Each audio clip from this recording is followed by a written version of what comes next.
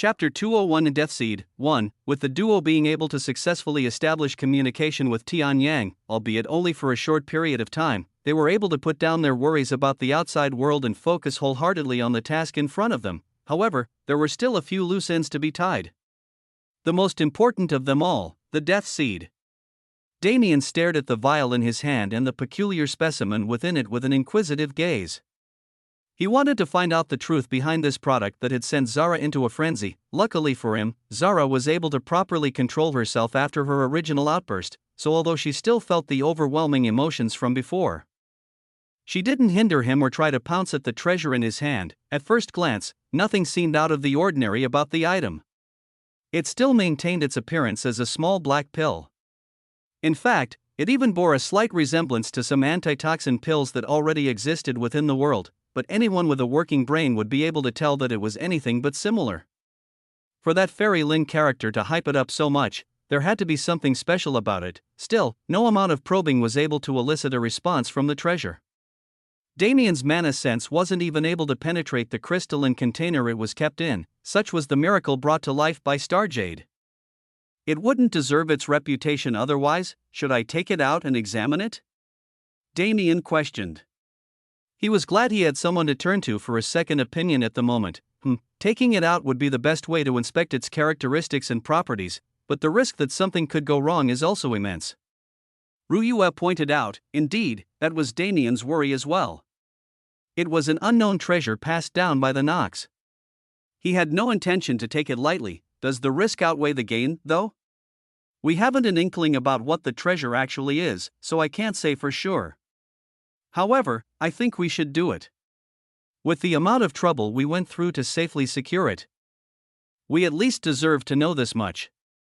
Truthfully, Damien wanted to open the vial and do a closer inspection from the beginning. His concern for Zara had already decided his answer.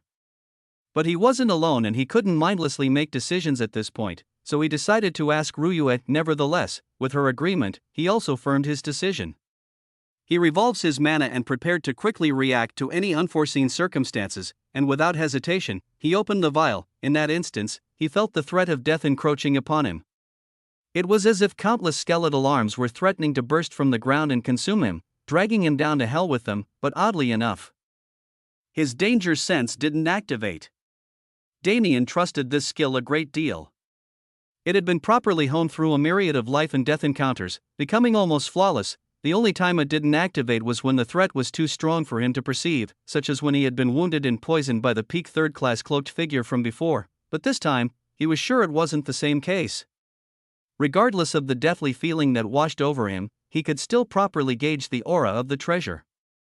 It was illusory and vague, but it didn't seem to possess any attack power. Damien hardened his heart and channeled mana into his eyes. The world was soon enveloped in a vast rainbow of colors. The ambient mana around him swirled and danced like fairies among nature, but in the center of his vision was a patch of abyssal darkness, as I thought. It's not that death itself is approaching me, rather it was solely the aura of death that surrounded me. The death seed was no longer in his vision, at least not its physical form. It was replaced by the coalescence of deathly mana that produced it, as well as the cloud of the same mana that had encircled him. This cloud of mana was the source of his feeling. It was giving him the illusion that he was soon to die, instilling a guttural fear in his heart. If not for his eyes that could witness its true form, he might have ended up making a mistake. Ruyue was too far away to feel the same effects as Damien, but she too could sense the eeriness that had suddenly emerged in the atmosphere. The vial had only been opened, the treasure inside hadn't even been taken out yet, but the burst of aura alone was frightening. Just like Damien did previously, she revolved the mana within her body, putting up a resistance against the foreign feeling. Since it still didn't feel like enough, she brought out a trace of lunar energy and costed herself with it. The negative nature of Een would have been the best ward, but she didn't use it. Instead, she opted for the purifying effects that she was granted as a sub-ability of her moon affinity. She had 2 moons under her dominion, with one supplying her icefire and the other being the main moon that decorated the Cloud Plains night sky. The purifying effect came from the latter, which seemed to have a few extra abilities besides the use of lunar energy. She was still slowly excavating them, but for now, she only needed this one. With the new layer of defense, she was able to properly view the situation without fear. This mana is likely of the death element. Damien commented once he realized she had stabilized. The death element. I didn't think such an element existed, but I guess anything is possible in this world. I have a companion who uses the life element, so I was never doubtful of its existence. I just didn't expect to see it here. Coupled with my previous observations, it's clear that the Nox mainly specialize in said element. But how does the concentration of death mana have anything to do with the effects that were promised when consuming the treasure? Ruyue questioned. The reasoning made no sense, and although it could be said that Fairy Lin had simply lied about its effects, it was more plausible that she didn't. After all, there was no way she would be able to fool so many fourth-class beings and be so confident if not for such a firm belief that her words were truth. Damien also had this question, but there was still plenty they had to learn about the treasure. At this point, they couldn't even say they had a preliminary understanding of it. Knowing this, Damien decided to probe deeper. He expanded his awareness, focusing it within the vial and gently probing the spherical object within. At first, it didn't respond to his probing. At the Chaos rank, treasures and artifacts would begin to gain a semblance of will, able to use mana to communicate their intentions. For this reason, finding a Chaos rank artifact was much different than the process with its predecessors.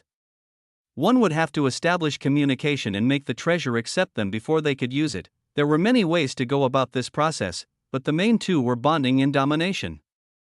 Just like with everything else in the world, strength could always act as a backdoor. Anything with sentience would value its life, and threatening a treasure with pure strength was an easy way to gain its submission, but many chose to bond with the treasures instead. If a treasure was willingly cooperating, much more strength could be drawn from it and the process would be much smoother, but Damien didn't need to do either at this moment. He had no intention of using a treasure that had Nox origins. But he still had to establish some sort of communication so he could successfully probe. He continued sending his awareness towards the treasure, being careful of the amount of force he used. Before finally getting a reaction, it was faint, but he felt something awaken within the seed. The small black ball became active, shining with a light glow. And then, it began wriggling around within the confines of the vial. Chapter 202 Death Seed 2, What the fuck? Damien could only curse under his breath at the sight. Sure, a treasure moving on its own wouldn't necessarily be anything new to him, especially when said treasure was supposed to be quasi-sentient, but this was different. Even when a treasure moved, its status as an inanimate object would limit it. Its movements were destined to be rigid and unpracticed. But Damien could see none of that in the wriggling black sphere. Instead, its movements were more like that of a caged worm trying to escape confinement. It moved as if it was alive. Wait a minute, Damien sent his awareness into the vial once again, but he no longer cared for gentleness. He forcefully pierced into the death seed and scoured its contents. What the actual fuck is this? The death mana was expected, so were the various essences that seemed to be extracted from a variety of herbs. The thing that shocked him most was the presence of small, almost undetectable, signs of life. The life aura was weaker than that of a dying man, but it was present nonetheless. As Damien continued his search, he found that the death seed's form as a pill was anything but. Instead, it was like a curled-up creature disguising itself as a pill. As if sensing that its secrets were being laid bare, the creature unfurled itself, revealing its true form. It was similar to a black centipede with a scaly and hard exoskeleton. It had countless squirming legs that pushed up against the side of the vial, attempting to gain traction, and then, it braced itself and rapidly lunged upwards in a bid to escape. Shit. Damien hurriedly brought the cap down and sealed the vial, trapping it once more. The creature hissed and squirmed indignantly, smashing its body against the glass of the vial rapidly. Damien and Ruyue watched on in shock, while Zara's expression was more lean towards curiosity and interest. Who would have thought that this so-called treasure was actually nothing of the sort? What the hell are these bastards trying to do with this? Isn't that obvious? We already assumed they were auctioning the death seed in an attempt to control the heads of the wicked path. We just didn't expect it to be in this form. Right. Damien could only agree. That speculation was only geared in the sense that the devil worshippers wanted to gain the favor of the righteous path. But if this kind of creature was consumed, this has to be a parasite. The unsuspecting victim would consume it thinking of it as a pill, and it invades their mind. I don't know whether it turns them into a dog or a mindless slave. But either way, it's incredibly dangerous. The only reason the creature showed itself is because it was being continuously probed without consumption. If it was given to a greedy individual or someone too prideful to believe any schemes could work on them, it'd spell their demise. We should destroy it here and now. I don't feel comfortable keeping this kind of thing on me while I travel.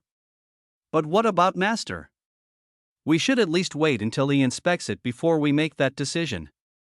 Sure, he can inspect it, but can he come up with anything other than what we've already figured out? Even with further probing, we'd only be able to figure out the composition of the creature, not its abilities. The only way to get true results is to have someone consume it. But obviously, that isn't a viable choice. I can at least agree on that part, but I still believe it's better to let Master take a look at it. Ryua's stance was clear and her belief was firm. Seeing the look in her eyes, he knew she wouldn't bend no matter how hard he tried to convince her. Perhaps it was just paranoia speaking, but Damien felt it'd be more dangerous to carry around such a thing. He even felt repulsed by the idea. And his subspace would be the best place to keep it if they decided to do so, since it couldn't be penetrated by outside forces like a spatial ring. He say, fine. I'll listen to you this once since I know I can't change your decision. Master is much more powerful than us anyway, so he might find something that we couldn't see. Damien begrudgingly agreed, moving to put the vial back in his subspace. However, he was met with unexpected interference. Wait. Damien looked over at the speaker in surprise. What is it, Zara? Can you let me consume it? Zara asked hesitantly. What? Damien exclaimed. Absolutely not. I won't allow whatever parasite this is to invade your body. But I don't think it'll do anything. Something in my bloodline is resonating with that creature.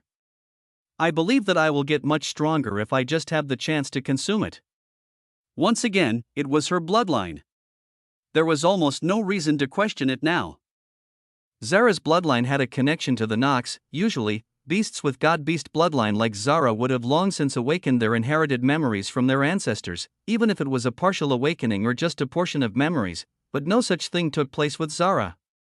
No matter how strong she grew, she was never given a clue about her heritage. The first and only one they had found so far was made clear now. As for the relation between Zara's bloodline and the Nox, that was still to be found, but for her bloodline to resonate with such strong feelings, it couldn't have been only a small relation. Damien felt conflicted. With access to her mind, he could clearly feel how desperate she was. Not only for the strength she was sure she'd receive, but also to find any lead she could on this clue. Heritage was incredibly important to beasts, more so than Damien had ever imagined. Every beast had a trace of god-beast bloodline, such was fact. However, for most beasts, this trace was so minuscule that it could barely even be counted. Of the countless number of beasts in existence, there weren't many that could actually awaken their slumbering bloodline. There were even fewer that had a potent enough bloodline to be considered as true inheritors, but Zara was one of them. Not only did she have the potent bloodline, but it had also been awakened within her from the moment she was born. Such was the uniqueness of the so-called first dungeon, as the spatial grandmaster Kurt had named it. He had also written in passing about how the god-beast bloodlines within the dungeon were much more potent, but Damien hadn't paid it much thought until now. On one hand, he didn't want any harm to befall Zara. Letting something as dangerous as the death seed enter her body was out of the question. But on the other hand, he found it difficult to turn down her earnest plea. Can I at least try and erase its consciousness before giving it to you? He asked in defeat, but she wouldn't even give him this much. No. I want it as it is right now. Damien, you've known me for so long, so you know I'm not the weak little cub I once was. Please, just trust me this once. Damien laughed helplessly. He couldn't help but be reminded of the way Ryua had pleaded to Tianyang earlier. When did their relationship become one where she had to beg him like this? He had never considered himself her master. His feelings stemmed from a different place. To him, Zara had always been like an innocent and cheerful little sister. When did she grow up so much? When did she lose her naivety? He felt incredibly guilty that such things happened without his notice. In the end, he couldn't stop himself from obliging her. He had immense trust in her from the start. He was just incredibly afraid of seeing her get hurt. Turning to Ryua, he gave her the same helpless look. Ryua felt complicated seeing this. It wasn't his plan nor was it hers, but just like how she had been previously, she knew she wouldn't be able to convince him otherwise. Fine. I understand already. I won't say anything about the matter, and if she can successfully consume it, we'll have another powerful ally by our side. Damien beamed at her response. Truly thank you. I promise I'll repay you for this in the future. Ruyue was a bit dazed by his smile, but she quickly snapped out of it. I didn't ask for any repayment, you fool. She muttered lightly, hiding the slight smile on her face, but Damien had already moved over to Zara. So he wasn't able to witness it. If you feel anything odd, immediately contact me. I will expel everything from your body whether you like it or not. Understand? Damien sighed lightly as he once again removed the lid from the vial. And as predicted, the death seed creature jumped out, attempting escape, but there was no way Zara would allow that to happen. In one fell swoop, she grabbed it in her mouth and devoured it whole. Chapter 203 Death Seed 3. The cave was wrapped in silence as Damien and Ruyue intently watched Zara, trying to glean any changes that occurred within her body after she ate the death seed. However, to their dismay, there was nothing. Zara simply stood still with her eyes closed and savored the taste of the creature she had just ingested. Shouldn't there be some sort of wild gust of mana or something right now? Damien questioned. I'm not sure about any of that, but I'm certain there should at least be some changes. Ruyue was also doubtful about the lack of reaction. Even the rapid stat boost that Zara was supposed to be experiencing would have some sort of physical manifestation. The system relayed their physical abilities as stats, so that's how they were usually referred to. But they weren't simply status points in a game. Every time one received a boost in their stats, their body would experience a change, no matter how minute it was. That was half of the reason Damien always went through horrendous pain whenever he evolved. Not only was the essence he devoured being sent through his body to temper it, but the drastic rise in stats would also remold him at a cellular level. The system wasn't a simple thing at all, and neither was the quest and rise to power that all beings under its influence would partake in. They were always doing their best to raise their level, raise their skill, and in the end, raise their state of existence. The term league that the system always used was referring to this. An individual's league was their state of existence. Every time it rose, said individual was essentially being reborn as a higher being. It was just that before 4th class and 5th class when one was preparing for and entering the realm of godhood. These changes weren't as prominent, so they were more or less attributed to growth in stats. For Zara right now, such an immediate and inconsequential increase in stats should have been reflected in her body. Whether she would be in pain or grow in size, whatever it was, it should have been something Damien and Ruyue could witness. So why was she acting like she had done nothing more than eat a sumptuous meal? As if to answer these questions, a sudden change emerged in Zara. Her previous pleasureful expression contorted into a grimace and her eyes shot open. Rather than the bright golden pupils that were usually contained within, there was only an endless amount of blackness. Even the whites of her eyes were dyed in black.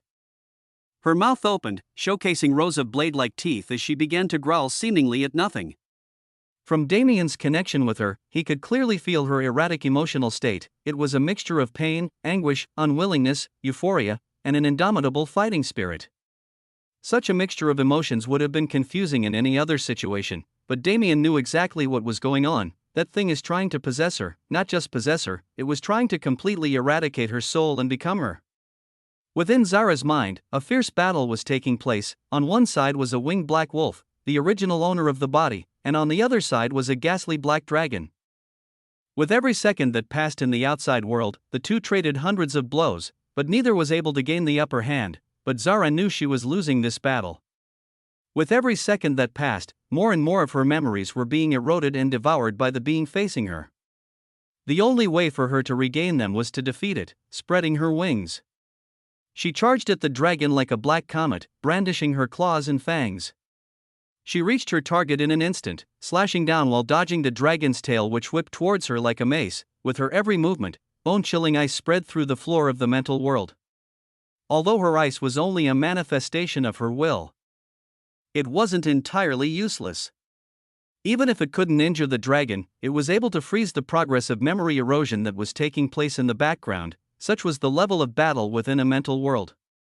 The only limit on ability was imagination, since there was no physical form to manifest and no real mana being consumed.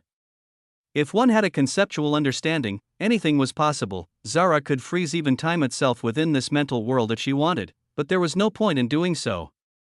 The dragon would be able to escape just as easily, so while she used her ice to freeze the concept of erosion that the dragon was using to consume her memories and soul, she used her shadows to create a clone of herself. The clone was entirely black with none of the features a living being would have, but that didn't matter. Its physical strength was on par with hers. Together, the two circled the dragon, attacking its blind spots in perfect unison.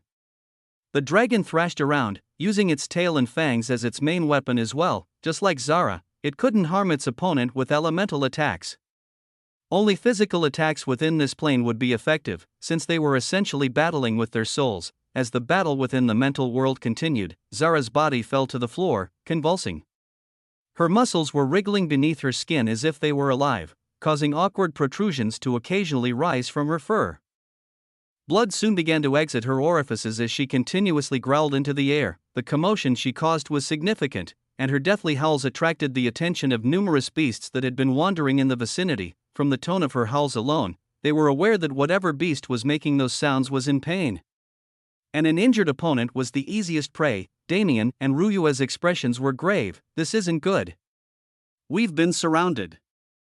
Damien peered through the cave walls with his awareness and noticed an ever-increasing crowd of beasts eyeing the semi-hidden cave with greed. Those beasts are too ferocious. Regardless of whether or not we leave the cave, they will attack.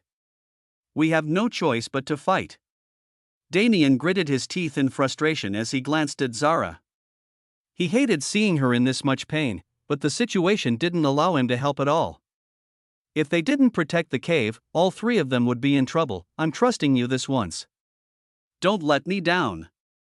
Whispering those words, he nodded towards Ruyua. The two of them soon exited the cave with their heads held high, refusing to be intimidated by the threatening convergence of auras they were subject to. Although the pressure was weighty, it was nothing to the two of them, who had endured Tianyang's aura suppression with nothing but their bare bodies. So, do we fight together or separate?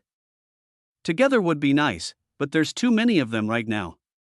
How about you take the left and I take the right, and we meet up in the middle? A good plan, but let's make it more interesting. Whoever finished last has to be the other person's servant for an entire week. What? You're dreaming if you think I'll ever be your servant. Wow, are you that certain you're going to lose? Don't tell me you're scared of a little bet like this. Scared? As if. But these stakes are too dull. How about the winner gets a single favor from the loser, no matter what it is? Looking at Ruyue's shining eyes, he got the sudden urge to tease her. His eyes unabashedly roamed her exquisite body and his mouth curled into a sly smile. Whatever it is, you say? His blatant gaze seared into her skin. She felt like even though she was fully clothed, she was naked in front of his gaze. A blush inadvertently crept up her face, but she quickly turned away. I said whatever, so I mean whatever. Are you really so confident that you think you'll get a taste of this princess? Damien's eyes widened both at her meaning and the way she addressed herself. The unexpected retort was too much for him.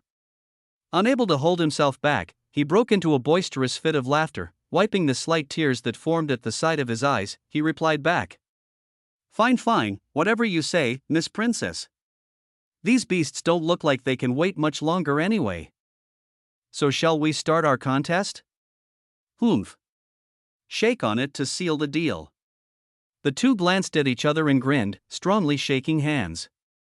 Truthfully, a few bolder beasts had already charged forth during their conversation, but had been either burned to cinders or crushed to meat paste in the process. The rest of the smarter beasts were eyeing them warily.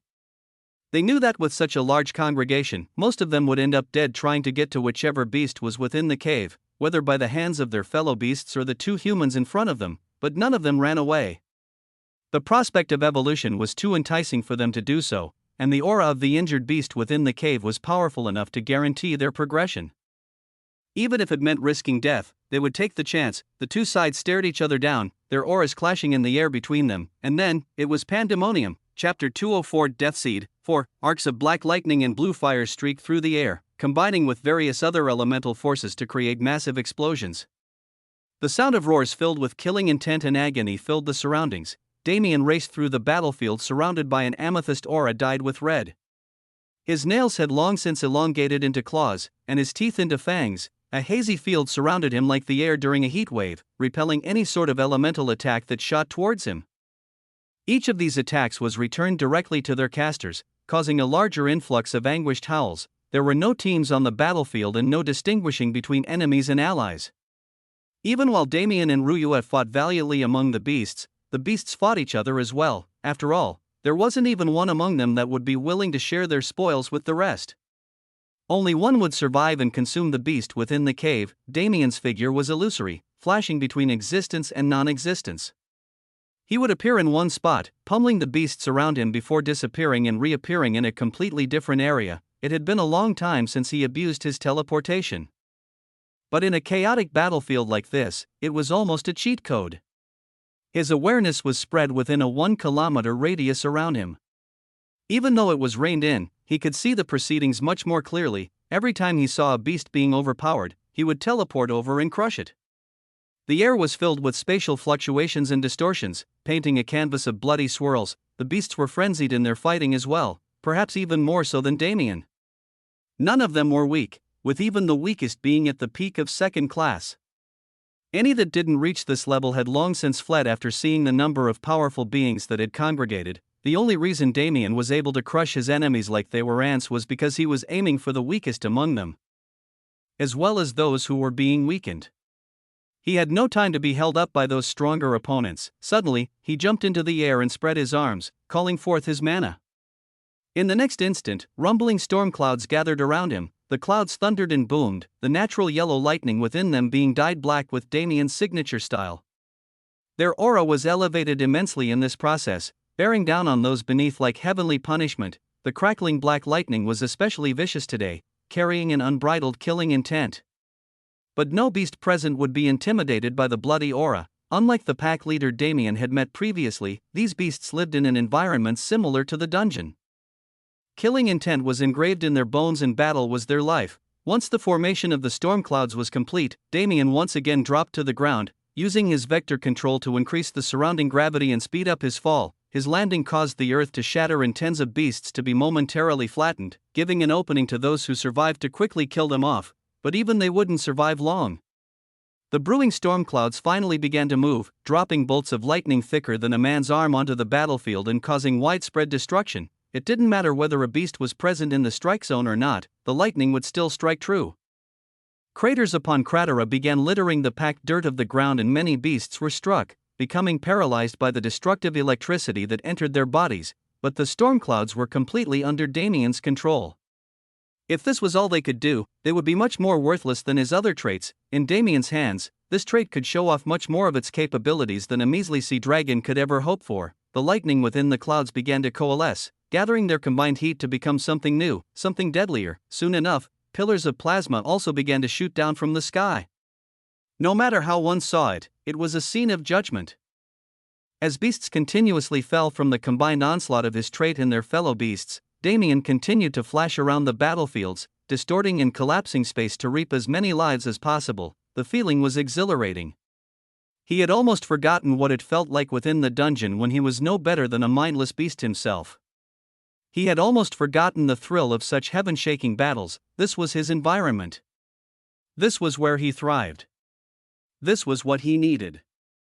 He had priorities, sure, but he knew that this was the kind of place where he would grow the fastest, if it wasn't for the fact that there was plenty to do in the outside world, as well as people he cared about. He would probably move back and forth between the danger zones of the world as he continuously fought such battles, but no matter. Such thoughts were nothing more than fleeting desire, since he wasn't being actively targeted by any large groups of beasts, and with the general chaos of the battle itself, Damien felt like he had everything under control. And so, he took a second to glance over at Ruyue. Wow, she might be a natural at this. It was a surprising sight indeed. He thought he was in total control over his side of the battlefield, but she wasn't doing any worse. The sun was still high in the sky, but two massive moons were hanging over the battlefield, each being many kilometers in diameter. While one was relatively normal, the other was like a massive ball of blue fire.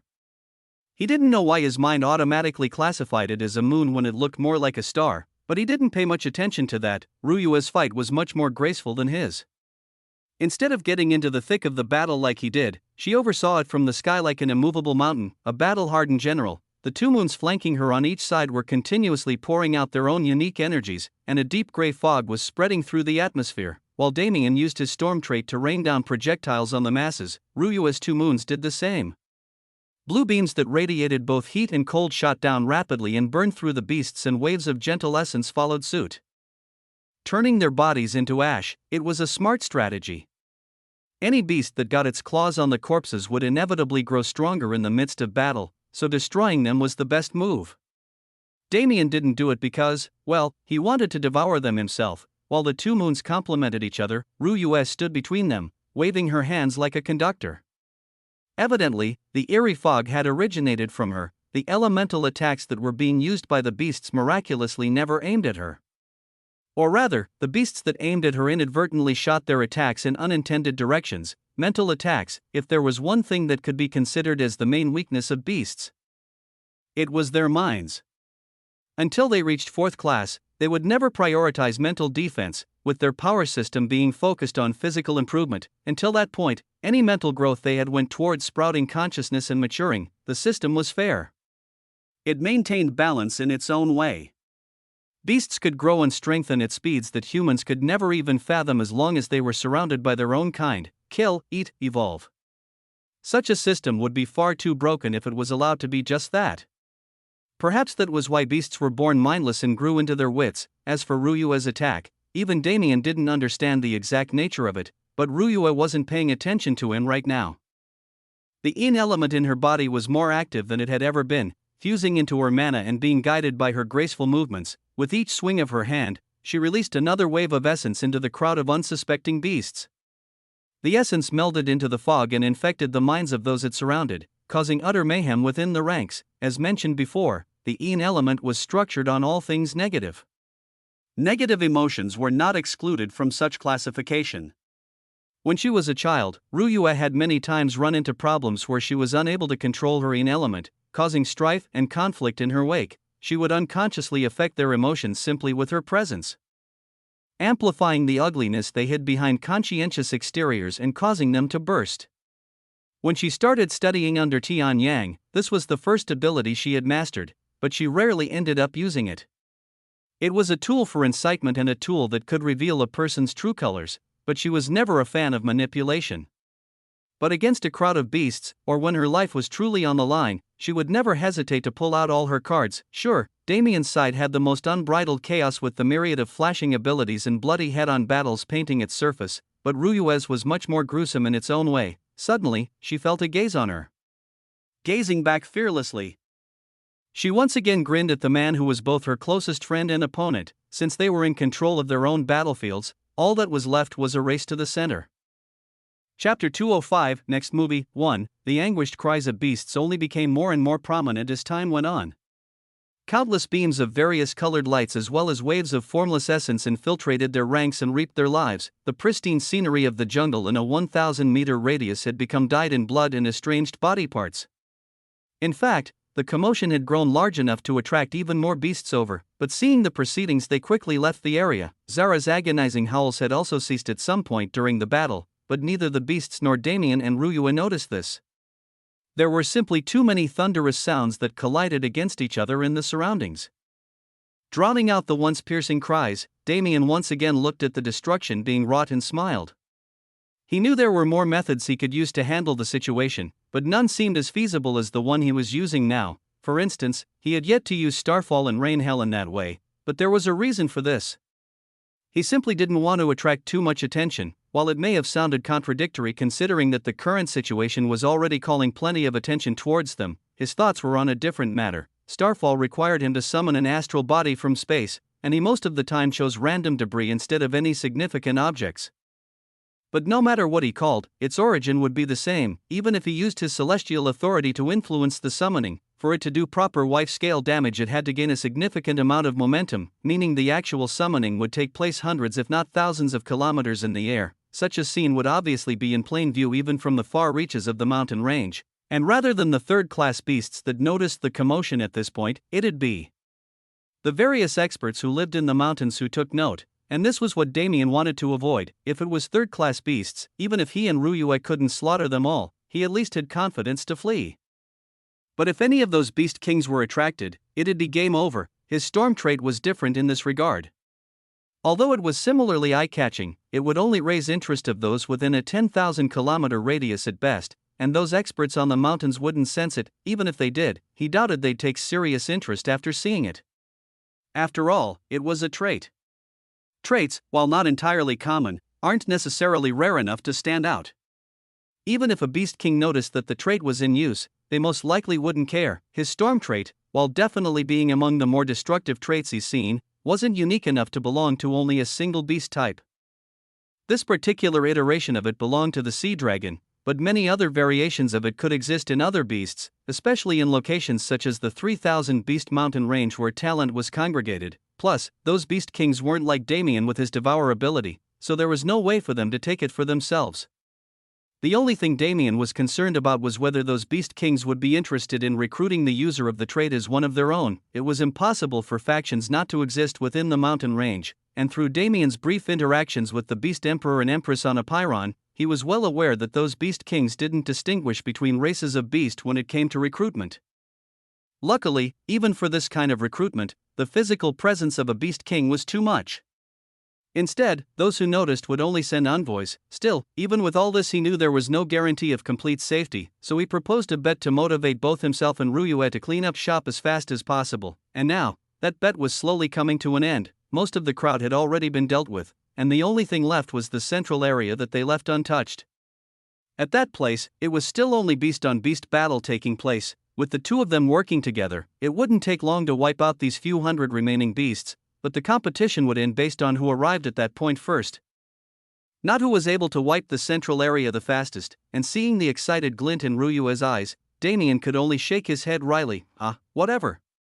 I can't dampen her mood when she's looking so excited, can I? He could have teleported over immediately if he really wanted to, but he had long since developed a soft spot for this outwardly cold yet inwardly soft-hearted woman. The fact that he was able to see her cheerful and exuberant side while others were faced with a massive wall was enough satisfaction for him. Turning his attention away from her, he teleported over to the last few remaining beasts on his side, opting to fight them head-on instead of bombarding him as he did before.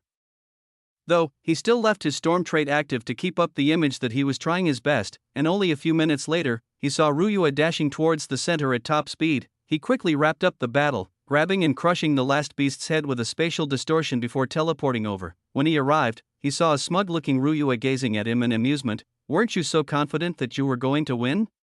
What happened to that? Whatever.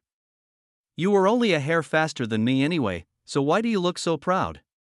You can teleport, duh.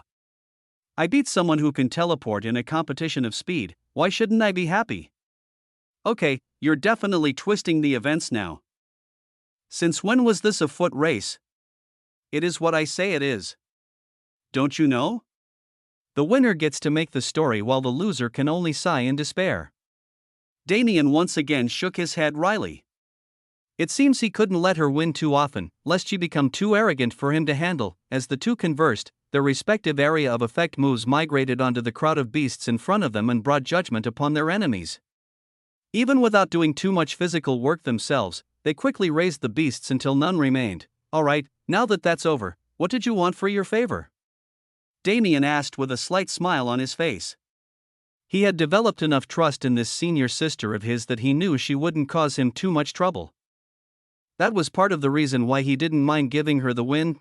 I can't decide right now, Ryue said as she brought her finger up to her lip, seemingly deep in thought. I'll keep this favor on hold until I really know what I want. Damien let out an exasperated sigh at her pretending to be mysterious attitude that mirrored a certain senior he knew. Fine, keep that favor on hold then. But since we're done with this, I think it's better if we move. Ryue's expression became serious at his words as she nodded. Right, our position has been exposed. Even if the massacre will ward off beasts for a bit, it's not a permanent solution. Damien turned his attention back to the cave as they spoke. He was only able to joke as he did since he hadn't felt anything notable from his mental connection with Zara, but he could tell that her mental state was slightly jumbled.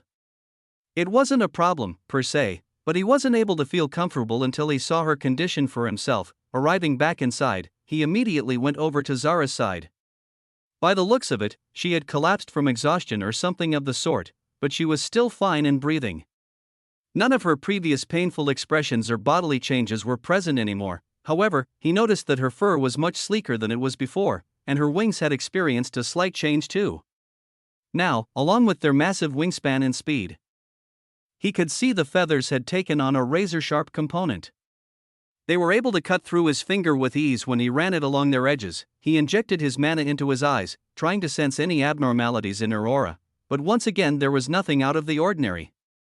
Still, it was clear that she was experiencing some sort of evolutionary process, since her aura kept fluctuating and expanding. Signing lightly, he brought Zara into his shadow. The process she was going through seemed extremely gradual, and he couldn't be sure when she was going to wake up. Shaking off his concern, he turned to Ryue. It was time for them to decide their next move, for our primary goals in the future. We have two options that seem most viable to me. Chapter 206, Next Move, 2. For our primary goals in the future, we have two options that seem most viable to me. Our goal here is strength. Regardless of whether it comes from plain and simple leveling or comprehension and experience, in the end, we are pursuing strength, and to this end, our options become limited. We can either ascend a mountain or make our way to the massive tree in the center of the mountain range. Ryue had a pondering look on her face. Damien, who usually didn't seem that knowledgeable, had suddenly become an expert. Still, his words carried certainty and confidence that made it hard to doubt him. Why are these our only options? Can't we just stay within this ground-level jungle and gain levels through fights like we did just now? But Damien shook his head in denial. That's not possible. There are 2 points we need to go over to explain the reason. For simplicity's sake, I'll start with the easier one. Have you opened your status since the last fight? Also, did you not notice anything while fighting those beasts? Ryue checked her status before abruptly falling into contemplation. It was as he said, something was strange. With the number of beasts we killed, I should have gained a significant amount of experience, but I barely advanced a single level. It's the same for me. I can't say for certain what's causing this phenomenon, but I'm sure of a few things. Experience in itself is another form of essence, it's just that we don't have the capabilities to truly witness its form or control it. If we continue down this line of thought, we can infer that something is either blocking that essence from coming to us or sending it somewhere else for unknown purposes. But why would it be like that? Damien could only smile wryly at this question. Ryue had obviously become caught up in his momentum and just asked whatever questions came to her without trying to find the answer for herself. But he didn't mind it much, so he let it be. We aren't qualified to know the answer to that question. Some truths aren't accessible until we gain the power to find them out for ourselves. Anyway, let's move on. Did you realize what I was talking about in my second question? Ryue once again fell into thought, ruminating on the previous battle. Isn't the power of a third-class beast supposed to be much more robust than what we saw? Damien nodded with a smile. Not only that, but their intelligence was also heavily lacking. I mean, look at Zara. Even if her intelligence is cut above the rest, she's still a good example. Most third-class beasts I have met until this point have learned to converse in the universal language, but these beasts don't seem to be capable of it, and besides communication, they also don't have the same mental capacity as the beasts we met outside. Just compare them to that pack leader from before and use it as an example. Ryue nodded in understanding. Indeed, even if the pack leader was barely strong enough to be considered a third class, its intelligence and thought process were complex enough to rival a human adult. These beasts weren't even close to such capabilities, being consumed by primal instincts. This leads me to my second point. This one is a bit more involved, as it concerns beast society in general. Beasts are creatures who heavily prioritize two things, heritage and hierarchy. In this case, we are focusing on the hierarchy aspect. The beasts that live on this ground level are, to be blunt, the utter trash of this beast society. Their strength and intelligence are simply unable to match up, so they are forced to stay on the ground and attempt to evolve. However, it'll be different for those on the mountain. The higher we go on the mountain, the more powerful beasts we will encounter. Above ground, the higher one lives, the more status they have, while below ground, it's the opposite. Basically, if we climb the mountain, we will face true opponents and beasts who are capable of thought that can rival our own.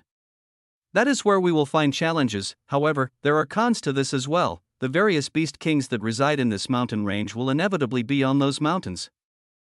We have no means of knowing when or where we will run into them or the types of personalities they have. If they are on the more cordial side, we may be able to somehow scrape by with our lives intact, but if they aren't, we're essentially doomed. Ruyue intently listened to his lecture, soaking up all the information he provided. Although she had been around the world a fair amount of times for sec missions and the like, she had never truly taken the time to understand beasts to such an extent. Even most of the missions she took had to do with human problems rather than beast hunting. Risk and reward truly go hand in hand, she commented. At face value, the risk seemed to outweigh the rewards. But in reality, it was hard to say. They didn't know whether their experience gains would be hindered the same on the mountain, and they didn't know the layout of society there either. But if the experience block coincided with the hierarchy Damien had mentioned, they might make some truly splendid gains on the mountain.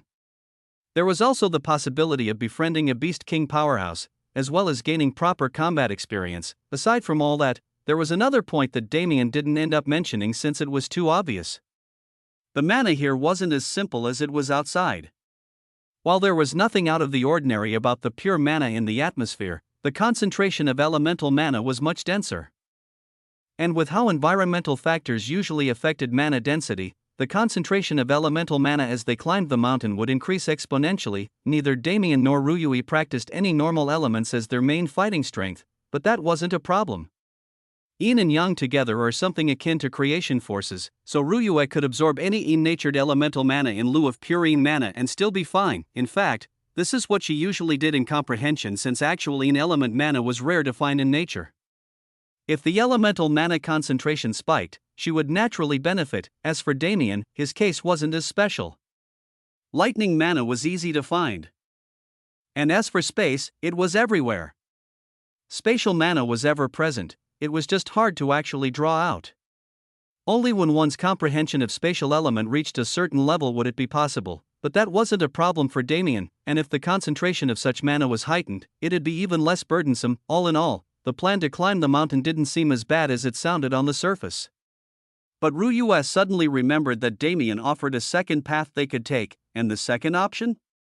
To be honest, that one is more of a gamble, Damien replied sheepishly. The tree obviously holds some sort of importance, even if we just judge by its size. The fact that it is the direct center of the mountain range also alludes to this fact. Something tells me that we'll meet an opportunity if we go there. Ruyue hummed. This kind of intuition wasn't something that could be ignored once they reached the level they were at. Evidently, there was something special about the tree that was drawing Damien towards it, but it's still too much of a risk to take right now. It's an unknown factor. Also, it is so far away that it'll take at least a month of constant travel for us to reach that point if we factor in all the beasts and whatnot that we'll have to deal with during our travels. And the aura of that tree is immense. Even from so far away. Its life aura seeps into the atmosphere and fosters the growth of the fauna. Such a tree is guaranteed to be conscious, and it might also be hostile. We can never be too careful. You're right. That's why I presented the previous option first. Still, I believe that we should at least check it out to see if there's anything special over there. I mean, if we actually gain some sort of heavenly treasure or opportunity, all the pain and travel would be worth it. True. No matter how I want to play it safe, it doesn't seem like that's really an option right now considering our location. But the known danger is safer than the unknown, so I opt that we go to the mountain first. After we gain some strength, we can head towards the tree. Damien nodded in agreement. This was the path that he wanted to take as well. As they talked, the two had traveled countless kilometers away from their previous cave.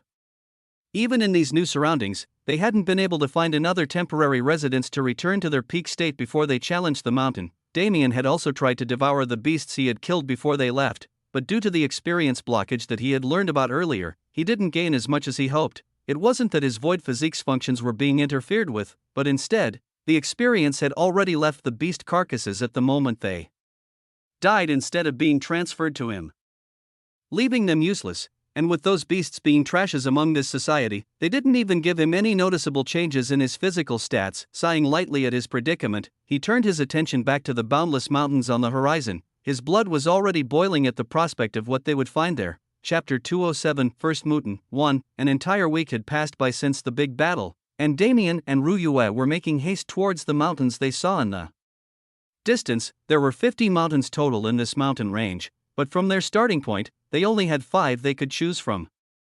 With their time in this danger zone limited to 7 months maximum, it'd be difficult to fully explore more than 2 of these behemoths, and that's if they completely abandoned their plans to visit the massive tree in the center. At first, the 2 of them considered moving towards the central area and choosing a mountain among those there to climb, but they quickly discarded the thought.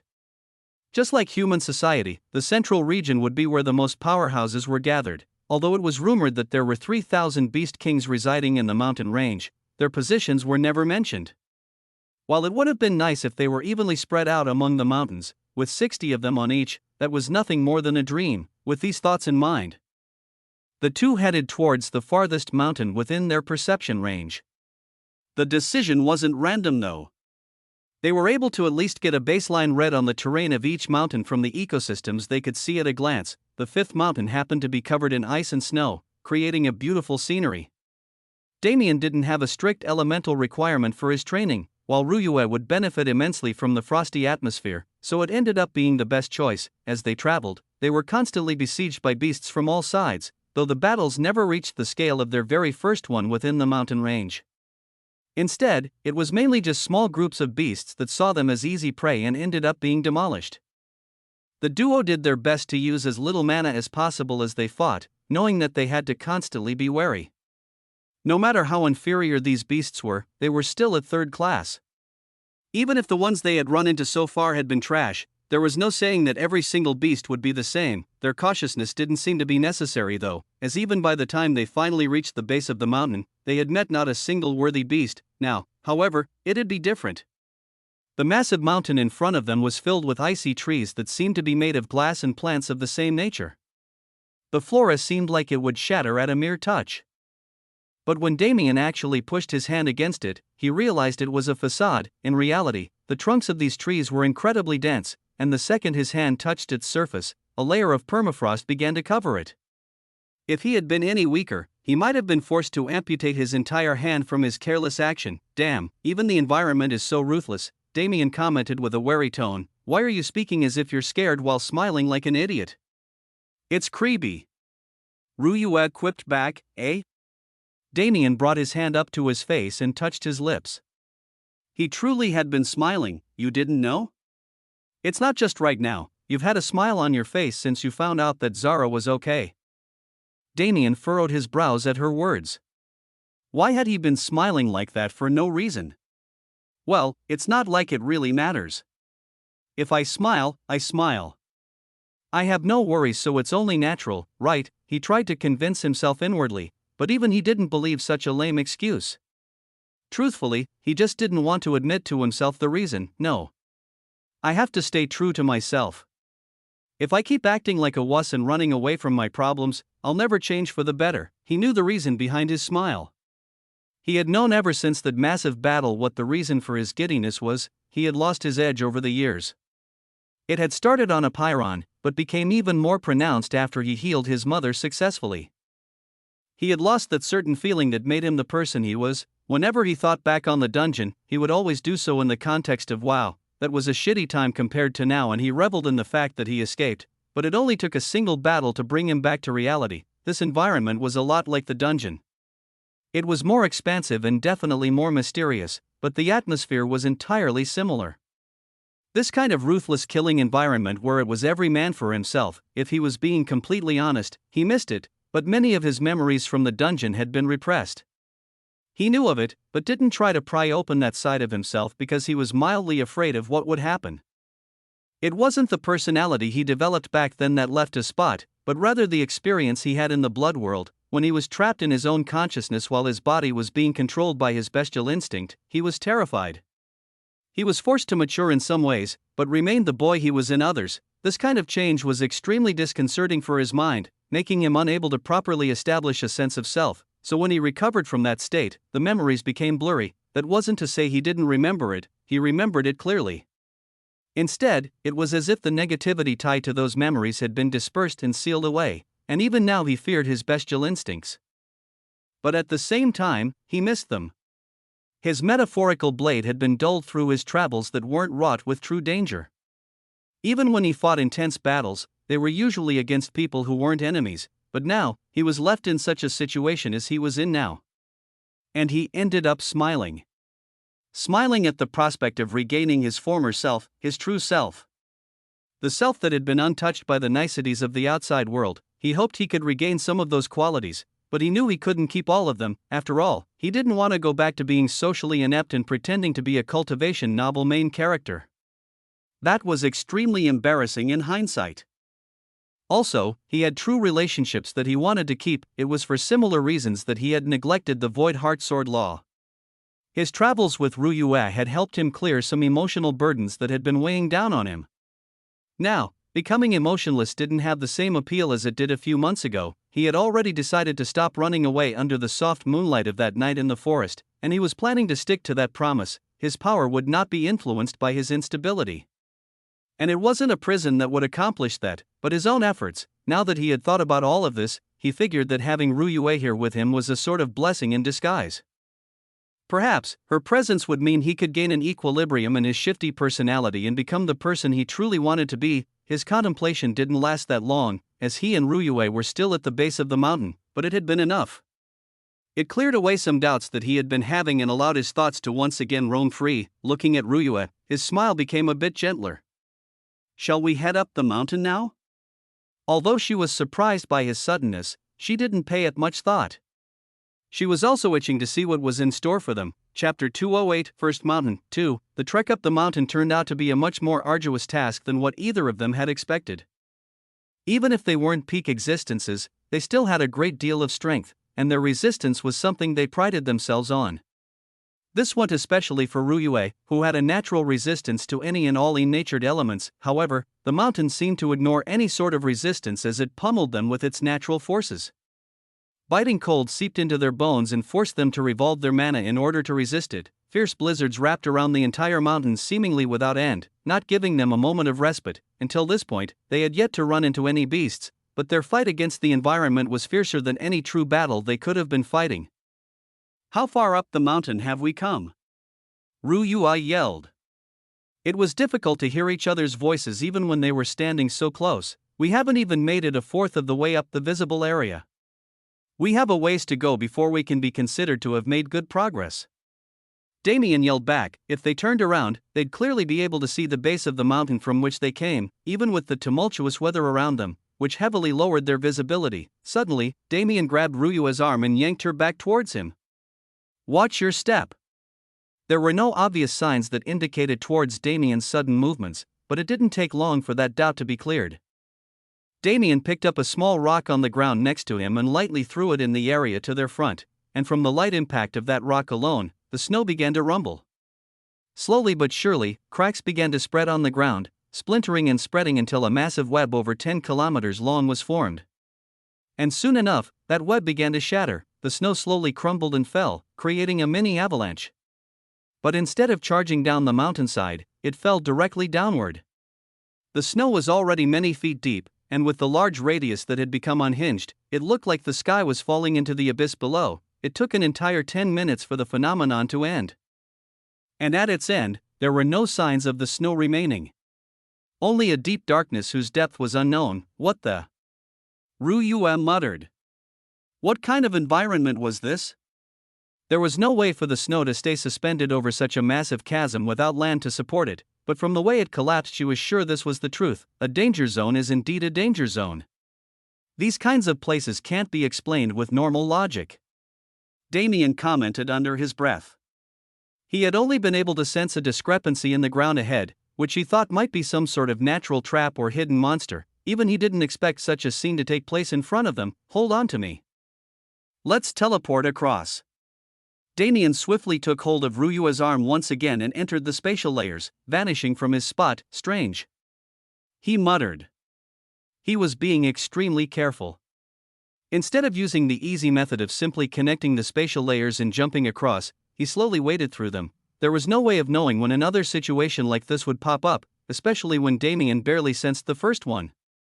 However, that wasn't what he found strange. As he navigated the spatial layers, he glanced at the abyss down below and realized that there were faint traces of life aura within the darkness. But the feeling was similar to that of the massive tree, a life aura so massive that it was transmitted even at a large distance. Damien sped up his movements at the realization. Just being above such a thing wasn't something he wanted.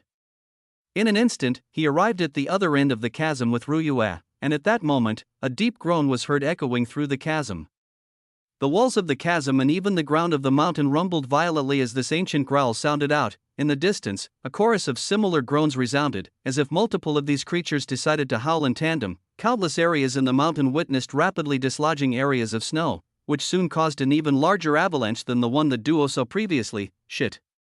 The cascading snow tumbled down the mountain and superimposed on itself, snowballing into a tide that eclipsed the sun. Realizing that there was no way to move forward, Damien gritted his teeth and once again entered the spatial layers. He spread his awareness as far as he could and connected the spatial layers, creating a tunnel that connected hundreds of kilometers away, out of the avalanche's reach, or at least, that's what should have happened. When Damien and Ruyue reappeared, they were only 10 kilometers to the left of their original position. My teleportation is being suppressed.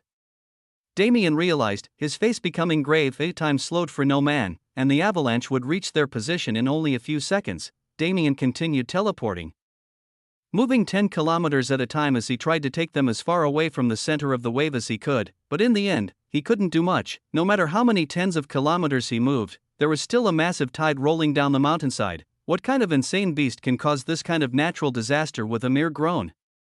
Damien was aghast, his back drenched in a cold sweat that was even more pronounced in this chilly atmosphere. Am I really going to have to fight against a damn avalanche? The only exit he saw was to carve a path forward with raw strength. Escape at this point seemed like an impossible dream. Suddenly, Ruyue struggled out of his grip. With a similarly grave expression, she stared at the oncoming tide. Let me try something. Ruyue closed her eyes and raised her arm towards the avalanche, mana blasting out of her figure. The air around them chilled even further, becoming something Damien wasn't able to ignore. Split. Her eyes shot open ferociously and mana gushed towards the avalanche. A path of icy wind crashed forward and created a wave. Although it was unable to contend with the sheer size of the avalanche, its presence was still mighty. Seeing her unreservedly pour out her mana reserves, Damien felt that he couldn't stay passive. Just like her, he gathered his mana and raised his arm, his sword soon appearing in his grasp, a sword without a blade. This was the essence of the first sword skill he created. To superimpose upon space and banish anything within it into the void, the majority of his mana reserves gushed into his blade as he swiftly brought it down. And without suspense, a massive gash was torn in the mountain in front of him. The wave of snow was impacted heavily, dying down in the area ahead of them, and when Ruyue's attack landed as well, the wave split in two. Damien wasn't going to miss this opportunity.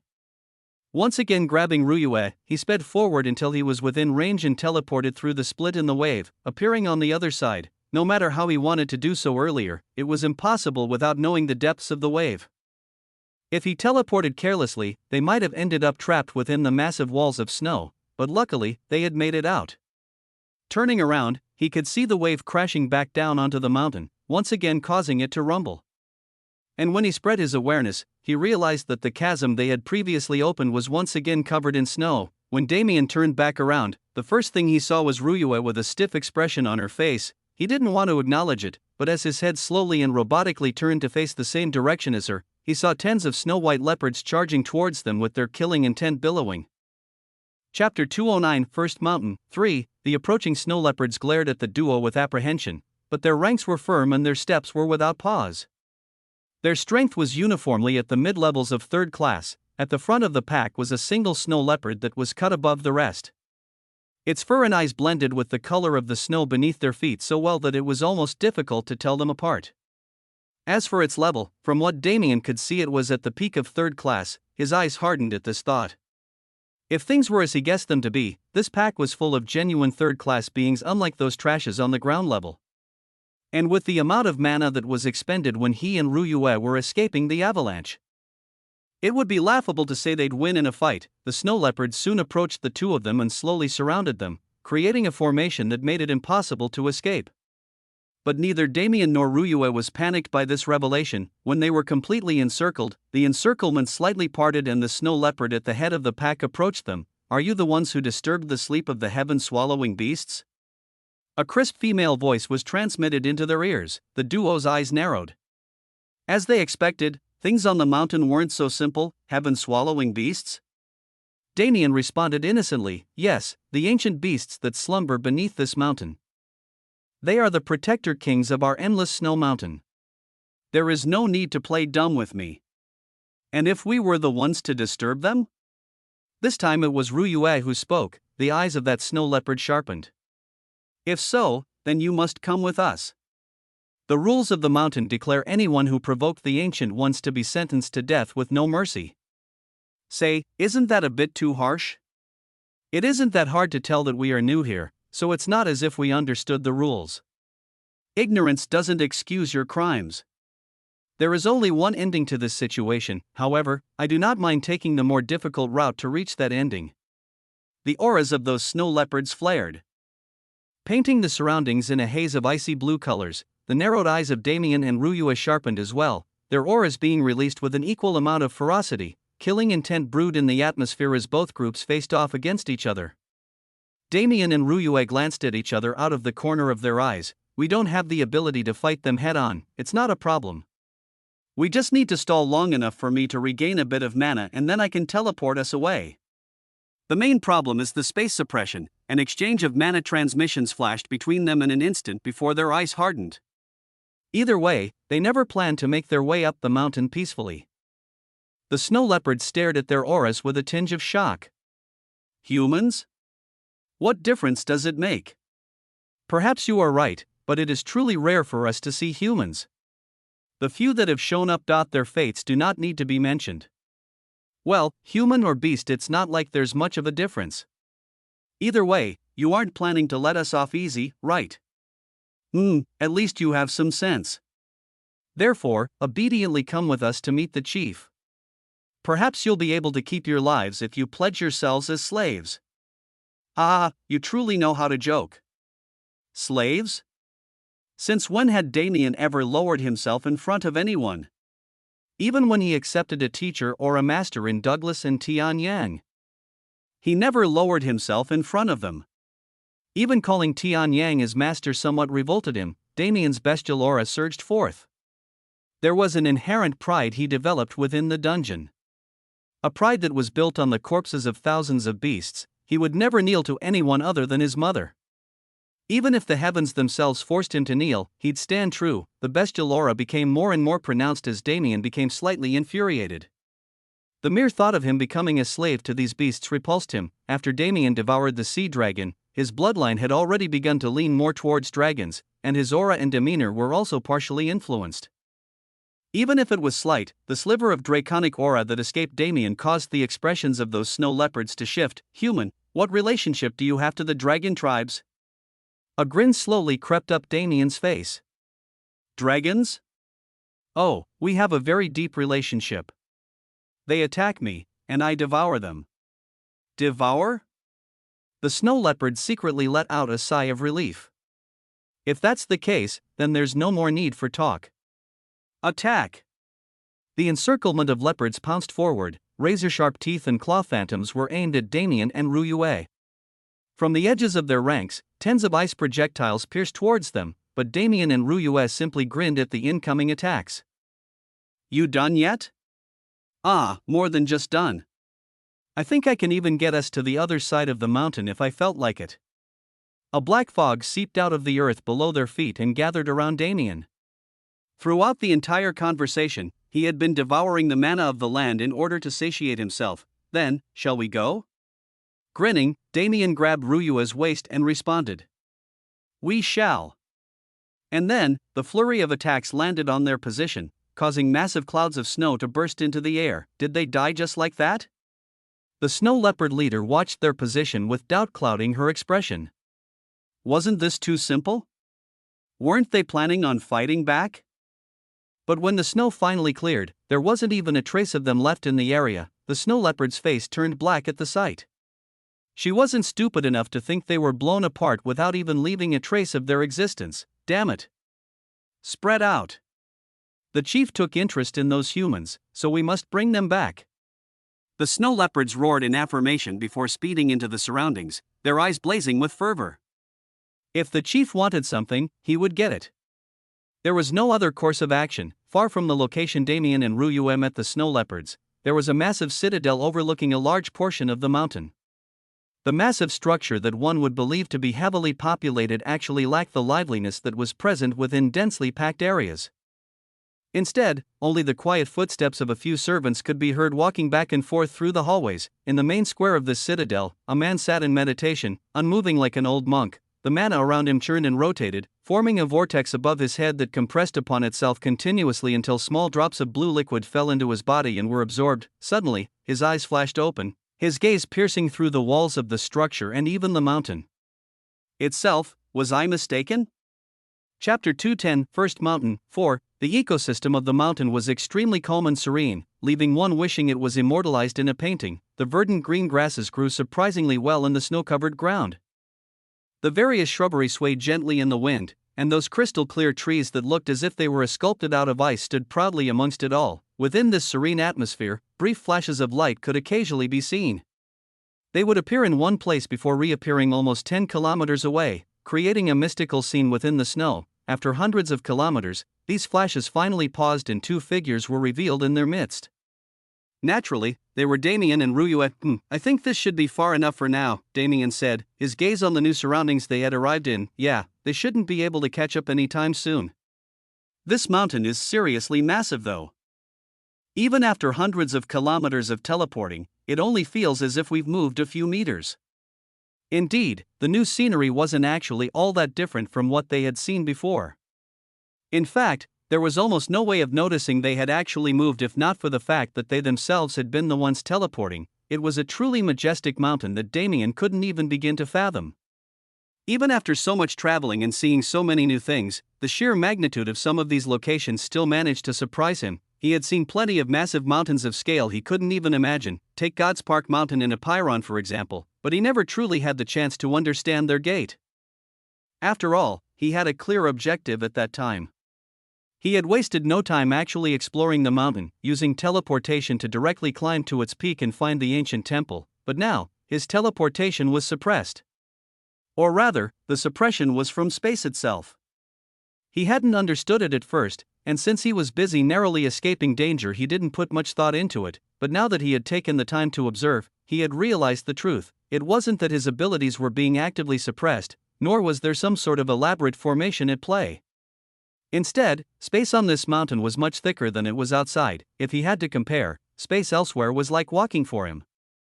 It didn't take any effort and he felt no resistance during his movement. But space within the mountain was as if he was underwater. It was murky and viscous, forcing him to expend much more effort to accomplish the same feats, but he didn't particularly mind. Actually, this kind of environment could be considered as a perfect training ground for him. Back on Apiron, his rush to return to Earth left him unable to properly make use of the subspaces that the spatial Grandmaster Kurt Galloway had left for his successors. Hell, he didn't even end up using the spatial training ground at Zenith Academy even after receiving Malcolm's promise. There were probably plenty of ample training grounds for him on that peaceful planet. But he had wasted them all. Perhaps he would get a chance to return there in the future and make use of them, but he doubted they would be of any help at that point. Besides, the peace on that planet really wasn't good for him. It didn't promote growth the way this kind of ruthless killing environment did, so Damien was glad this mountain ended up suppressing his abilities. It was a similar concept to wearing heavy weights constantly until one was able to go about day-to-day actions normally, and then taking them off to reap the benefits. One's speed and dexterity, as well as their strength, would naturally increase with this kind of intensive training. He expected similar improvements to transfer to his spatial abilities if he managed to adapt to this new atmosphere. The prospect was frankly incredibly exciting. Suddenly, he felt a sharp pain on his waist that forced him to cry out. Looking down, he noticed Ruyue glaring at him while blushing furiously. When do you plan on letting go? It was only then that he realized that the hand he had placed on her waist during teleportation had yet to be removed. He had sunken into thought the moment they exited, so he ended up forgetting. What are you talking about? Though he still decided to act ignorant. He was a man, after all, and the soft sensation on his hand and chest was naturally something he enjoyed. You! Ryue exclaimed, her glare intensifying. It was the first time she had ever been held by a man in such a manner. And the spot where his hand made contact with her body felt like it was burning.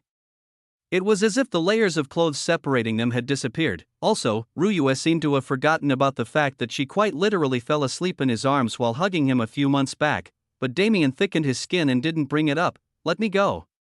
Although she spoke words of resistance, she made no move to actually leave his embrace. Damien continued watching her in amusement. This was a side of her that would never get old. Thinking back to how they were completely at odds during their first meeting, he couldn't help but smile. Wasn't the change in their relationship too drastic? Sometimes even he wondered how such a cold and aloof woman ended up warming up to him so much in a short period of time. In fact, he suspected her change in attitude happened while he was gone on his mission with Long Chen. In that case, how did it even come to be? Did she magically remove the prejudice and pride she had built up over the years? It couldn't be true, but he had never inquired about it too much. Occasionally, a complicated light would flash through her eyes when she thought nobody was looking. But he had always seen it. Perhaps, she would tell him when she was comfortable enough, and that was enough for him. Even Rose still had some secrets she didn't tell him about. And he had some he kept from her, such as his void physique or his suspicions about his origins.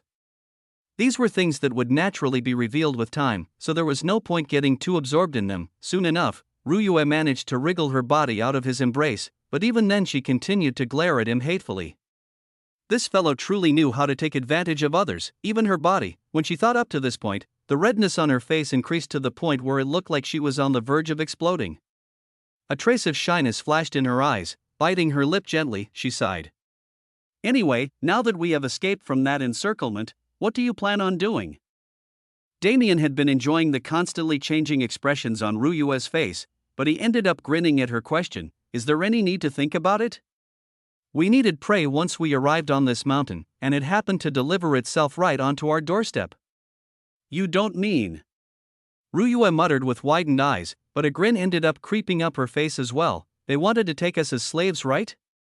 Well, let's make them understand that they can't bear the cost of such actions.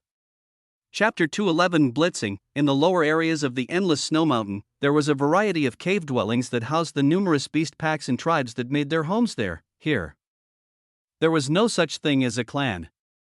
Those tribes that stood at the peak of this level of the mountain were merely led by high-level third-class beings. But they weren't to be underestimated even if this was the case. After all, if these tribes and packs gained enough strength, they'd be eligible to gain the backing of a beast clan that resided higher up the mountain. And if they were truly outstanding, they might even be noticed by a king clan, the clans established or ruled by those beast kings. This sort of reward was highly enticing. It was the reason why the immortal beauty of the mountain was often wrought with blood and violence. Only this way would they be able to grow to that level they all looked up to. Naturally, these tribes had another duty as well. That duty was to monitor the slumbering ancient beasts below the mountain.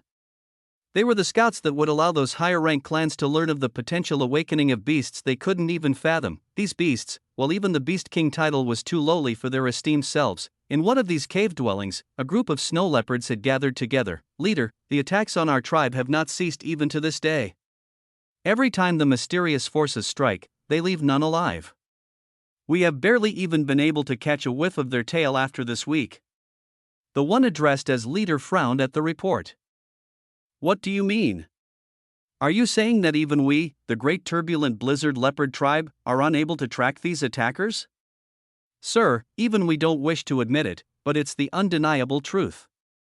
Every time we hear news of an attack, we rush over to the branch where it happened. But by the time we arrived, there was nothing left but desolation. Desolation?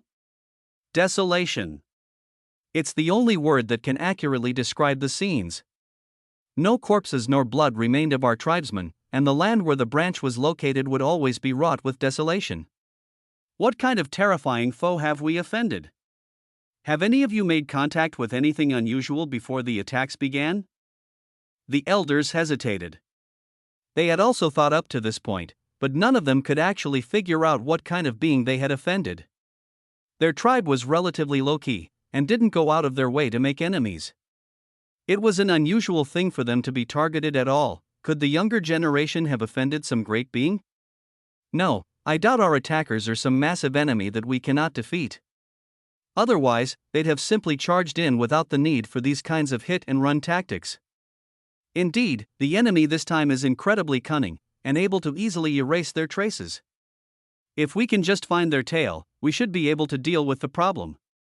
But how many more of our tribesmen do we have to lose before we do so? The tribe leader listened to their conversations with a contemplative look on his face. Sighing lightly, he came to a decision. Next time they attack, I shall go take a look myself. However, we need to take countermeasures in case the enemy truly isn't someone we can afford to offend. Be prepared to send a messenger to the great incarnate snow leopard clan. If we cannot deal with the problem ourselves, we shall submit ourselves to them in exchange for their help. Leader. We mustn't. We have remained independent to this point. How can we rely on external help? Leader, you were planning to reach the Beast King stage and raise our tribe to glory. We must not submit. Enough. The leader roared furiously. He let out another sigh before softly replying to the other members of the meeting. What is the point of becoming a Beast King to bring the tribe glory if there's no tribe left to bring glory to? His voice was soft and laced with helplessness, causing the other tribe members to reveal painful looks. In the end, they sighed as well. As the leader, he naturally had a greater burden to beat than the rest of them. And he was also naturally much more prideful than them. It was engraved in his bones, if such a leader was willing to put down his pride for the survival of the tribe, what more could they say? What more could they ask for in a leader? Even they knew that the clan's situation was dire. Even if they spoke of grand ambition and even if they were ranked as a tribe, they weren't that much stronger than the smaller beast packs residing around them. They were only fortunate to have a high number of tribe members as well as a powerful leader. Their overall strength was still weak, and with the recent string of attacks, at least 50% of their tribe had already been exterminated. It went to show just how weak the majority of their members truly were. Their thoughts aligned and they came to a consensus. They would go all out in one final battle, and if they couldn't bear the consequences, they would submit as long as they could obtain revenge. Meanwhile, the ones who caused such suffering for the turbulent blizzard leopard tribe were far away in an empty cave dwelling. A large piece of meat could be seen roasting atop a campfire between them. Who would have thought there was such an infrastructure that these beasts follow? Packs, tribes, clans, and even king clans. It's actually pretty similar to human society. It is indeed much more intricate than I originally expected. But our attacks are also going much better than I originally thought. Isn't that because of your freakish teleportation? With what Master taught you during your first true lesson, you no longer leave any trace of spatial fluctuation when you move. They must not have been able to track us even in the slightest. Perhaps I'm the one who contributed most to our escape, but your attacks were even more badass. What the hell was that move you used? Ruyuag grinned at his question. That move was a new one she had only recently learned. It could be said that she gained a spark of insight from the avalanche a week ago. The land was in a constant cycle of life and desolation. With her Een element giving her control over negative attributes, she was able to bring that desolation into the land itself. She had used this new move to wreak havoc on those cave dwellings they found, erasing any thoughts of habitation for those who would stumble upon the areas in the future. Well, that was until the land re-entered its cycle of life, once again giving birth to the beautiful greenery. The two of them had been relatively smooth sailing ever since they decided to attack the snow leopards.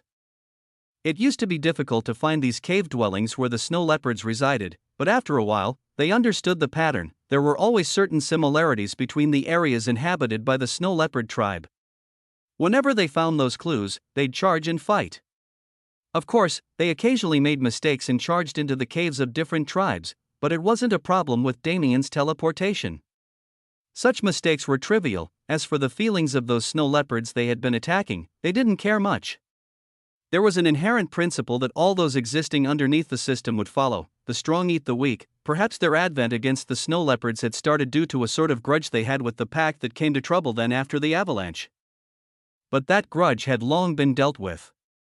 After all, that pack was the first they targeted and the first to die. They didn't even have time to understand how it happened. With their ranks scattered to search for Damien and Ryue, they didn't have the sufficient strength to pose a threat to the duo, and with this, information about their encounter hadn't spread to the main tribe, which led to the current situation. At the end of the day, the two of them were here for combat experience and levels.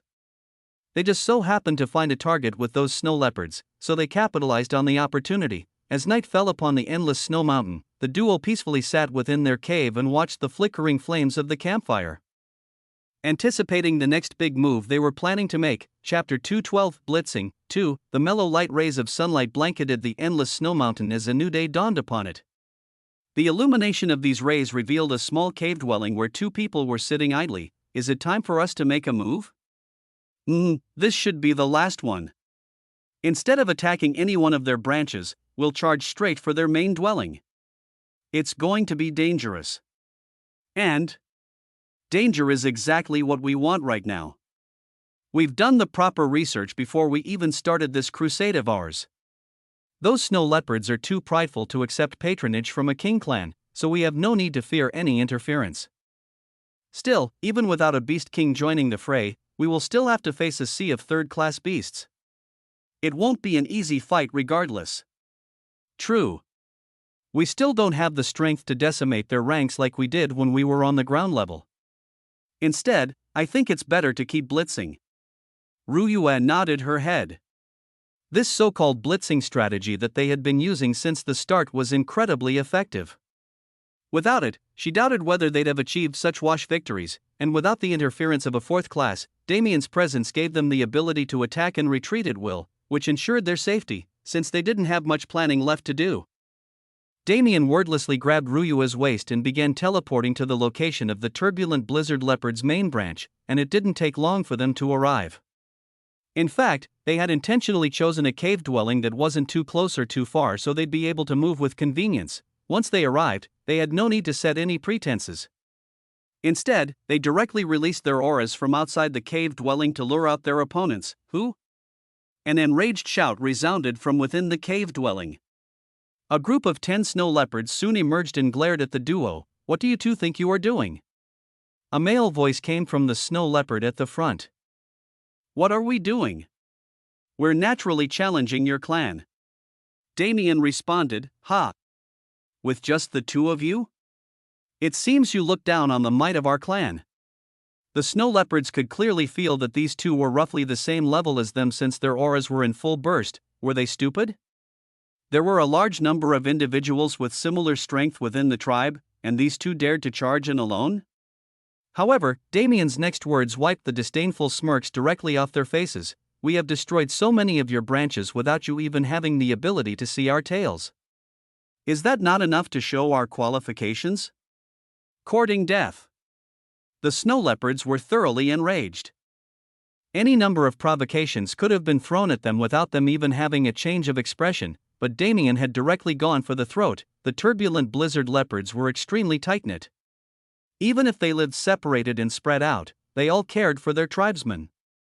However, the rapid deaths of almost half of those who lived outside the tribe were a travesty that affected them all, and now that someone had come to their door claiming to have caused such a travesty, how could they remain calm? The whites of their eyes were filled with red blood vessels as their rage made their blood boil.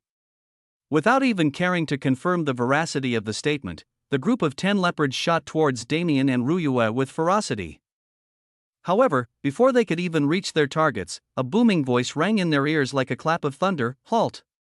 The snow leopards froze before turning towards the cave dwelling and kneeling in reverence. From within, a snow leopard much larger than the rest walked out. Its fur was just as pristine and white as the rest, but numerous scars could be seen on its body, signifying the tough battles it had survived throughout its life. Most notable was the deep scar that ran across its eye and all the way down its face. This was the tribe leader of the turbulent blizzard leopards. You two claim to be the ones who have been massacring my tribesmen? His deep voice was infused with mana, granting a sort of natural suppression to his atmosphere. And if we are? Do you have any proof of your claims? Although he understood the feelings of his tribesmen who wanted to directly attack, he couldn't be so rash. If they weren't the ones who committed the crime, they could possibly have been sent to probe their tribe by other tribes, and if they were the ones who did it, he had to be cautious of their unknown means. No irrational person would charge into a tiger's den without a plan, especially if they had just killed the tiger's cubs. Damien grinned at the question before flicking his gaze towards Ryue. Rolling her eyes, she lifted her arm. Desolation. The word seemed to carry an ancient ripple that spread through the surroundings. The snow below Ryue's feet showed signs of melting and the shrubbery and trees around them began to wilt. The spread of desolation continued for only a second before Ryue stopped, but it was enough. The tribe leader's eyes sharpened and his gaze became dark. He had heard the reports from his tribesmen, and he had even gone to the site of one of the attacks before. He was well aware of the desolation that was left in their wake, and seeing it be performed in front of him, he wasn't stupid enough to not know what it meant, so it was truly you. Damien didn't say a word, watching the tribe leader silently. An awkward stillness enveloped the area. However, the next event was unexpected by even the snow leopards in the surroundings. Why? A hoarse voice exited the tribe leader's throat as he glared at the duo hatefully. Why did you do this? Why has such misfortune fallen upon my clan? At least grant me this one answer before everything devolves into chaos. His eyes were already red from grief as he choked out his words. The surrounding snow leopards also had mournful expressions on their faces as they heard the crazed manner in which their tribe leader spoke. Damien and Ryue watched the scene expressionlessly. Because you are weak. Because you are weak, you were preyed upon. Because you are weak, you were unable to retaliate. Because you are weak, we stand before you today without fear. Such is the price of being weak in this world. The tribe leader silently listened to Damien speak, his eyes becoming even redder. The sound of his teeth gritting together was almost audible. Isn't this the way the world has always worked? The weak are devoured while the strong become stronger. Even for those innocent souls who wish to see none of it, it is necessary to survive. Even if we don't wish to see that innocence tainted, it's the only way for them to stay alive. This is the lifelong battle all life forms face if they desire power. Ryue watched him intently as he spoke. Even if he didn't show any indication, she was well aware she was part of the innocent souls he had been speaking about, on that night in the forest. She had unintentionally poured her heart out to him. He had seen the struggles in her heart. Ryue never wanted to become strong. She used to be content as long as she could live happily within her clan. But the situation forced her to gain strength. It forced her to become a different person. Damien's words might have been cruel, and their actions towards the turbulent blizzard leopards even crueler, but she had witnessed reality. His words resonated in her heart, and hearing how deeply he was seemingly moved by his own words, she couldn't imagine what he had been through. He was even younger than her by a year, but his grit and tenacity outstripped her by miles, unknowing of Ryue's thoughts. Damien continued his speech. The ruthlessness and decisiveness that one needs to have can only be birthed through various life or death experiences. And if one doesn't have it, they will die. In this regard, I must thank you. Because I had almost lost that ruthlessness that allowed me to survive and stand here today. Damien spoke from his heart. He wasn't even answering the tribe leader's question anymore, he was simply venting his grievances. Perhaps, the tribe leader's question had sparked something within him. He was becoming weak to the temptations of the outside world. To love, to happiness, to relaxation, to adventure, of course, he had no intention to stop. He loved Rose even more now that they had been separated for so long. He loved his mother who he had done so much to save, and he loved, well, the rest wasn't necessary to state, adventure was also something deep within his core. He thirsted to explore the myriad worlds within the universe and experience them like he was doing now. There was no way he'd give that up, but he needed to maintain a healthy balance. He couldn't forget the qualities that brought him to where he was today. He couldn't forget the person that had been forged in the world of blood that was the dungeon. These emotions flooded out of him as he spoke to no one in particular, but all those in the vicinity could feel them, even those snow leopards. No matter how much they resented Damien and Ryue, they couldn't find it in them to retort his words. Because his words were the most primal truth that everyone knew, even if they refused to admit it. Staring at the youth in front of him intently, the tribe leader sighed. I see. His anger had subsided a bit due to the youth's emotions. Even he resonated with those emotions. But even if his anger had subsided, the blood debt incurred between Damien and his tribe wasn't something that could be solved with just a few words. Two men, one human and one beast, gazed at each other in mutual understanding and respect, and then, dense killing intent flowed into the atmosphere and soared through the heavens. Chapter 213 Fight 1. Dense killing intent flowed through the atmosphere as Damien and the tribe leader glared at each other. Taking a slight glance at Ryue, he saw her nodding back at him. She understood his intentions clearly. "I'll take the big boss, you finish off the goons." Panning her gaze across the scene in front of her, she saw 10 third-class snow leopards staring back at her. Seeing this, she pursed her lips. "This guy is really making me do all the hard work." Still, she shook her head with a smile and prepared for combat. In the next instant, thunderous booms rang out in the surroundings as Damien and the tribe leader shot towards each other at full speed. Bang! The sharp claws of the tribe leader met Damien's outstretched fist, causing the ground around them to crack and splinter. Droves of mana poured out and clashed along with their impact, causing both of them to fly back. It was only after taking tens of steps that they managed to stabilize themselves. In their first clash, neither was able to obtain an advantage. With a solemn gaze, Damien vanished from his position before arriving at the tribe leader's side, sending a punch towards his ribs. But the tribe leader wasn't a leopard known for speed for no reason. He swiftly maneuvered his body to turn at an impossible angle before swiping his claw back towards Damien, vanishing once again.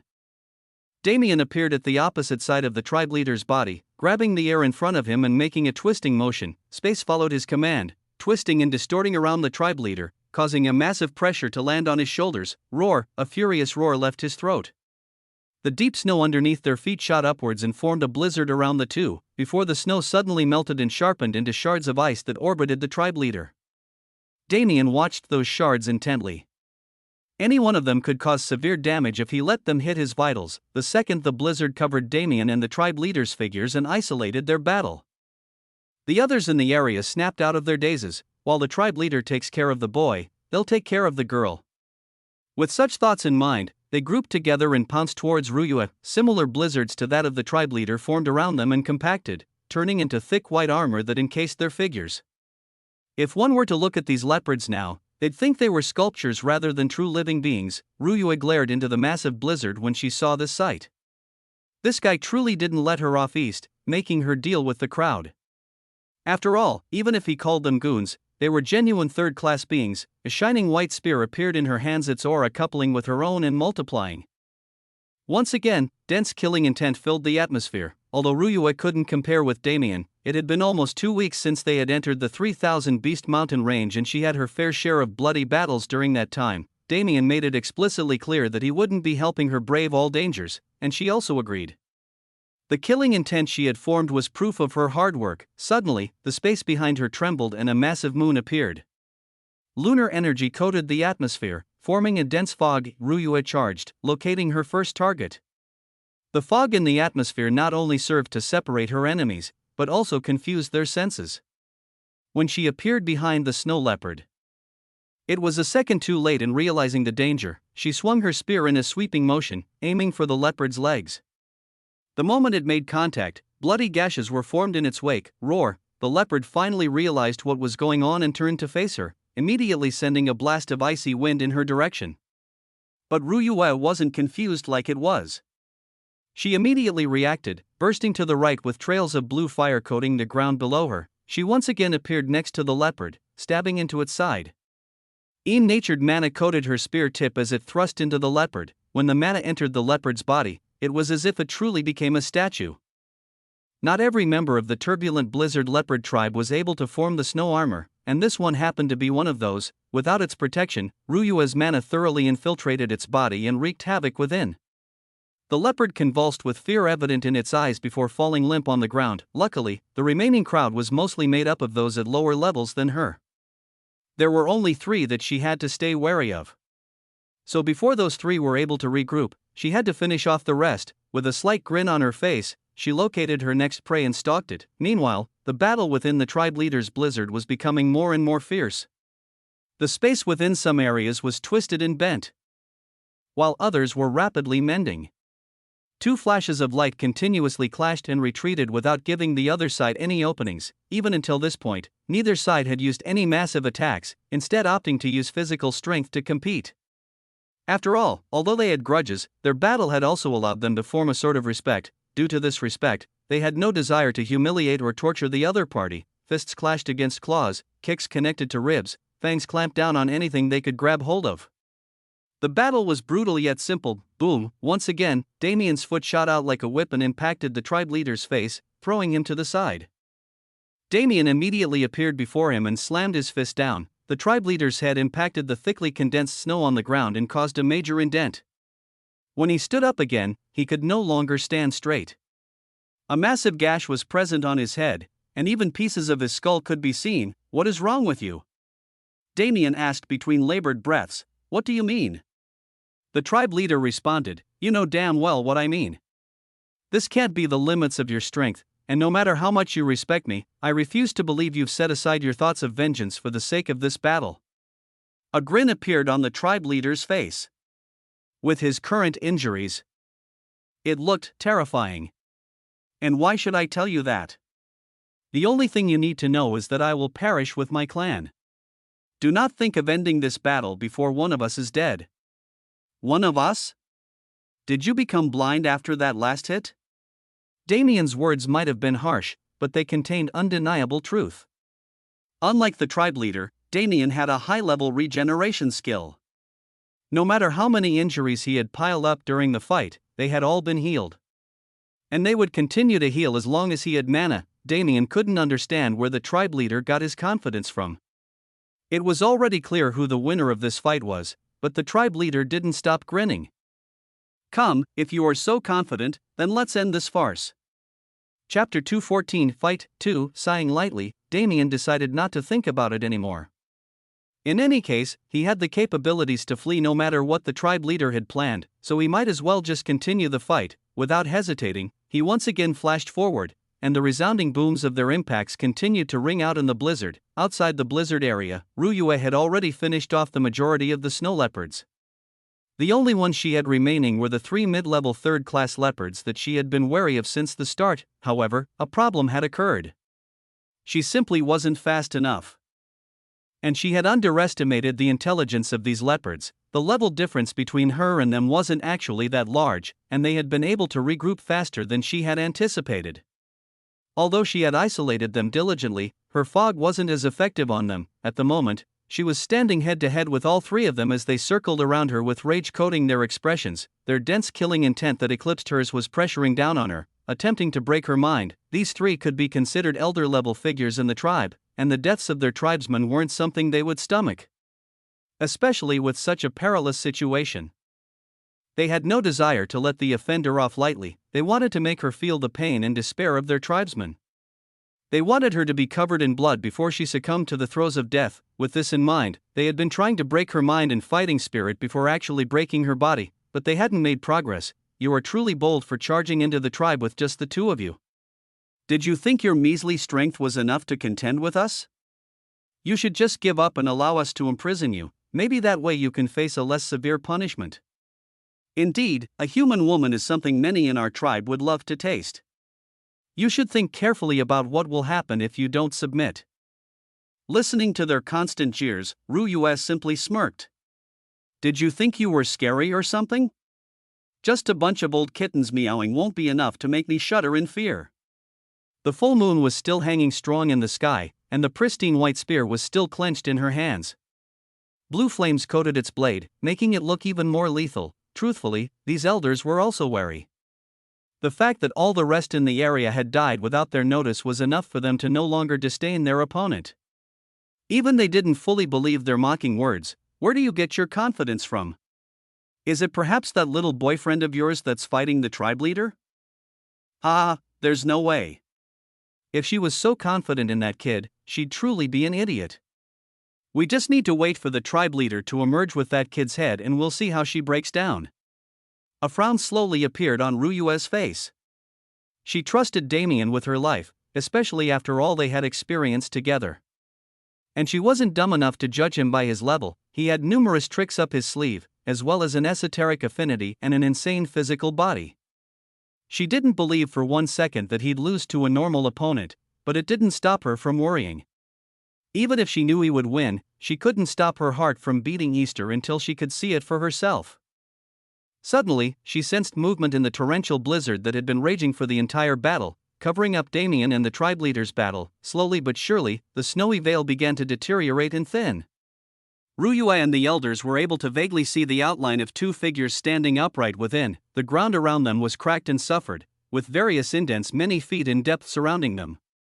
The snow had been both melted and frozen to form a sheet of sleet that they stood on.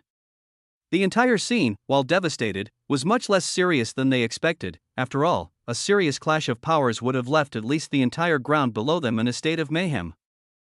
When the snow finally cleared, the vague scene was revealed in full. Damien stood tall in front of the tribe leader, staring at him intently. Blood covered his body and dripped onto the sleet below, but his complexion was still rosy. He clearly didn't suffer too much in the long run. Meanwhile, the tribe leader was covered in bloody scars, and even his head was cracked open in multiple places.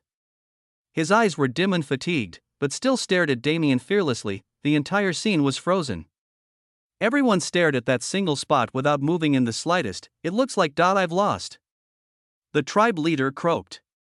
His hazy eyes slowly began to shut, disappointment evident within them. At that moment, the stillness of the atmosphere seemingly multiplied.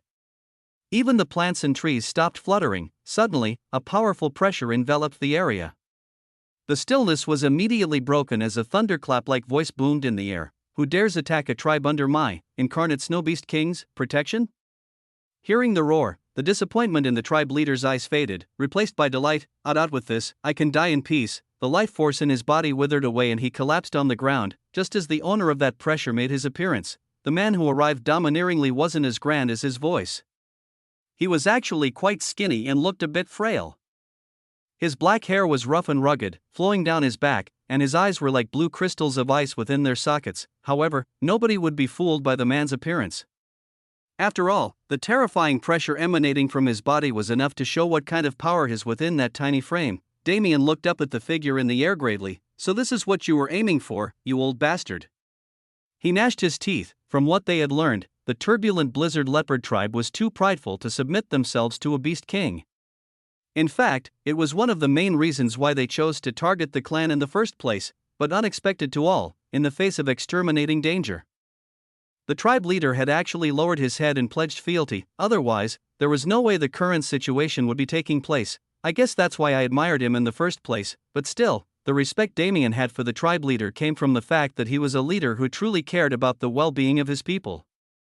Damien had seen so many corrupt old guys back on Earth who only cared for their own self-interests that such a tribe leader was someone he felt he had to tip his hat to. But this final trump card that the tribe leader had thrust upon him before his death, fuck, I guess you got the last laugh. For the first time, Damien was facing a situation that he couldn't see a way out of. Chapter 215, Beast King. 1. Who dares attack a tribe under my incarnate snow beast king's protection? The voice boomed in their ears like a clap of thunder, forcing those present out of their daze from the previous circumstances. The elders and tribe members of the turbulent blizzard leopard tribe had fallen into despair for a second. Their tribe leader had died in front of them, leaving them with no chance of survival, but the arrival of the Beast King put a glimmer of hope in their eyes. Perhaps they would have to submit themselves to a greater power, something they had always avoided before, but none of that mattered anymore. Their tribe leader was their hope and pillar. With his death, they had no aspirations to become a king clan anymore. And besides that, submitting didn't sound so bad if they could get revenge that had evaded them with the death of their tribe leader. In direct contrast to the feelings of the turbulent blizzard leopard tribe, Damien and Ruyue had ugly looks on their faces. This was a beast king, a genuine fourth-class being. The pressure that was enveloping the atmosphere at the moment, although weaker than Tianyang's, was more than anything they could hope to produce on their own. Looking at each other, they could feel the helplessness in their eyes. The difference between ranks was simply that large, especially between third and fourth class. The difference was akin to a bottomless chasm. After all, fourth-class beings, no matter how weak they were, would all be individuals who had touched upon the laws of the world. A simple affinity or element couldn't compare. Their eyes landed on the Beast King floating in the air once again. Running away from peak third classes was possible no matter how many there were, but it was different for a fourth class. Damien gritted his teeth. No matter what, this wouldn't be his grave. He had no plans of dying before he even got the chance to apologize to Rose. A trace of ruthlessness flashed across his eyes. If it's like that, then all I can do is fight. while Damien and Ryue were going through a myriad of emotions. The Beast King was calmly observing them as well. These two kids are the ones causing so much trouble. With his status, he didn't necessarily desire to have a massive number of clans and tribes under him, but it didn't mean he didn't enjoy it, especially when those tribes were of the leopard species like him. He wanted to gather them all together and form a massive unrivaled force of these leopards. The turbulent blizzard leopards were one branch that had a high growth potential, so he had been trying to coax them to his side for a while now. It could be imagined his surprise when they sent a notice of voluntary submission, with the only condition being his aid one time. And so, he rushed down to provide aid only to find two humans facing the entire leopard clan. Not only that, but also the tribe leader dead on the ground. He furrowed his brows at the sight. It should be easier than walking to crush these two like ants, but for some reason, he had the feeling that things wouldn't go the way he wished. Still, that wasn't something to bother with right now. In the first place, he had no grudge with these mysterious humans. Whether or not his interference actually bore fruit, he didn't care. As long as he made a move, the turbulent blizzard leopard tribe would be submitted under him. Concluding his thoughts, he once again looked towards the two humans in front of him. "Do you two understand the consequences of what you have done?" His tone was domineering, infused with the mana of a beast king. Still, Damien didn't cower. Even with the massive pressure on his shoulders, his knees refused to buckle. Regardless of consequences, what's done is done. Seeing his fearless attitude, the Beast King didn't know whether to praise his courage or disdain his idiocy. Still, from the short exchange, he was aware that words wouldn't be able to move this kid. "Very well. If death is your wish, then I shall grant it to you." The Beast King didn't move from his spot. Instead, he pushed his arm out and threw a simple punch. Boom! The air shattered at the point of contact and rushing winds billowed. Before Damien even understood what was happening, his body was flung backwards. What the hell? He tried to stabilize himself in the air, but in the next instant, a shadow appeared before him and struck down. Boom! Another fierce impact rang out, and when the crowd looked over, they saw Damien's figure embedded in the snow. Cough! A mouthful of blood unintentionally burst from his lips. When Damien clutched his chest, he could feel that it had slightly caved in. Before he was able to regain his bearings, the shadow once again appeared before him, this time swiftly kicking him straight in his jaw. The force of the impact snapped his head up, forcing his body to fly into the air. The shadow arrived in front of him and let out a flurry of punches. Damien's body was like a rag doll. He was thrown back and forth without the ability to resist, his blood staining the white snow beneath him. With every punch, his chest caved in, his ribs broke, his blood splashed. It was unbearable, but his high-level regeneration continuously repaired his broken body. This way, no matter how much he was beaten, he was never gravely injured to the point of no repair. It seemed as though the Beast King had already noticed his regeneration and was timing his attacks to accommodate it. If that was truly the case, it was terrifying, but Damien had no time to think. Every time he was struck, he did his best to control his mana and counterattack, but his mana was diffused before it even left his body. It gave off a feeling of fear as if it was greeting a higher form of itself. The beating continued for many minutes as those below could only stand like statues and watch in awe. Even Ryue, no matter how much she urged her body to move, was unable to do so. It wasn't a product of fear or cowardice, rather it was as if the air around her had been locked to imprison her. From the looks of it, the Beast King didn't plan to allow them even the slightest chance of escape. Boom! Damien's body shot through the air like a comet before crashing into the stone wall of the cave dwelling, completely shattering the rock. It was at this time when the Beast King finally came to a halt. His frail body stood straight in the air like a spear, looking like it didn't even take a drop of sweat to give Damien such a beating. When the smoke cleared, Damien's miserable figure could be seen. Once again, he was covered head to toe in blood, but his face was pale as a sheet of paper and his wounded body was healing much slower. His chest was still slightly caved in and most of his ribs were broken. If one looked closely, one could even see the slight shine of his mana heart through his skin due to how severe his injuries were. Still, his eyes hadn't lost their luster. Even after all of this, he glared at the Beast King without a shred of fear. This kind of behavior struck fear into the hearts of those watching him. What the hell was he doing? Obviously the Beast King was just toying with him earlier. Did he really want to provoke him? Chapter 216, Beast King 2. The incarnate Snow Beast King had originally planned to teach this boy a lesson. That was all he was doing through this beating. perhaps it could be considered as courage to refuse to bow down to someone of his power level, but there were some situations where such courage was useless, it would only lead to an early death, and so, he wanted this boy to realize the consequences of becoming too inflated. Of facing a beast king like him and still assuming he could still wriggle his way out of the situation, but as time went on, he became a little annoyed and at the same time grew a slight admiration for the boy. Unlike the others, he could clearly see Damien's expression during the entire fight. Not once had he shown even an ounce of resignation. Every time he was hit, he would glare at the Beast King without fear. This kind of attitude wasn't something just anyone could possess, this kind of attitude was something birthed through endlessly towing the line with death. When he saw Damien glaring at him even though he was embedded in a wall and his regeneration was slowing down, he didn't know what to do. Now, he didn't really feel like killing the boy. He was a seedling with too much potential to die over a small conflict like this. As the Beast King was wondering how to proceed, Damien's thoughts were filled with unbridled fury. When had he ever been in such a situation? He had never been forced into a corner like this even when facing the most hopeless battles in the past. There was never such a major gulf, truth be told, he was humiliated. He had already been forced to run away and hide from those assassins at the auction, and now he was once again forced by the circumstances in such close proximity. It hadn't even been a month since the last encounter. Damien wasn't an idiot. He understood the concept of knowing when to attack and retreat, but even if he understood it didn't mean he enjoyed it. His pride wasn't obvious on the surface, but it festered and grew deep in his bones. Such pride disdained this situation. It disdained to become a cornered rat. Damien's fury grew as he thought about the humiliation. The purple in his eyes slowly became polluted with red. Ha. Each time he inhaled, small gusts of wind swirled around him, and when he exhaled, they were blown apart. I refuse. I refuse.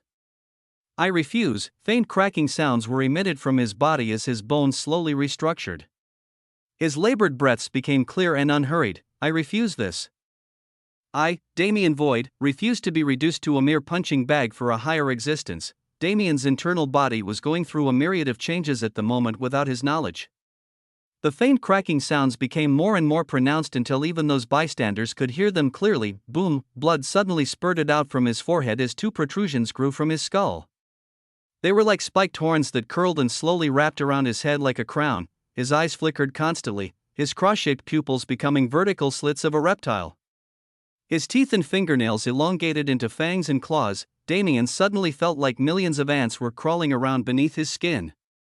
The sensation was extremely uncomfortable, causing him to grit his teeth and strain. Slowly but surely, his skin seemed to flip, revealing something akin to an inky black carapace, or rather, scales. These scales inverted from his skin and covered his entire body, working their way up his neck and stopping at his chin, leaving his face uncovered. Crack, the cave wall he was embedded into began to crack and splinter, falling to the ground below. Boom, blood once again splashed from Damien's body. This time, from his back. Once again, protrusions exited his scale-covered skin. They were a pair of wings made entirely of bone, with a thin layer of black skin covering them. Their 10-foot-wide wingspan caused the surrounding rocks to break away to make space to contain them. If one looked closely, they'd be able to faintly feel a sense of incompleteness from these wings, as if they exited his body prematurely. In fact, even the crown-like bone horns adorning his head gave off the same feeling. Boom, the wings flapped once, impacting the stone wall and causing it to collapse completely. However, Damien didn't move. He was suspended in the air by the flapping of his massive wings. His blood-red draconic eyes glared at the Beast King as killing intent thicker than anything he had shown before burst from his body. Seeing this, the Beast King frowned. Boy, do you understand what you're about to do? Even if I had some positive feelings towards you, I won't let you off if you willingly attack me. But Damien didn't respond. He flapped his wings and vanished, appearing directly in front of the Beast King. Raising his arm, he cocked it and threw a rapid punch, but before the punch even landed, he teleported to the Beast King's back. Carrying the momentum forward, his punch finally landed with an even greater impact. Boom, not even waiting to check the Beast King's condition, he vanished and reappeared at the Beast King's side, throwing another heated punch. His fists became coated in mana that suddenly burst. On one side, there was a flash of black lightning that oddly warped the space around it, and on the other, a crimson flame that gave off immeasurable heat. Boom. Boom. Boom. A series of punches continuously landed on the unmoving body of the Beast King. His seemingly indifferent attitude made one doubt the actual force behind the flurry of attacks, but the environment clearly showed its damage. The ground was sundered entirely. The snow that was originally present had melted and turned into a small river that soon evaporated under the heat of Damien's fists. The ground itself had been caved in by the aftershocks of the numerous impacts. Even the clouds in the sky weren't spared, being ripped to shreds by the tumultuous winds that were kicked up by Damien's sheer speed. Luckily, the battle was taking place in the air, otherwise, things wouldn't have been so simple. Most likely, the entire area would have been annihilated, leading to another massive avalanche. Under Damien's constant attacks, the Beast King stood indifferently, not an ounce of expression on his face. But inwardly, he was extremely surprised. I'm actually feeling pain. Even if his body was outwardly frail, he was a beast. His body was naturally extremely strong, and it became even stronger through the tribulations by which he entered 4th class. To feel pain from the attacks of a lower being was unheard of. Sure, Damien's attacks weren't actually damaging him, but he could feel the heat of those crimson flames very clearly within his body. He even got the faint feeling that his blood began boiling.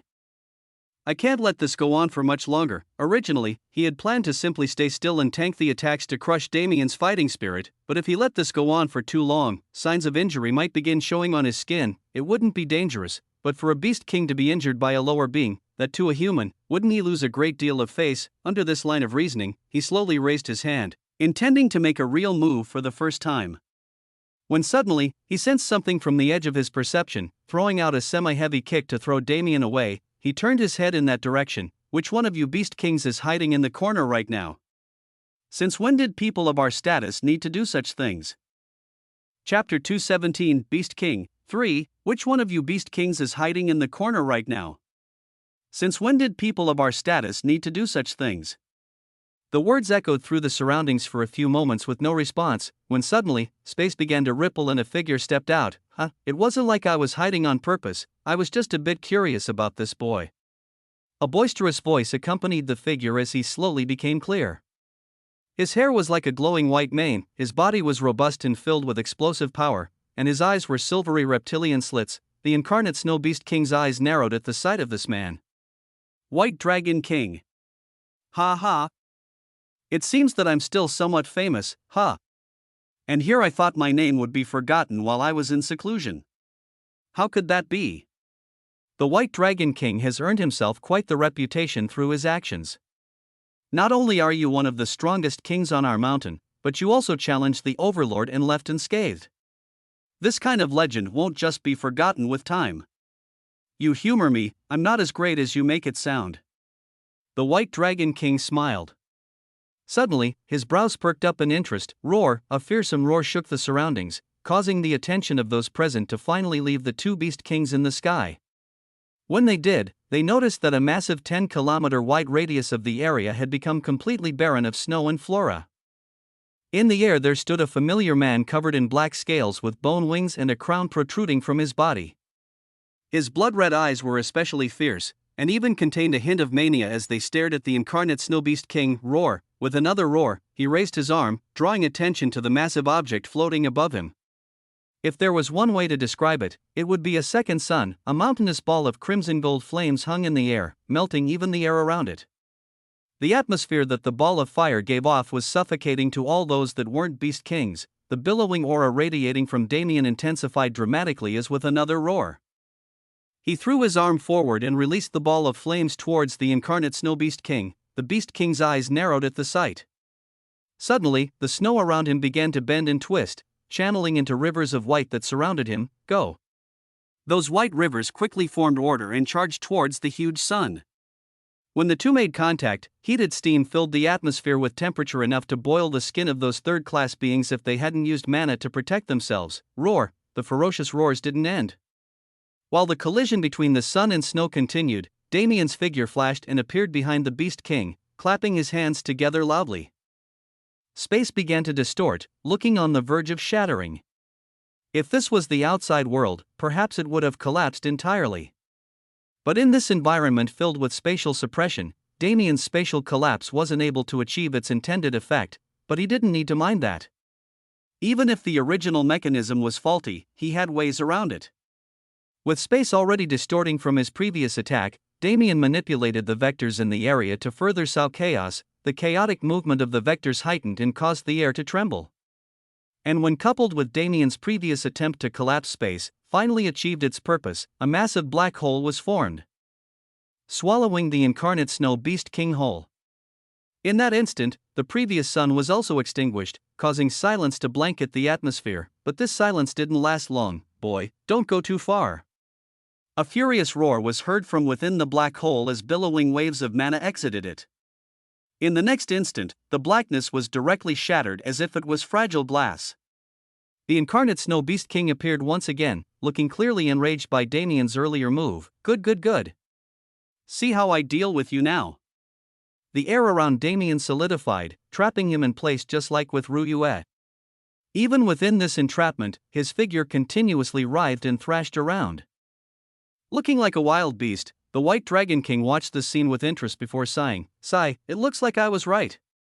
Although his bloodline is mixed with many other things, it is still a dragon bloodline at the end of the day. Besides that, he also noticed that Damien was a human. Or rather, he used to be a human. This meant that his dragon bloodline wasn't something attained at birth, but earned through battle. Although dragons were prideful from birth, there was another quality about them that not many were aware of. Due to their reclusive nature, they were true spirits of battle. All dragons were creatures who craved battle and worshipped the strong. Their pride also stemmed from this dichotomy. And so, when the dragon race came upon beings who acquired their bloodlines through battle, they didn't look down on them or form vendettas. Instead, they felt respect. But this respect was only given to those who proved themselves worthy of their bloodlines. The reason the White Dragon King arrived in the first place was because he had sensed a weak dragon aura while he was cultivating. Ever since then, he had been quietly watching Damien to test whether he was to be killed or groomed, and from his observation, he chose the latter. Damien hadn't shown all his cards in this time, and he was lacking a bit in the brains department, but his strength and will had impressed the White Dragon King. His killing intent and ruthlessness in battle were also something that an undeserving party wouldn't possess. As a dragon, while he understood the purpose of schemes and even used them himself sometimes, he still disdained them. For a person like Damien, it was evident just from a few days' observation that he held a similar viewpoint. So there was no way he had used foul means to acquire his bloodline. The White Dragon King was also clearly aware of what was happening with Damien right now. He was like a young dragon who had just been born. He didn't understand how to fully control his bloodline. With a dragon's pride, and perhaps coupled with Damien's own inherent pride, there was no way he could accept the humiliation of the incarnate Snow Beast King. Such unwillingness led his bloodline to rage and send him into a frenzy. At this moment, the best way to describe Damien was as a berserker. There were most likely no thoughts behind those eyes. Sighing once again, the White Dragon King turned to the incarnate Snow Beast King who was preparing to attack for real. Say, can you give me some face and let the boy off this time? The incarnate Snow Beast King furrowed his brows. To be honest, while he was angry, he wasn't actually that mad, and the White Dragon King wasn't in existence he could offend with his power. Although he didn't have a massive force behind him, the White Dragon elite troop that he raised was feared by all. He felt that the matter would end a bit too quickly and quietly if he simply gave in at this moment, but there wasn't much else he could do. Besides, fighting a kid so much weaker than him would be a blow to his pride. Fine. Since the White Dragon King seems to have an interest in this boy, I'll let him off. However, he still caused harm to a tribe that has come under my banner, so I require at least some sort of compensation. Chapter 218 Beast King 4. The White Dragon King's eyes narrowed. This guy would have been better off being born as a fox than a leopard. He knew very well that the incarnate Snow Beast King didn't care about this small tribe at all, but he still asked for reparations. First off, he would be able to at least somewhat quell the tribe's fury and show that he is thinking about them, which would guarantee their loyalty, especially if he shared some of the wealth he gained with them. He would also be able to save face and avoid beating someone weaker than him, which would have left a slight stain on his reputation, and most of all, he'd be able to gain something from the White Dragon King.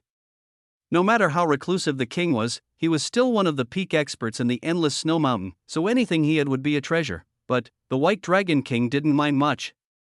This kind of mind was the reason the incarnate Snow Beast King was able to survive and rule over a portion of the mountain even though he was only average among the kings that reside here. Fine. Our White Dragon Grotto will make sure to send some gifts over to your incarnate Snow Kingdom in the near future. I can assure you that you will be satisfied.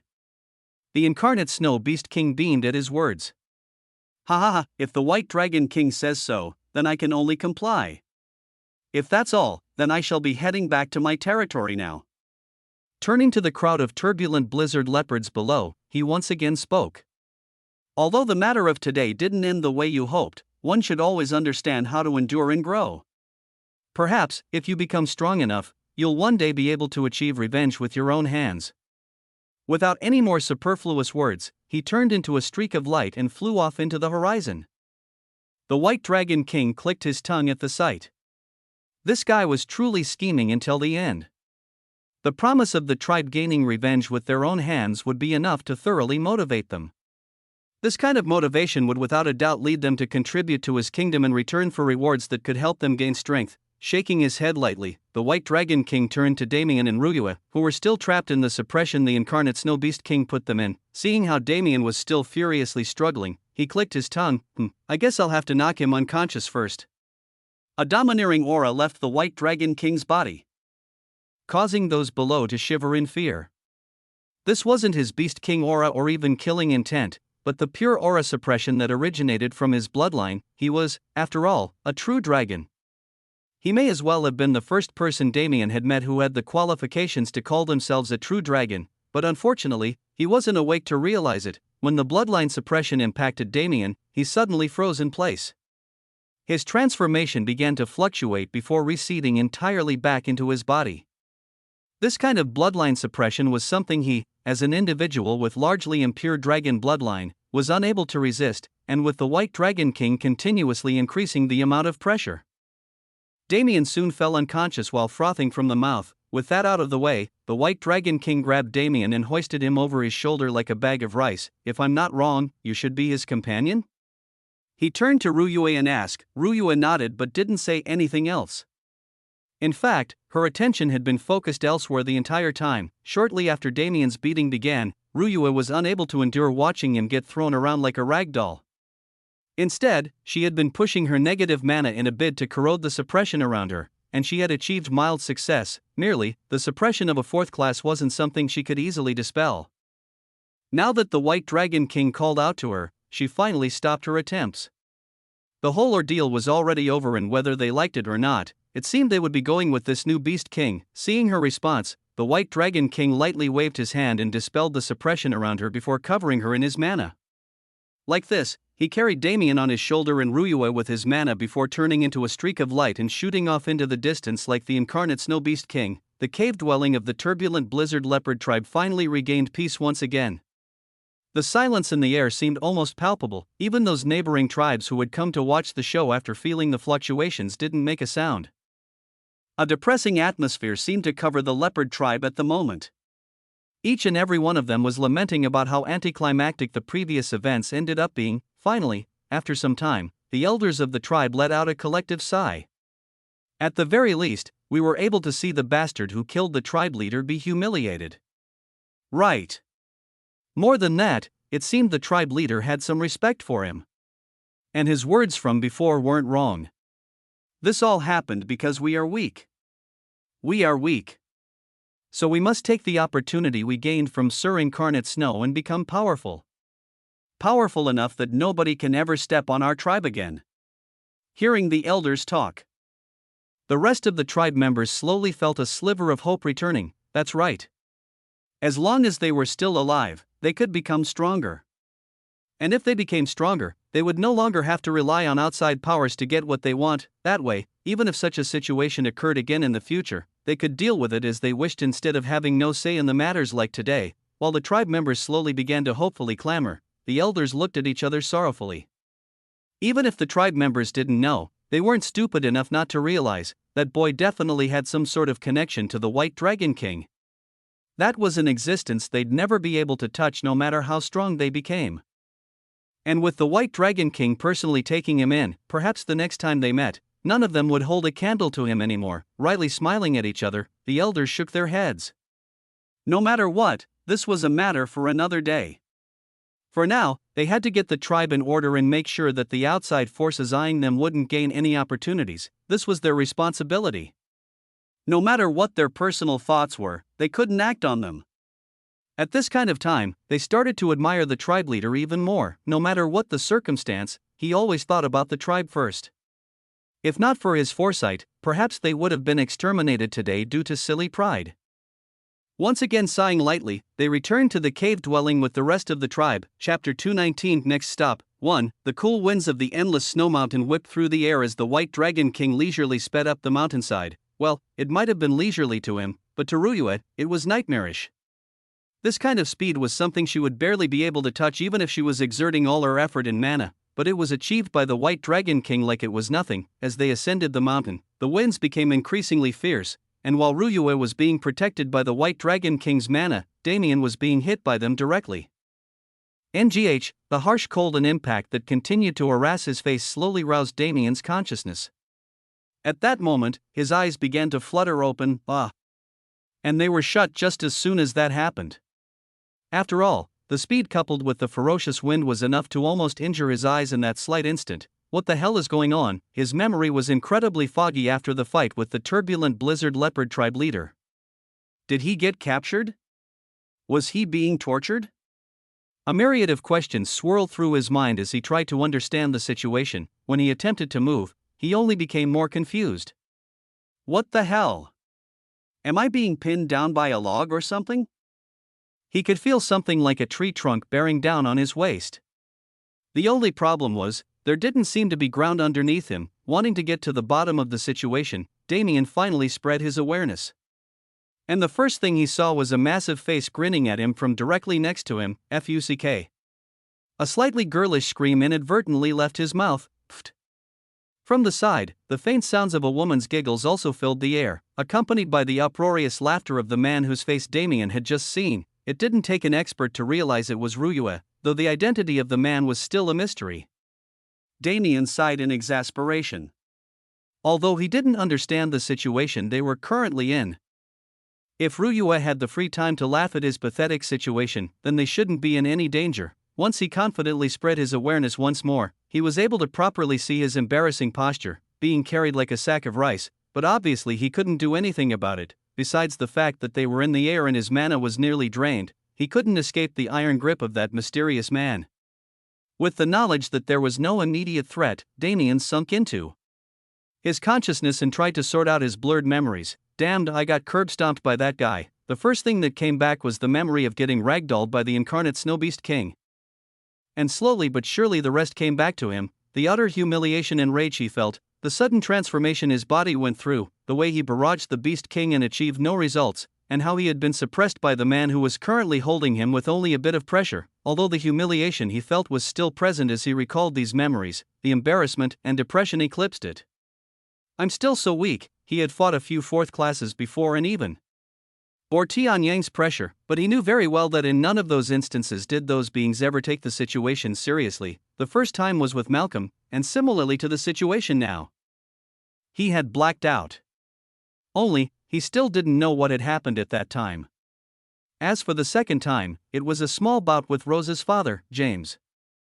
That one was even less serious, as besides testing his capabilities, the Adelaire Emperor barely lifted a finger. Not once had he been in a situation where the fourth-class being was antagonistic towards him, at least, not until today. For the first time, he truly understood the gap between the two ranks. Sure, he had previously got a grasp of it through Tianyang's aura suppression, but it was different today. He thought that at least he'd have a chance to escape, at least he'd get a few moves in or cause even the smallest scratch, but no. He had been manhandled, and even when his opponent stood still and allowed him to attack, he couldn't inflict even the slightest of damage. He had even been kicked away like a little kid. He couldn't help but sigh at his predicament, but it wasn't like it was his fault. How long had he been training? 4 years? 5 years? It was foolish to compare himself to these old monsters and expect to easily match them, but that didn't mean he would never reach their level. People like him, Ryue and Long Chen, were all considered as heavenly geniuses for having reached their current level at their age, and while the main roadblock for those attempting to ascend to fourth class was comprehension and connection with the elements. Comprehension had always been a forte of his, otherwise, there was no way his skills would rise in level so fast and evolve. It would be utterly inconceivable to other people if they ever found out about his rate of progression. That's right. Their main advantage is time. And time is something I have plenty of. In the coming years, the universe would likely be enveloped in the flames of war, and before that, he needed to become much stronger than he was now. If not, he'd just end up cannon fodder, but that was years away. If he could ascend so much in a few years' time, he didn't feel he'd have a problem continuing with this speed as long as he truly worked for it. He just needed that drive if he wanted to gain that power. Flames of determination sparked within Damien's eyes. One day, I'll go back to that guy and beat him senseless. Let's see how he cries at that time. When Damien came out of his thoughts, he realized that the ferocious winds had relatively calmed down. The speed at which they were moving had also slowed. Thinking it was safe, he finally decided to open his eyes once more, only to find himself flying forward. Landing on the snowy ground once more, he realized that he had been thrown.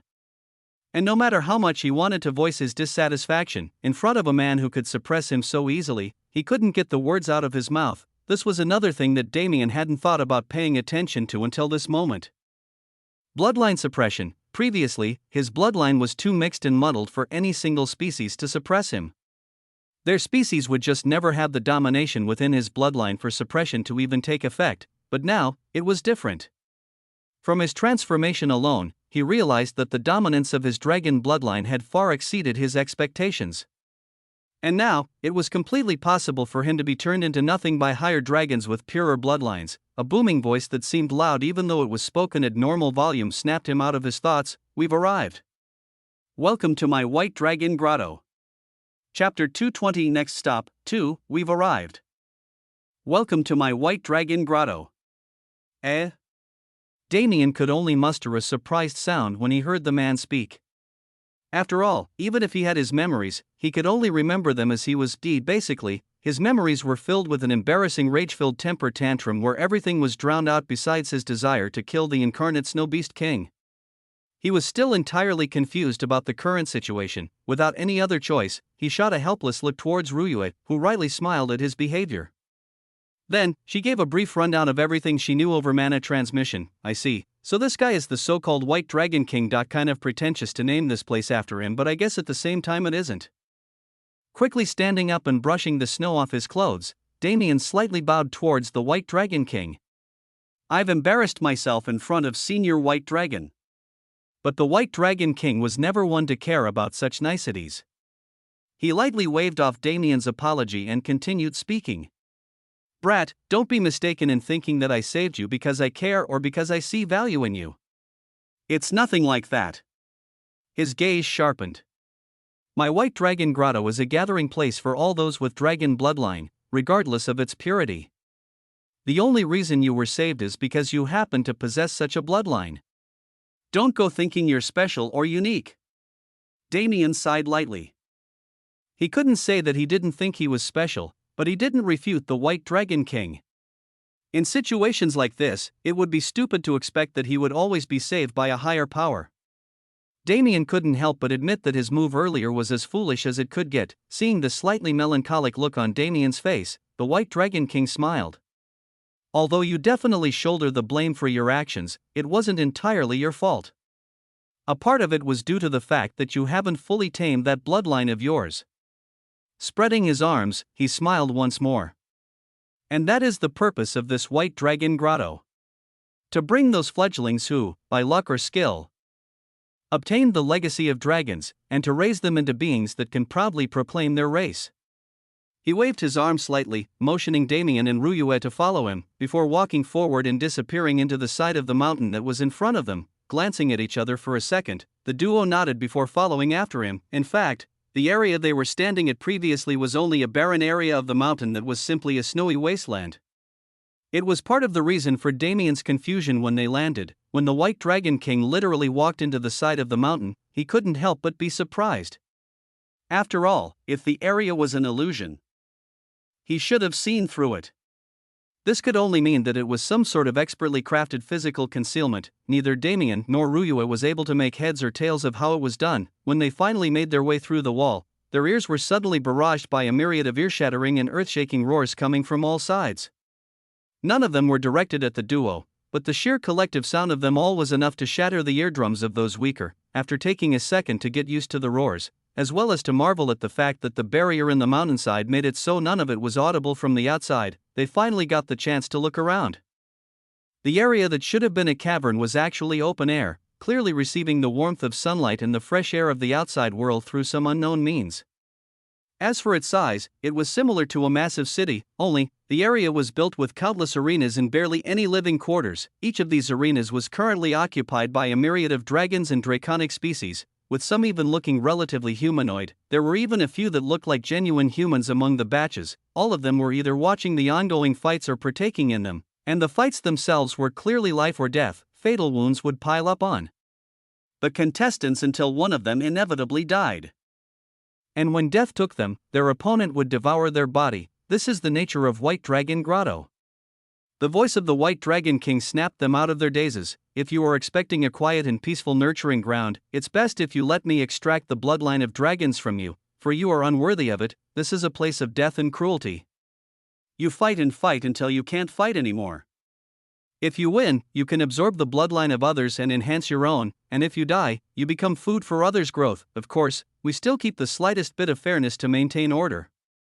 Your opponents will be those in your same class range. Anyone above or below you is off limits. This way, there will be no cowards among us who prey on the weak and fear the strong. Damien nodded as he followed the White Dragon King through the city. You are not trying to build some kind of massive empire or sect. Instead, you are grooming an elite force that can topple 1,000 with 10. Ha ha ha. I guess you could say it like that. Though, I'm not really the leader type. I just felt a bit of pity for those of dragon lineage who aspired to ascend to the ranks of true dragons. Due to this, I created an opportunity for them, but as I said, I am no saint nor leader. In another sense, you could consider me a vile being. I brought all the dragonkin to one place and forced them to fight for their stay. But Damien shook his head in denial. As if. You say that like anyone here is reluctant to stay. Even just watching the atmosphere and thinking of the prospective rewards, my blood boils. And I have the most impure of dragon bloodlines. If these guys who have actually tasted the benefits of such an environment actually held thoughts of leaving, I truly disdain them. The White Dragon King grinned. Good. That's the kind of attitude you need to survive here at the White Dragon Grotto. Anyway, I'll bring someone to settle you guys in. After all, you can't have the king acting as an attendant, ha ha ha. Also, while you're a member of our grotto, just call me Senior Bai or Leader Bai. This whole White Dragon King nonsense is a bit much. Damien nodded with a smile, shooting a look of slight admiration towards the White Dragon King. It seemed that he had a lot of good luck when it came to the seniors he met on his journey. Malcolm, Tian Yang, Senior Bai, they were all his kinds of people. He felt like they were some of the easiest to get along with. Once again shifting his gaze towards the various bloodbaths going on, he felt the excitement in the air, the fighting spirit that permeated the atmosphere, and the dragon aura that did the same. If he had to be honest, it was intoxicating. Chapter 221. Next stop, 3. Not long after the White Dragon King left, a seemingly human woman walked up to Damien and Ruyue. The only feature defining her as non-human was the pair of dragon horns jutting out of her forehead. Hi. My name is Elisa and I'll be your guide today. Elisa, it was the first non-Chinese name Damien had heard since he came to this world. Even the White Dragon King told him to address him as Senior Bai. But he wasn't as surprised as he expected. The words of the Burning Sun sect elder popped up in his head. About how there was no need for him to take up a pseudonym since there were still people with non-Chinese names in the Cloud Plane. It was just that the rarity of them far exceeded his expectations. Whether it was the northern continent or the central continent, he always felt like he stood out when it came to names. However, the fact that Ruyue and the rest didn't really raise an eyebrow at his name should have been indication enough that such names still existed. This was especially so for Elisa. She was, after all, a member of White Dragon Grotto, a person who lived in the 3000 Beast Mountain range. There was no way they'd be completely closed off from outside culture since there have been plenty who became stranded in the mountain range before, but that didn't mean they'd adhere to it. Up until this point, the only names he had learned since arriving were Senior Bai and Elisa herself. Anyway, while Damien was thinking stupid thoughts, Elisa was giving a brief rundown of the White Dragon Grotto's operation. Luckily, it wasn't anything they hadn't heard from Senior Bai beforehand. so Damien didn't miss much. Suddenly, Elisa took out a round copper medallion. "We're going to be teleporting now, so be prepared." It wasn't like she was supposed to know that Damien was a spatial affinity user. Otherwise, there would be no need for a warning. When the light of spatial fluctuations faded, the three found themselves within a shack. "I know what you're thinking, but there's a reason to everything," Elisa said with a smile. "As you already know, the White Dragon Grotto is a place that fully embodies the law of the jungle. The one with the bigger fist rules. Our entire philosophy and lifestyle revolve around this concept, so naturally, the living arrangements are the same. Since you two have only just arrived, you are in the smallest worm level accommodation. From the lowest level of worm, you then have snake, wyvern, dragon, and true dragon level. The worm level is usually reserved for those newbies that haven't gone into battle yet. Rarely anyone actually stays at this level. But complacency isn't something we allow. From the worm level, one only needs to win a single fight to promote to the snake level. If you don't promote within 1 month, you are clearly a coward. Those left behind in the worm level after a month has passed will be forced to fight. And if they still refuse, they'll be killed and fed to others without hesitation." Damien couldn't help but raise his brow at this. Although he had already realized it before, this place was truly cruel. There was no concept of strategy or planning here. It was simply fight, fight, and fight some more, but Damien felt that there couldn't be a better environment than this one. He had felt it previously, even if he did so unconsciously. The dragon bloodline itself was like a living creature in some ways. It had its own desires and pride. It craved battle, and this place was filled with that. Paying no heed to Damien's thoughts, Elisa continued her explanation. To promote from snake level to wyvern level, one must win 100 battles, and from the wyvern level to the dragon level is 1,000 battles. Naturally, all these wins must be consecutive, because the only outcome if you lose is death. What about the true dragon level?" Damien asked. Elisa grinned. "I'm glad you asked. The true dragon level isn't the same as the other levels. For those levels, no matter the purity of your bloodline, you can still attain them through battle. However, to enter the true dragon level, your bloodline must reach a level of purity that is accepted by Lord White Dragon himself. What makes the true dragon level special is precisely that. Regardless of your strength, you can enter it as long as you attain the desired amount of bloodline purity. But if the accommodations and treatment for the true dragon level are the highest of them all, why is it that even the weaklings can achieve it? That's simple. Those that reach the true dragon level are personally trained by leader by. It doesn't matter what your strength is when you enter the level. By the time you are deployed for the first time, you're guaranteed to be a peak expert." A light of worship could be seen in Elisa's eyes as she spoke. The true dragon level is the goal of all of us. That's the reason why we fight constantly to purify our bloodlines. Leader Bai has made the perfect training environment for us, so any failure is our own doing. In fact, even just staying within the White Dragon Grotto is a form of training. The air here is permeated by heavy dragon aura, which passively refines our bloodlines with no cost. It's because we are given such privileges that one must work exceedingly hard to earn their stay. Damien listened intently to what Elisa was saying. Her explanation continued for a few hours before she finally handed over the copper medallion and went on her way. As it turns out, the copper medallion was the only way to enter and exit the residence. A new level of medallion would be given every time one ascended to a new level. As for the way all of those levels and experts were accommodated, the White Dragon Grotto was actually much bigger than Damien expected. The arenas that Damien had seen when he first entered were only for those in the snake level. Each time one ascended, they would move to the lower floors where those on their level would reside. The system by which the grotto operated was much more complex than Damien originally thought, and the number of experts present was even greater. First, one would be divided based on their class. Next, they would be further divided by their level. A third class at the snake level would never be able to fight a third class at the wyvern level. At least, under normal circumstances, when one reached the halfway point of the number of wins they needed to ascend to the next level, they would be granted the opportunity to challenge someone of their same class at a higher level. If they won this challenge, they take the other person's spot. For example, if Damien reached the snake levels and achieved 50 wins, he'd be able to challenge a third class being at the wyvern level.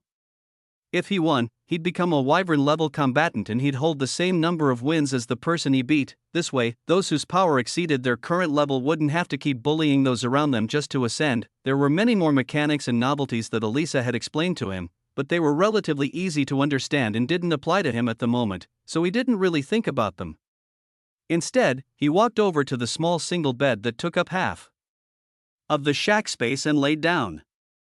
Looking over, he finally remembered something he had forgotten after getting absorbed in the atmosphere of the White Dragon Grotto, a certain white-haired goddess that was glaring at him with a displeased expression plastered on her face. Chapter 222. Next stop, for Did your brain become mush earlier? Damien truly couldn't find any words to say. Since the fight with the tribe leader, he had basically been neglecting Ryue almost entirely. Thinking back, the last time he spoke to her was to ask her about the current situation. He didn't even think about her side of everything, and looking at Ryue's displeased face, he was clear that he wouldn't get off so easily. And she was indeed pissed. First, he had gone and recklessly challenged a beast king. After that, he came to this White Dragon Grotto and completely ignored her, treating her like some random girl on the side of the street. It wasn't necessarily his actions that irked her, rather it was his recklessness and how he kept neglecting her that truly pissed her off. Why is it like this? She felt that she was being unreasonable. Why did he have to care about her so much? They had come here to train and that was exactly what he had been doing. His recklessness granted him the opportunity to enter such a perfect training ground for him. Of course he'd be caught up in it. The series of events simply happened too fast. There was no way to not get caught up in such a momentum. She was well aware that her thoughts were selfish, but she couldn't get herself to stop thinking them. They plagued her mind the entire time they were being carried over to this place, and she had barely been paying attention to that dragon girl's explanation. She wanted to stop being like this and go along with the flow like he was, but when she recalled the way she had been neglected, an odd sort of rage bubbled up in her chest. And so, she just ended up glaring at him hatefully, waiting for him to speak. Damien sighed inwardly. He realized just how selfish he was being. They had come here to train, yet he had taken all these opportunities without considering Ryue. This White Dragon Grotto was perfect for him, but what about her? She didn't have any dragon bloodline to speak of, so this place wouldn't be of any help to her. Instead, it'd only hinder her training, but they couldn't separate. They had already met two beast kings in such a short span of time, and there were still plenty more possibly living on this endless snow mountain. It was too dangerous to traverse alone in this kind of environment, but he truly didn't know how to appease her. How was he supposed to find a proper training environment for her? By begging Senior by? But what could he do? All these questions kept plaguing him, and when he looked up at Ryue, his eyes caught her hateful glare. Oh shit. Damien muttered, what? She snapped back, I think you just stole my soul. This time, it was Ryue's turn to be stunned.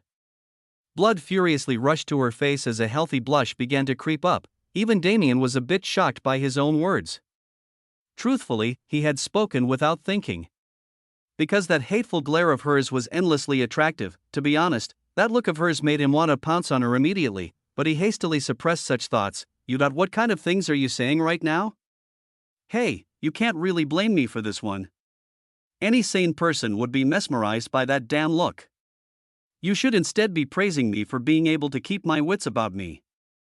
Damien said with a cheeky smile, you. Ryue didn't know what to say. Sure, he had been shameless before, but it had never reached this extent. It was to the point where it made her speechless. An ambiguous atmosphere surrounded the blushing Ryue and cheekily smiling Damien for a bit, almost making her forget her displeasure, but it didn't last long. The scenes of Damien following that dragon girl while completely ignoring her presence suddenly appeared in her mind, causing her rage to once again peak.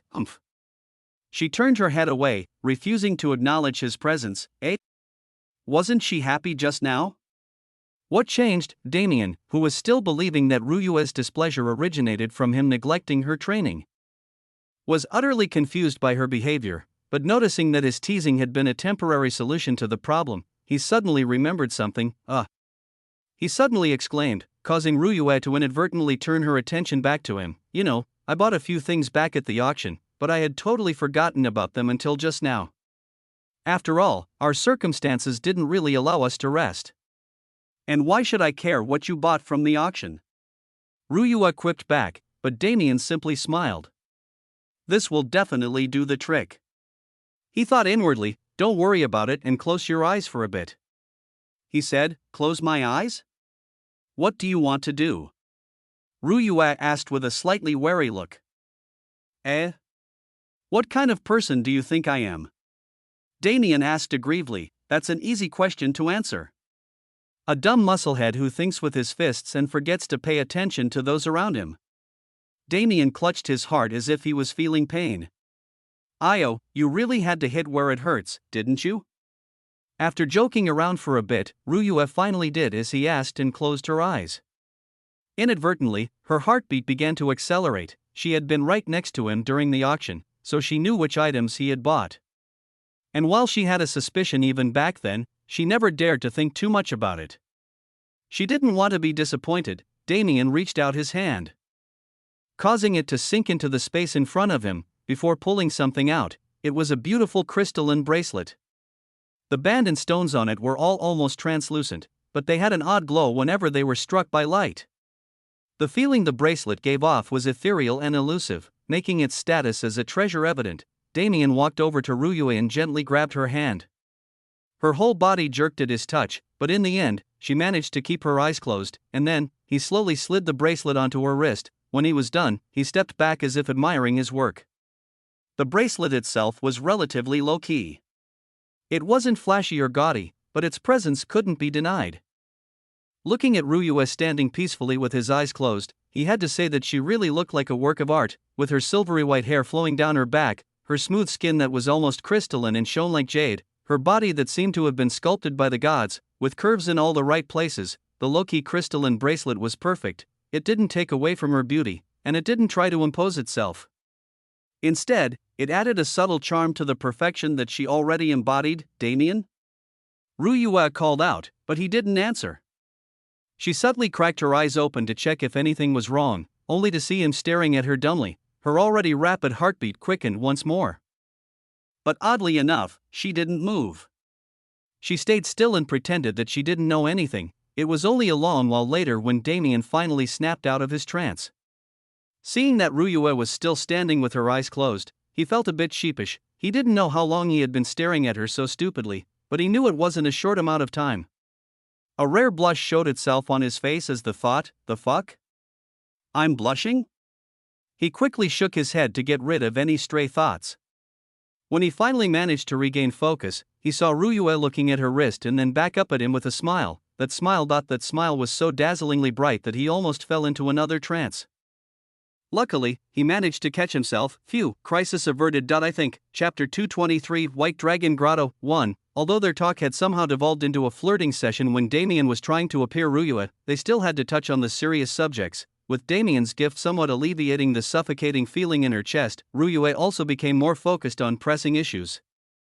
Just as Damien had thought earlier, she had also realized the problem. If they stayed in this White Dragon Grotto for too long, her training would stagnate. Sigh, I really can't think of a solution. Maybe there's a dragon here that specializes in elements similar to yours?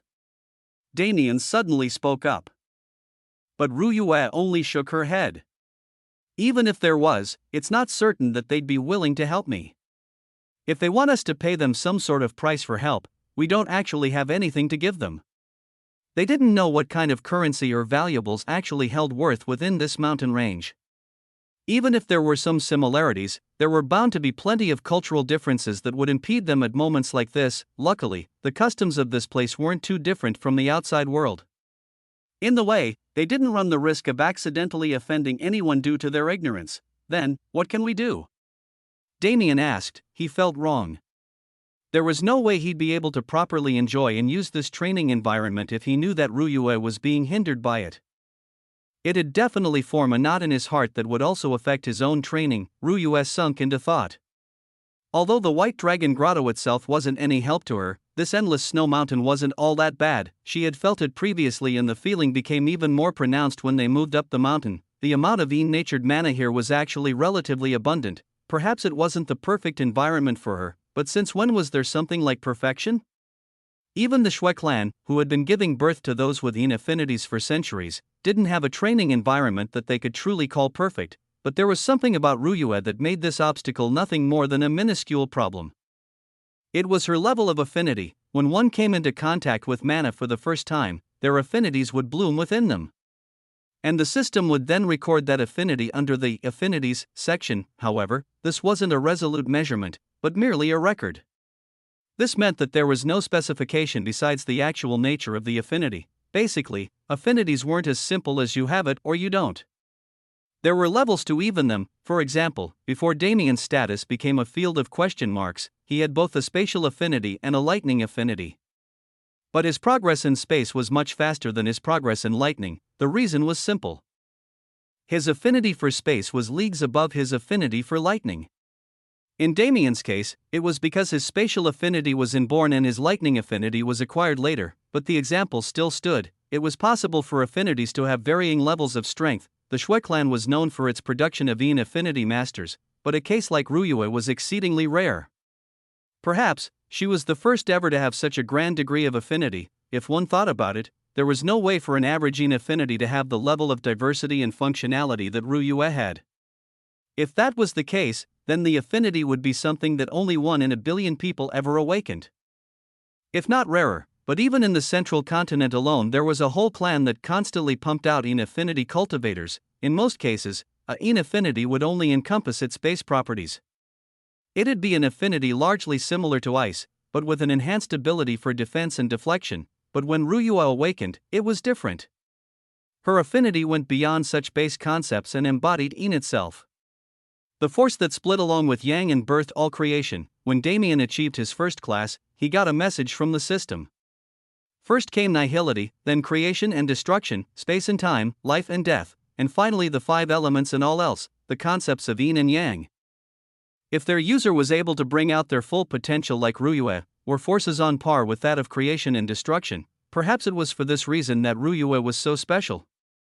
Her level of affinity was unique, perhaps even on a universal scale. The reason this was important was that although the White Dragon Grotto was unsuitable for her, and even the Endless Snow Mountain wasn't entirely so, Ruyue was still able to achieve results here. Her massive talent and affinity meant that even in such an environment, as long as she was surrounded by elements and mana that were even slightly yin-natured, she'd be able to reap benefits, no matter how small they may be.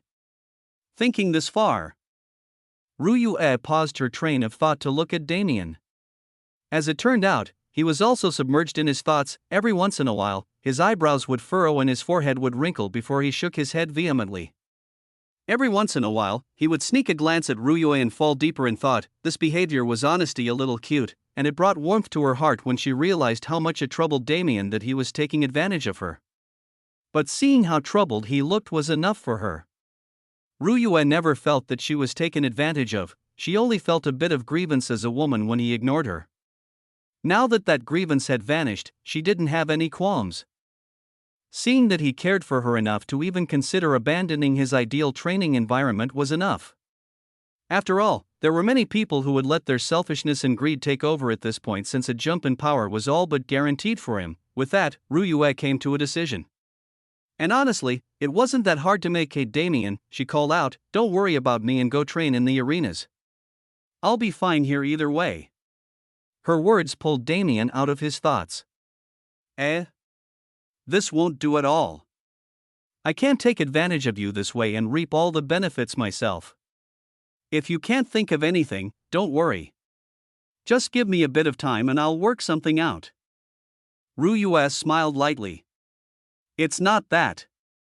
Actually, while you were thinking just now, I felt a sort of calling in my body. I'm not sure what it is, but I think the aura in this place will actually help me comprehend something. Huh? Damien exclaimed in surprise. Wasn't that perfect? Even if she didn't know what that feeling was, he didn't doubt her.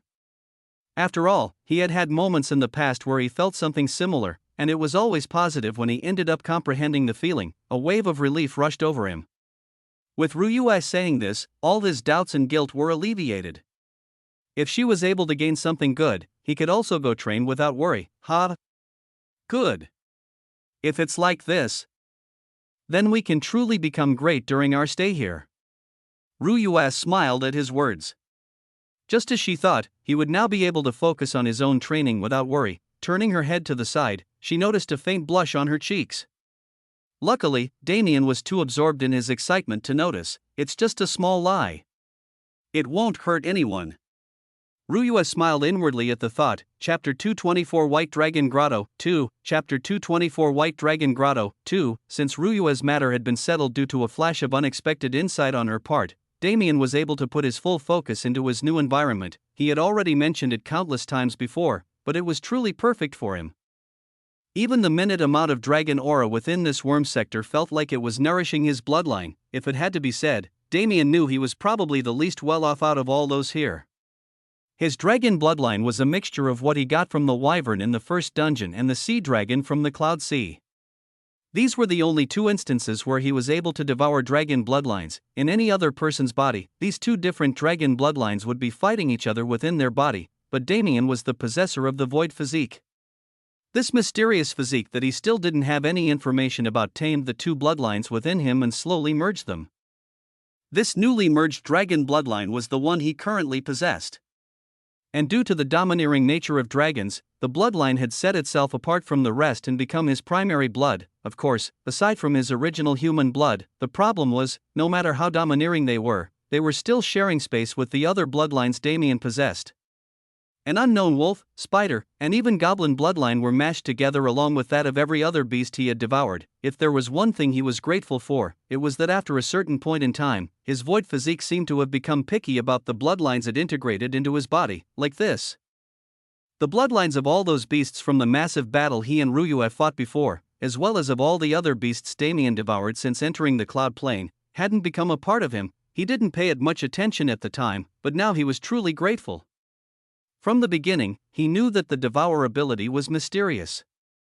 Its ability to optimize his evolution and growth, as well as choose the traits and parts of devoured beasts it integrated into him, was niscient, but he knew it wasn't the case. Even if the physique always managed to elude his senses and never actually allowed him to figure out its true abilities, he was still intrinsically connected to it. It was a physique, after all, it was a part of his body. PN0. He doubted whether any other physique was as weird as his own, seemingly existing as a part of him but also within a separate and mysterious space, but he didn't really care about that. What made him happy was that his dragon bloodline wasn't any further tainted after he devoured the sea dragon, so continuous tempering through the ambient dragon aura as well as purification through battle should eventually be able to cleanse his blood. Though, it's a bit sad that I have to throw away some of these older bloodlines. The wolf bloodline was a connection he had to Zara, as well as the first bloodline he ever received. The Goblin King bloodline symbolizes his triumph over his bestial instinct, allowing him to maintain his ego. Even that damn spider bloodline, no matter how much it disgusted him to carry the bloodline of those fiends, represented the conquering of his fear. There were a myriad of bloodlines within him, most without value, but some held a sentimental value he couldn't bear to part with. But they won't completely disappear. The change in his cell structure and muscle arrangement in his legs that he got from the wolf would never leave. The absorption and reflection trait he got from the Goblin King, although it had become useless already, would still represent his struggle at that time. And his all-seeing eyes, which seemed almost as hard to develop as his Devour ability, would remain one of his most useful supportive abilities. That's right. I'm not abandoning those memories, but rebuilding them. Regardless of this useless sentimentality, strength is the most important thing in the world. Without strength, would he be able to hold those sentiments of his? Without strength, would he be able to live leisurely? The answer was a resounding no. The strength he felt from his incomplete draconic transformation was incomparable. He felt that his physical strength had at least doubled and even his mana control had been heightened. If it had to be described, he felt much more attuned with his body, allowing him to use it at its full power. Unlike what he would do normally, he craved the day when he would be able to feel such power while keeping his mind clear, and to do that, he needed to successfully train at the White Dragon Grotto. As the flames of determination and fighting spirit blazed within his eyes, Damien arrived at one of the many dueling arenas on the first floor. No matter how rowdy the area looked from the outside, there were still procedures to follow in order to fight.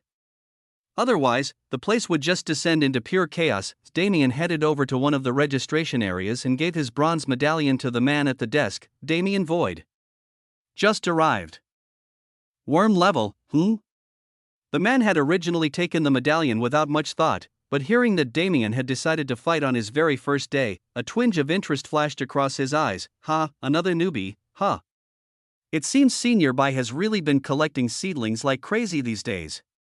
Right, you should be a third class, right? Good, the man kept mumbling to himself, occasionally asking Damien questions without giving him time to answer. A few minutes passed and the man handed Damien his medallion back. Alright, you've been registered without a hitch.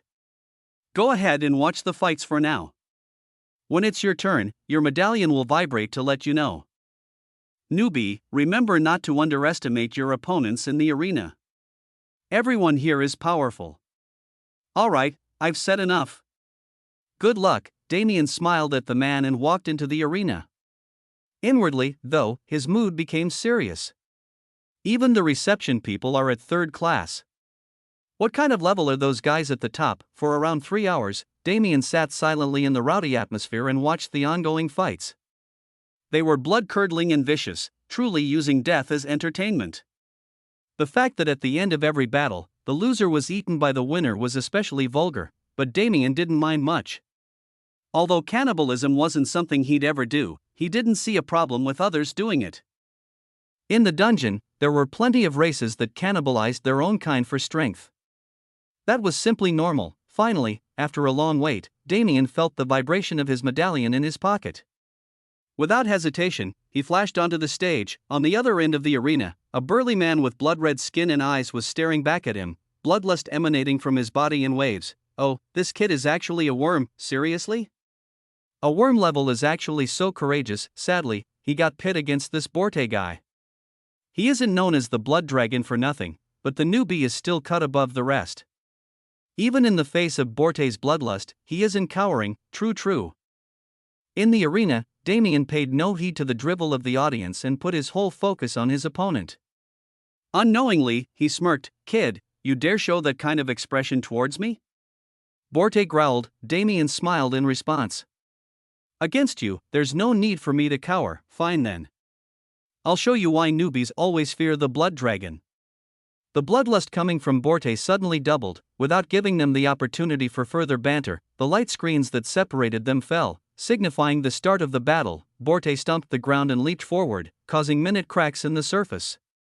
A massive double-sided axe emerged in his hand and he swung towards Damien's head violently. This newbie is done for, but Borte has a really short temper. It's the newbie's fault for being uninformed. Still, this is too much. If things continue like this, there won't be any newbie who makes it past the first battle. From what the audience knew, there was no way someone who was just introduced to the environment of the White Drago Grotto would be able to contend with Borte. He was someone who had been fighting for years already. Even if his lack of talent made it so he had stayed in the snake level all these years, he still had leagues more experience than any fresh meat that just arrived, and as the audience was thinking such thoughts, flash, boom, devour. 3 distinct sounds presented themselves one after the other, instantly causing the formerly rowdy arena to go dead silent.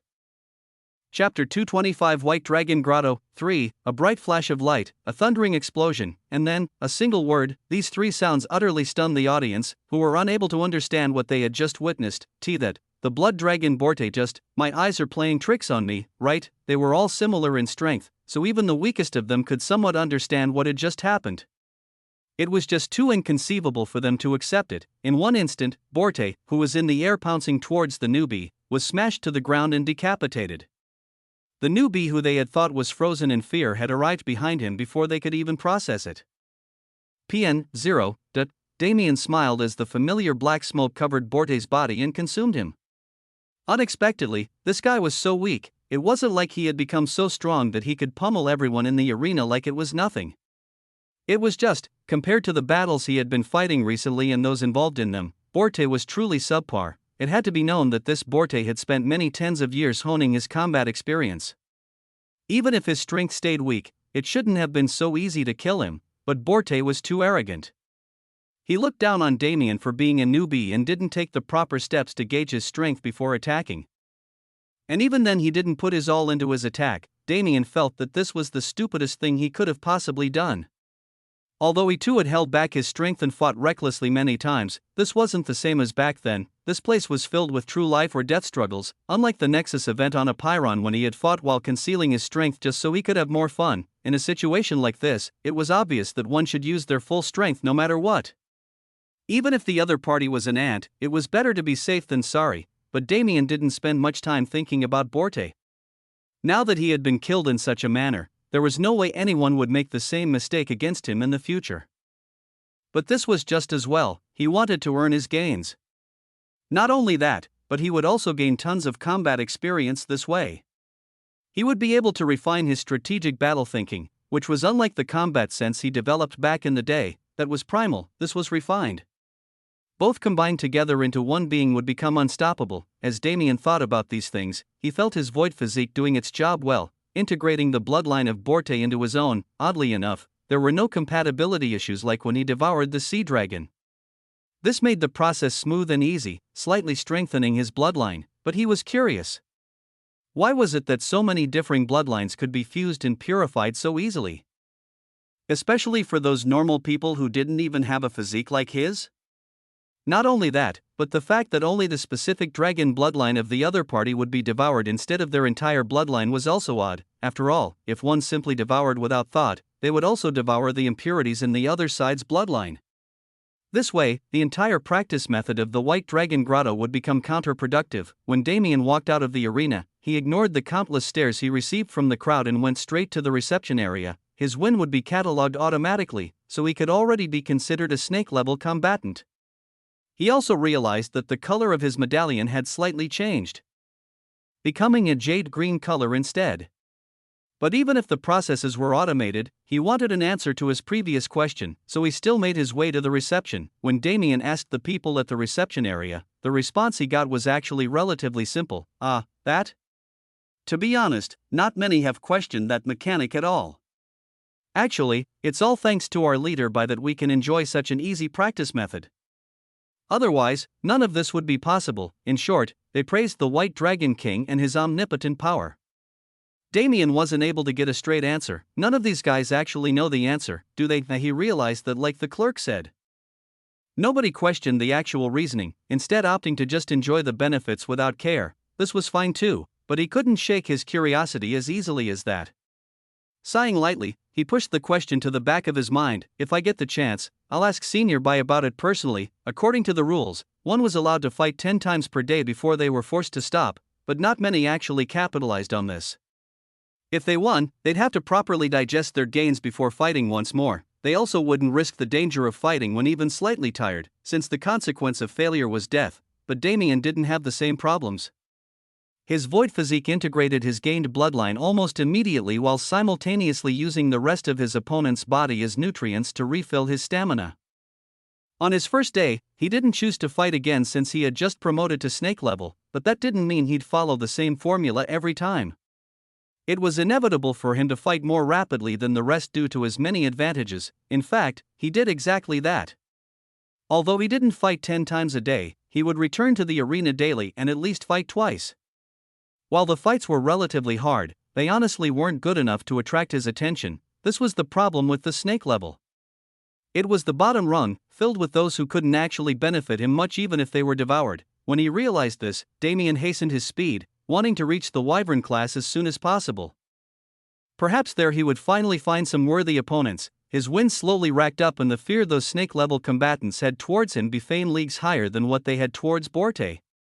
In only a week, he had already climbed past the 50-win mark. Sitting in his new residence, which was at least more sanitary than the previous shack, Damien spoke to Ruyua. Looks like we'll finally have the chance to move into some good housing soon. He said, are you going to challenge the Wyvern class? She asked back. Over the past week, although she hadn't left their residence much, she had been paying attention to his progress. Or rather, he would always come brag to her about it. Right. These guys don't really contribute to my bloodline at all. It's like adding a drop of water into a lake and expecting the water level to rise. Although I don't know the difference between the snake and wyvern levels, the fact that there is such clear segregation must mean that the strength difference is generally noticeable. You can't treat the battle as lightly as you have been doing recently. Relax, Damien smiled. I've been taking it seriously from the beginning. There's no way I'll die in some insignificant corner of the world like this. finishing his small conversation with Ryue, Damien once again made his way back to the arena. This time, to ascend to the next level. Chapter 226 White Dragon Grotto 4. Did you guys hear? There's a challenge happening, huh? It's just a challenge. Why are you so excited about it? This is not just any challenge, it's an advancement challenge. What? Someone is challenging the Wyvern level? Who has the balls? It's that newcomer, Damien. TSK, he's only been here for a week and he's already stacked up enough wins for an advancement challenge. He did it in a week? Damn, this might actually be something to pay attention to. Multiple conversations were happening as news of Damien's challenge spread through the snake level. Besides those newbies who entered around a similar time as Damien, everyone was aware of the significance of such a challenge. In fact, it was rare for someone to have the courage to initiate an advancement challenge. Most would instead choose to wait and procure 100 wins before advancing naturally, since it was the safer option. After all, with their lives on the line, it was best to be cautious about such choices. So when Damien issued the challenge, practically the entire snake level congregated towards the arena to watch. Meanwhile, Damien was standing patiently in the arena. According to the receptionists, after his challenge had been issued, a Wyvern level disciple at his same class range would have to answer it. If nobody answered it, then it would be randomly chosen. Either way, he would be fighting a Wyvern level combatant today. It took an entire 5 hours of waiting before someone actually showed up. A powerful aura spread through the arena as a man suddenly appeared in the air above it. His hair was jet black like his eyes, his face was chiseled to perfection, and his entire body was covered in a jade-colored scale armor. An air of arrogance surrounded him as he looked down upon the snake-level combatants. Which one of you actually dared to initiate an advancement challenge? Damien looked up at the man in the sky and flashed forward, appearing in front of him. It was me, you? The blood in your body doesn't even have the qualifications to hold its head up in front of me, and you dare to challenge me? Do you understand what you're getting into? If I didn't understand, then would I have challenged you in the first place? Stop talking and come fight me, bozo. The man's eyebrow imperceptibly twitched. Although he didn't know what bozo meant, it was clear from Damien's tone that he was being provoked. Fine, then. My name is Igor. If you wish to die so soon, I shall grant your wish. Boom. Igor kicked the air and arrived in front of Damien as if teleporting, but from the way the air around him was torn apart, it was clear that it was pure speed that achieved this feat. A swift fist charged towards Damien's face. I can't dodge this. Although he could teleport, he was saving that card until later. The element of surprise was always best. Damien crossed his arms in front of his face, receiving the punch head-on. The impact caused a small bang as he was pushed hundreds of feet backwards. You can't even stand this much? Igor mocked. If it's truly the case, then I suggest you get off the stage right now. But Damien didn't listen to his words. Just like Igor did previously, he kicked off the air and charged forward, his entire body becoming coated in lighting. His fist shot towards Igor's face, causing the latter to smirk. He also threw out a punch to meet Damien's fist, but just as they were about to connect, Damien suddenly pulled back, drawing an arc of scalding hot electricity as he moved. Igor was unable to stop his forward momentum and then, crashing into the arc of plasma at full speed, the scales on his armor began to melt, exposing the fair skin beneath. He hastily pulled back his fist. Damien grinned. What now? You don't have anything to say. Igor gritted his teeth. This kid, he's not simple. In the first exchange, I'm already at a disadvantage. Igor realized that Damien wasn't someone he could underestimate. At that thought, a jade-green lightning began to cover his body. Whoosh, the two looked at each other solemnly before flashing forward once again. Two streaks of light charged at each other, one black and one green, before making impact. Fists connected endlessly and sparks of green and black lighting flew wildly around the arena. Each time they connected, neither was able to gain an advantage. Igor was starting to feel the pressure. Although he was a Wyvern-class combatant, he was also a third-class being. There was no such thing as holding an overwhelming advantage against someone like Damien, who was also extremely powerful at the same class level. Igor gritted his teeth. Green dragon claws, his hand opened and his fingers curled into a claw, sharpening immensely into something comparable to an SSS tier artifact. He slashed down towards Damien, embedding his fingers into the latter's shoulders and yanking downwards. A chunk of flesh was torn from Damien's shoulder, causing blood to spurt onto Igor's face. But Damien wasn't one to take things lightly. As Igor's hand entered his shoulder, his own hand became coated in a glove of lightning that then began to superheat. Damien silently used an ability he hadn't touched in a while to cause the molecules around his hand to vibrate, creating an even denser coating of plasma. Instead of dodging Igor's attack, he took it with his body, using the time that Igor took to tear through his flesh to charge his own attack, and when his blood spurted out, momentarily obstructing Igor's vision, his hand shot forward. But Igor wasn't some newbie without experience. Sensing danger, his claw shot towards Damien's eyes. Scratch, a bloody hash was torn in his face, distracting Damien for a split second. But a split second meant many things in a battle like this. The pain in his eye forced him to divert his attention from the plasma coating his hand. But this seemingly simple mistake was anything but. Not only was there supercharged lighting, but also rapidly vibrating molecules around his hand. The mixture of power was largely unstable and only gained stability under Damien's control. Boom, the unstable plasma around his hand exploded, sending Igor flying backward like a shooting star. Cough, he coughed blood continuously, his hand holding the gaping hole that was formed in his side. Damien's attack and almost reached him by the time he reacted. So he had taken considerable damage even if he managed to subvert it slightly, but if Damien's hand had gone unobstructed, Igor's heart would have already been melted by that insane heat. A hole in his side was nothing in comparison. The crowd watching the exchange was stunned. The battle hadn't gone on for long, but the wyvern-level combatant had already been injured to such a degree. In curiosity, some of them looked over at Damien as well. Hiss. The sight caused many people to suck in a breath of cold air. The unstable plasma around Damien's hand had exploded without his control, so obviously he would have suffered from it as well. Although he managed to quickly erect his vector field to offset most of the damage, he wasn't able to save the hand that had been coated by that plasma. In place of that hand, there was now a mangled mess of flesh and bone shards that resembled ground beef more than it did a hand. This was a kind of injury that could be considered crippling unless one had the appropriate level of healer around to save them. Seeing the scene, Igor laughed. I admit that you're good enough to become a wyvern-class combatant with that kind of power, but with your hand like that, there's no chance for you to make it far. He kept laughing. It was funny, his injury was bad but still healable, especially with the accommodations of wyvern level. But Damien would be stuck in snake level, or he would be crippled permanently. Igor had no plans of killing Damien today. In any case, his bloodline wouldn't be of any help to his evolution. Smiling lightly, he shakily stood up, planning to end the battle once and for all, but when he lifted his head, fear took root in his heart. Damien had arrived before him in an instant. There was no sound produced by his movements, not even the air had been affected. Staring at Igor with cold eyes, he spoke. Crippled? You consider this to be crippled? He held up his hand, which had been a mangled mess a few minutes prior. But with the hand this close to him, Igor could clearly see those bones putting themselves back together and the muscles and flesh returning to their original position. Damien had already begun healing from that so-called crippling injury, and he looked like he didn't care about it one bit. Without paying any heed to Igor's reaction, Damien held out his other hand and grabbed his stunned opponent's neck. Distort, crack, space twisted and bent, concentrating on Igor's neck. Igor hastily tried to use his mana to protect himself, but it didn't seem to listen to his command. Damien had already used his vector control to seal Igor's mana. This was a move that could only be used with prolonged contact, so Damien hadn't used it much before.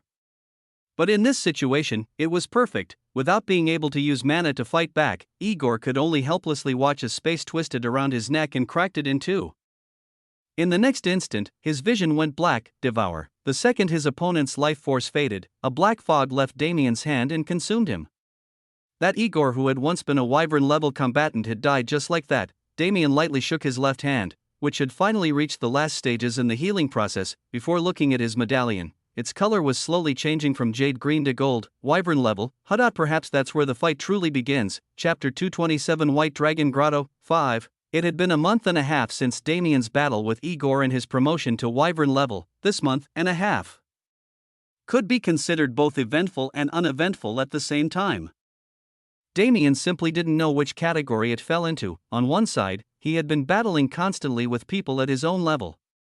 Unlike the snake level, the combatants at the wyvern level actually had some ability. Although it wasn't able to push his limits, his combat experience had indeed increased.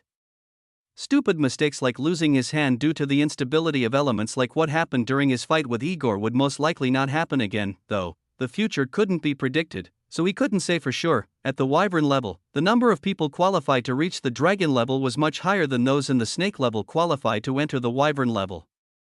In general, the quality of combatants was higher. Nobody who entered here could do so out of luck, and nobody let their fear overtake their desire for improvement. In this kind of environment, even after a month and a half, Damien wasn't able to challenge the 10 times a day limit, at most challenging 6 or 7 times before returning home to rest. The house itself wasn't very big, similar to a 1-bedroom apartment, but it was much better than the tiny shack he had been given before, not to mention, there was higher quality food and bedding in comparison. Damien rarely used the bed, but he appreciated the upgraded room since Ruyue, who would rarely leave the house, would live more comfortably. Ruyue's life had been relatively dull since they arrived at White Dragon Grotto. She had made little improvement in any area, since there wasn't a situation to foster her growth, but she was at least able to absorb the elemental essence of the endless snow mountain and use it to attempt comprehension towards her affinities. Progress was slow, but at least it was progress. It was enough for her to tell Damien that she was improving, lessening his worries, and he had plenty of worries. His expectations for the White Dragon Grotto had been high at the start, and they remained high, but he had recently encountered a major problem. The bodies of these normal individuals with dragon bloodline weren't the same as his. For them, under the training environment created by Senior Bai, the constant consumption of other bloodlines would lead to the purification and growth of their own. This was the essence of the White Dragon Grotto, but Damien was different. He was the bearer of the void physique. The number of opponents he had killed and devoured over this month and a half numbered in the hundreds, so the level of dragon bloodline he had was substantially increased, but that was it. Whether it came to the purification aspect or the control aspect, neither was able to improve, even in the current conditions. From what he had theorized, his void physique was indeed the cause of this. Unlike others, he could achieve perfect integration and balance. From the years he had been training, this was the function of the void physique he had long since discovered, but the problem was, the physique never purged anything, it only improved. His other bloodlines were terrible right now, and the amount of influence they had on him would be reduced due to the integration of more dragon bloodline, but they wouldn't disappear. This meant that he could either go through a similar process as he was doing with his dragon bloodline with his other bloodlines, strengthening them and having his void physique balance them and turning him into a chimera, or he could leave them be. But he wanted neither. He wanted to purify his bloodline until only dragon bloodline remained. At that point, rather than his status saying half-human/half-beast, it'd say half-human/half-dragon. That human part of him would never leave unless he chanced upon some miraculous circumstances, with his integrated bloodlines having to share the other half, but he didn't mind this. Still, that wasn't the point. Currently, the only purification he could receive was from the ambient dragon aura that provided passive purification, but that was extremely slow. If he had to quantify it, his bloodline had been purified around 1% in his entire stay. With this rate of purification, it had taken close to 9 years to completely purify his bloodline of any outside influence. For others, this could be considered as an average rate of purification. Some of the combatants had even stayed within this grotto for tens of years and hadn't achieved a pure bloodline, especially when considering the fact that Damien could only receive passive purification. This rate of improvement could be considered insane, but it wasn't nearly enough for him. In the first place, he only had 7 more months within the 3000 Beast Mountain range, and he didn't plan on staying in the endless snow mountain the entire time. Obviously, exploring the entire area was impossible, but he at least wanted to visit that massive tree in the center. At the moment, his dragon bloodline had become strong enough for him to achieve a complete transformation. Although he couldn't totally control it, he at least was able to maintain a sliver of reasoning. In the end, he had benefited from this environment. It was just that such benefit wasn't enough. It didn't live up to his expectations. Damien sighed lightly. "Do you want to leave this place?" Ruyue's voice suddenly woke him from his thoughts. "Sigh, I'm not sure. I'll be able to strengthen my bloodline more if I reach the dragon level, but that won't really matter. I won't be able to bring out the strength of my bloodline unless I can find a way to purify it, which seems impossible in this place." Ruyue looked at his helpless expression and shook her head. "This type of opportunity is rare as is. It's almost impossible for us to find something that'll immediately get the results you want. If we stay, at least you know what you're getting into, but if we leave, it's unknown. It might be fruitful, but it also might be useless, Damien fell into thought. Although Ryue's words sounded like they were trying to make him dispirited, he knew that she was only speaking the truth. This was exactly what he needed to hear. Bullshit that would just feed his ego or give him false hope was, after all, bullshit. He didn't need that. Ryue had become a lot more thoughtful since they entered the mountain range, either that or she had become gentler, and Damien was the same. The consideration she had for him ever since they had gotten into this situation made his attitude a lot gentler. The bickering they used to do was a much rarer sight nowadays. I don't know what to do. Damien sighed in exasperation, falling limply to the side, due to the position they were sitting in, with Ryue on the bed and Damien on the floor next to her. His head ended up on her lap, but neither of them moved to remedy it. Damien was enjoying the feeling of Ryue's thighs while she was feeling an unknown emotion that stopped her. After sitting in silence for a few minutes, Damien finally spoke once more. "Let's leave, are you sure?" "Yeah, I'm sure. I'd rather cling to the possibility of gaining something than continue on this path that I know won't give me anything. Even if we end up wasting time in the end. It'll just be the consequences of my own decisions." Damien slowly stood up, stretching his body. "Plus, don't think I didn't notice. You didn't actually gain a spark of insight, did you?" Ryue opened her mouth, but no words came out. "Relax. You don't need to feel bad about being the reason for us leaving, since I was planning to leave anyway. But I can no longer force you to endure while I reap all the benefits. We came here so both of us can get stronger. It's not right for me to be selfish." Ryue smiled lightly. Indeed, she would have felt extremely guilty if she had been the reason for him leaving. But his words had slightly calmed her heart. The two of them spoke for a little longer, trying to hatch plans for how they were going to move after departing, when suddenly, Damien's golden medallion shone with splendor. What is this?" Damien took the medallion out and looked at it. A projection of Senior By suddenly showed up. Kid, I heard you want to leave."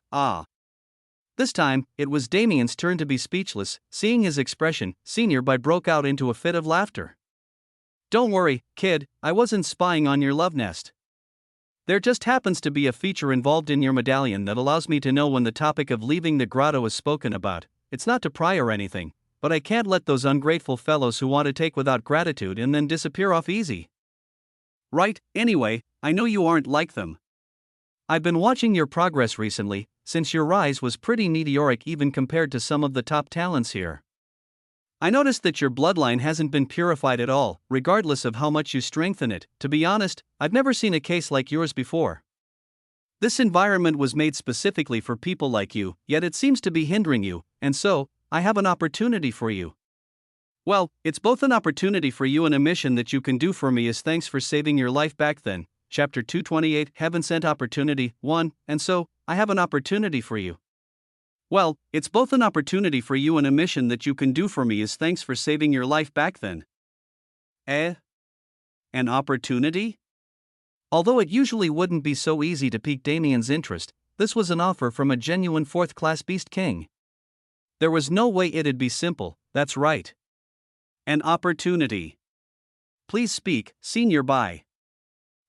This isn't something I'd like to talk about in such a distant manner. Hold your girl close and don't resist the mana of your medallion. Damien raised his brow in curiosity, but still followed instructions.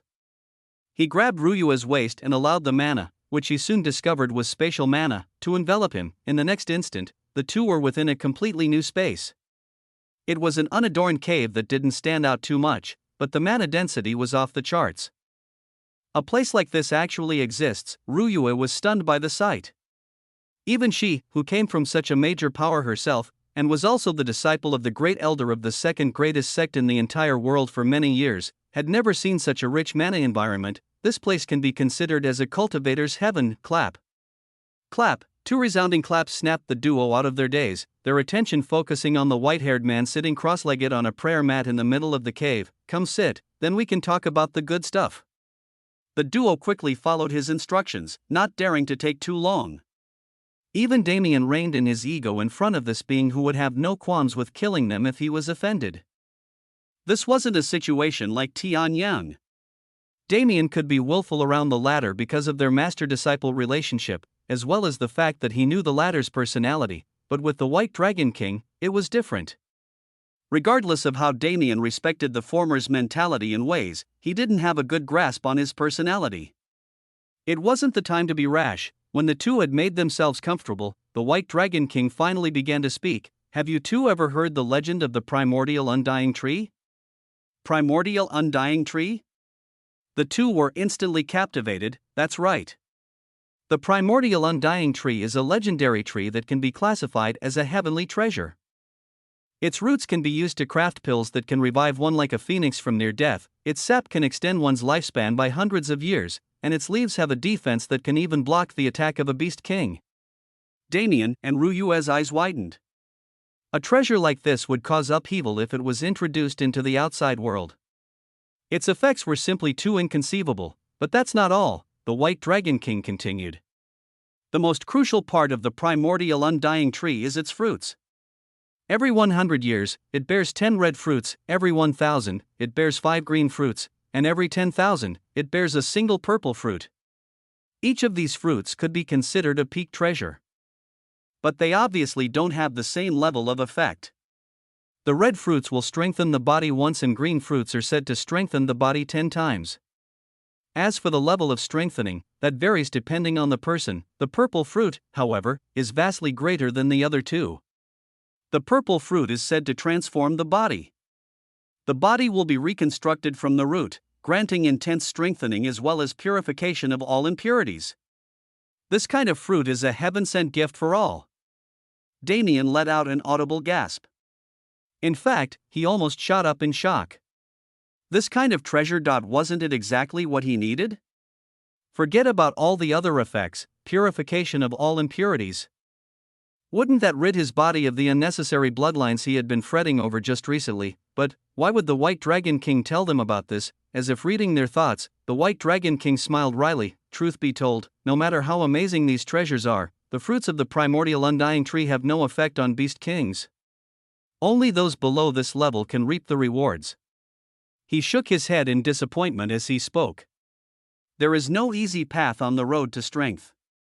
For us, who have reached the pinnacle beneath divinity, the only treasures that can ease our path are those that appear rarely even within the wider universe. The way the White Dragon King spoke was as if he had personally experienced such things before. There was a trace of reminiscence and nostalgia in his gaze, but it quickly vanished. The reason I'm telling you this is because the primordial undying tree has once again revealed itself after 10,000 years. 10 red fruits. 5 green fruits. And a single purple fruit. Each and every one of them will be up for grabs. As for the location, the primordial undying tree is actually located within the world tree that adorns the center of our beautiful mountain range. The White Dragon King's gaze sharpened. I want the two of you to participate in the upcoming event to obtain the fruits of the primordial undying tree. The direction of the conversation had pretty obviously been heading in that direction. But Damien was shocked nonetheless. This offer was extremely attractive, to the point where he was almost salivating at the thought. The only thing that concerned him was, why is he asking me? In the first place, the White Dragon King and Damien could be said to have no relationship whatsoever. From the very start, the White Dragon King made it clear that he held no interest in Damien. He had only done what he did because Damien had dragon bloodline. Due to the nature of the grotto he was in charge of, saving Damien was only a matter of course. Sure, Damien was abnormally talented, enough to even reach dragon level if he stayed long enough, but that didn't matter, because the White Dragon King knew.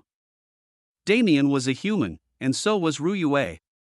Even if Damien was, at this point, half-beast, he was originally human and his aura remained dominated by his human side. Were there any natural-born humans in the 3,000 beast mountain range? Sure, but the number would only be in the tens at most. The number of humans that had successfully survived in this hellish environment wasn't high, after all, but being a beast king, how could the White Dragon King not be able to differentiate? He knew Damien and Ruyue's origins from the moment he laid eyes on them. He just wasn't bothered to care, but at a time like this, such origins actually worked in his favor. The White Dragon King let out a forlorn sigh. I have a son. A single son that was born after countless years of effort. After my son was born, my wife perished from the strain of childbirth. The duo was startled. The gloomy atmosphere that suddenly covered the White Dragon King came from nowhere. At that time, I was simply known as Bai Longxian. I was a young man on a perilous and riveting journey through the myriad worlds. Through some circumstances, I ended up on this cloud plane and fell in love with my late wife. However, there is a large gap in my memory. By some unknown means, I ended up in this 3,000 beast mountain range with no way to leave. I've tried for thousands of years to do so, but to no avail. But you are different. You aren't like me. You were chosen by this place and allowed to enter, which means at some point, you'll be allowed to leave. Be it 1 year or 1,000, it doesn't change the fact that you will be able to leave. Chosen? The White Dragon King ignored the doubt-filled question and continued speaking. I want you to acquire a green fruit from the primordial undying tree, as well as some of its sap. When you leave, I want you to deliver it to my son. Although I do not know how much time passed before I arrived in this mountain range, I'm sure my son will still be on this planet. Taking out a pristine white pendant, the White Dragon King sighed once more. I can sense his presence through this pendant. But I can't reach him. I can't. No matter how I try, no matter how close he is, I can't see his face. There was evident agony in his voice. Damien and Ru Yue couldn't help but sympathize. Thousands, perhaps even tens of thousands of years of waiting and watching the pendant, hoping his son was alive, hoping he'd get to see him again, but with no results or hope. It sounded like torture. If you grasp this opportunity, I want you to swear a heavenly oath. An oath that you will find my son and deliver the fruit and sap to him, along with a spatial ring filled with items I have prepared. If you take them selfishly for yourself, or go against your word, may the heavens reclaim your strength. A heavenly oath? This was the first time Damien heard of such a concept. The system never intervened and always stayed in the background, silently recording progress. Was it possible for it to have such a mechanism? That's right. A heavenly oath. If you refuse it, you can forget about everything we talked about. I won't allow you to grasp the opportunity, no matter how hard you try. Damien furrowed his brows. There was a guarantee that the White Dragon King's son was both alive and on the cloud plane, so it shouldn't be a problem to deliver him the goods. And the only people Damien had enmity with was the eclipsing shadow sect, but this wasn't a decision he could make by himself. There was no way the primordial undying tree would just open its leaves and allow its fruit to be plucked. A tree like this that has lived for countless millennia would have the sentience to set trials and conditions for earning its fruit. This excursion would most likely be leagues more dangerous than any secret realm. It'd be a place where they'd be competing with hundreds or thousands of others for the sake of a mere 16 fruits. The possibility of death was extremely high. Damien looked at Ru Yue, his intent clear. If he was going to agree, he'd only do it with her consent. Ru Yue had been listening to the whole conversation as well. Unlike the White Dragon Grotto, this experience would benefit her training as well. Walking the line between life and death for the sake of bountiful reward, Ru Yue couldn't help but feel the cold blood in her body begin to boil. Regardless of anything, she was a cultivator. She had been fostered and raised in stable environments her whole life, but she was still a cultivator. This kind of life and death experience, this kind of rich reward, this kind of adventure, deep within her core, she craved it. Perhaps she would be afraid if she was doing it alone. Perhaps if she was still the Shui Ru Yue from the months before Damien showed up, she would have preferred her sheltered lifestyle and refused. But she wasn't that same little girl anymore. With the help of a certain man, she had shed her precious insecurity and immaturity. The trip they had taken so far had helped her immensely. She was no longer afraid of the outside world, afraid of her feelings, and afraid of death. Besides, even if she truly were to die, she'd die with the one she, shaking off useless thoughts. A cold fire bloomed within her eyes. Looking straight into Damien's eyes, she nodded her head firmly. With a bright smile, Damien finally spoke up. Good. Senior White Dragon, we shall take you up on this opportunity. Chapter 229 Heaven Sent Opportunity 2 Good. Senior White Dragon, we shall take you up on this opportunity. Hearing the positive response, the White Dragon King smiled. In fact, he didn't expect anything less. This wasn't the kind of thing that just anyone could reject. I'm glad it's so. Now, there are many more details that I refrain from telling you yet, but before we get into those, I want the two of you to swear the heavenly oath. Senior, how does a heavenly oath work? Damien questioned. He had obviously seen the concept before considering his cultivation novel obsession, but this wasn't the same as that. In those words, the ruling entity known as the heavens was basically an impartial authority. Punishing cultivators for going against heavens will through tribulations and bearing witness to their oaths. Heavenly oaths, for this reason, were sacred and unchallengeable. The only way to get around it was to leave loopholes in the path that was sworn, but in real life, there wasn't such a ruling authority. The system was definitely something similar, but intrinsically, their purposes were different. The system also impartially watched all creation, but it did so from more of a bystander perspective than an authority. It simply recorded all events that took place and catalogued what needed to be catalogued. It'd grant titles for immense achievements, but even that was of the same perspective. Besides that, the system was much more interactive. The status sheet that all beings that trained under it gained was an example, as were the aforementioned titles. Such concepts as heavenly oaths didn't seem to make sense in context, but the White Dragon King wasn't privy to Damien's doubts. He simply took the matter in stride and continued explaining. Heavenly oaths are incredibly simple.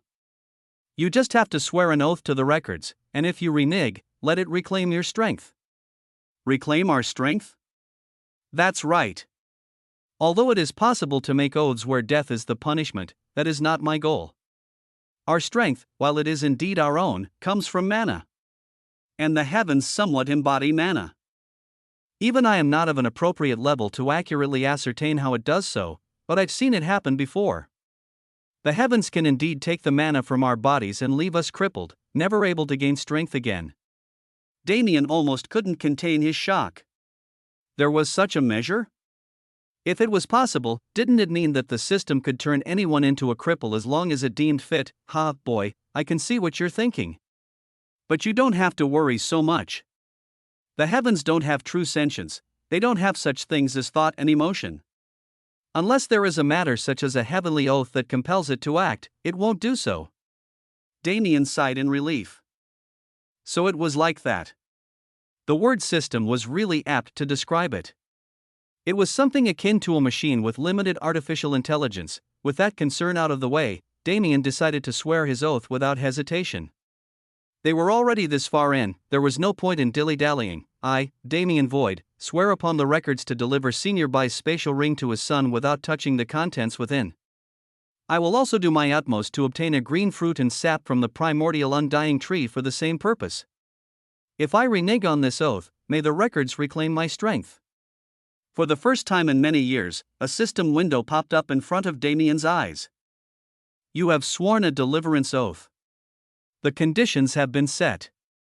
If the contents of the oath are violated, the records will reclaim all mana within your body. You are the first person from the beginner world, Earth, to discover the deliverance oath. Your legend has been advanced, a feeling of binding wrapped around the core of his being. It was an awkward, constricting feeling, but it soon vanished.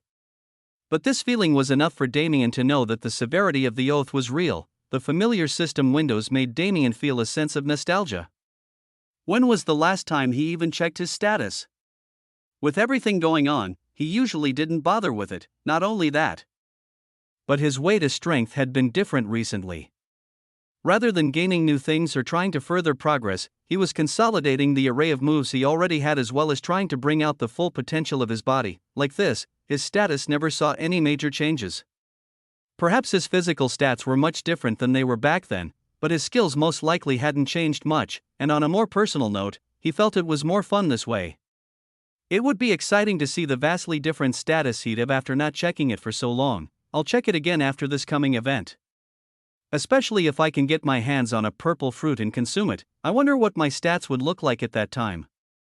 While Damien was in his thoughts, Ryue also swore her oath, and seeing that the necessary processes were over, the White Dragon King finally began speaking about the contents of the coming event. Obviously, for such a massive event, there needs to be limits on the number of participants. Otherwise, it'd be utter chaos. Last time the primordial undying tree showed itself to the world, this chaos had almost ensued, so we beast kings came together with the people who inhabit the world tree to create a standard, 20 people from each mountain, and 20 people from the tree dwellers. In total, 1,020 people will be participating. Each and every one of them will be a genius in their own right. However, the fact that all participating parties are geniuses doesn't discount the risk. Of those 1,020 people who participated 10,000 years ago, only 300 made it out alive. And even then, many were killed afterwards in disputes over the rewards. Hiss. Damien and Ruyue sucked in a cold breath at the statistics. Only around 30% were able to survive. That was an insanely low rate. Only now were they realizing how dangerous this excursion would truly be. The primordial undying tree is many millennia old, perhaps even older than this entire mountain range. Its sentience isn't something that can be underestimated. Every time it opens, it creates a small realm filled with trials and tribulations to properly judge the people who get its fruit. As a tree species, it isn't necessarily greedy to keep its own fruit, but it is highly aware of its status. There's no way any ordinary person would be allowed near it. These trials are the main reason why people die within the so-called primordial undying realm, while the other reason is their fellow competitors. Within that realm, you can be said to have the primordial undying tree's absolute protection. Though it won't interfere with conflict that happens within the realm, there will be no outside influence allowed. Therefore, even if you die, I cannot help you at all, and it's the same for the rest of the competitors. Even artifacts and such from Beast Kings will not function within that realm. There's no way to use background to scare people off, only true strength can speak. Chapter 230 Heaven Sent Opportunity 3. Since the contents of the primordial undying realm change every time it opens, I can't brief you on what you can expect to encounter. All I can say is, never lower your guard. The duo nodded. Even without his warning, there was no way they'd take it lightly. Just the 70% death rate was enough to bring them to a state of utmost solemnity. Alright. I've given you an overview of the event, and I've also gotten your oaths. From my White Dragon Grotto, only the two of you are participating, so remember, don't lose face. I know you don't have any connection here and perhaps don't care about such things. But since this is an endeavor that benefits both of us, I'll naturally reward you for your help. As for what the rewards will be, that depends on whether or not you can make it out of the primordial undying realm alone. For now, I can at most give you chaos rank armor or weapons to help you. The White Dragon King then took out a book that he handed to Damien. And finally, there's this. This is the 3000 Beast Record. It is a record of all the top geniuses within the mountain range, as well as their backgrounds and general information. It is ranked based on power and achievements, so make sure to focus more on those at the top of the list. Now that I've given you this, there is truly nothing more I can do for you. We leave for the World Tree in 10 days, so prepare as best as you can before then. With his final words said, the White Dragon King waved his hand, causing Damien's medallion to once again emit spatial light. Realizing what was happening, Damien quickly grabbed Ruyue before once again finding himself back within their residence. Damn! What an interesting turn of events. Now that they were out of the White Dragon King's vicinity, Damien felt his body relax. He didn't even realize he was tense until this moment. What an opportunity, wasn't it perfect?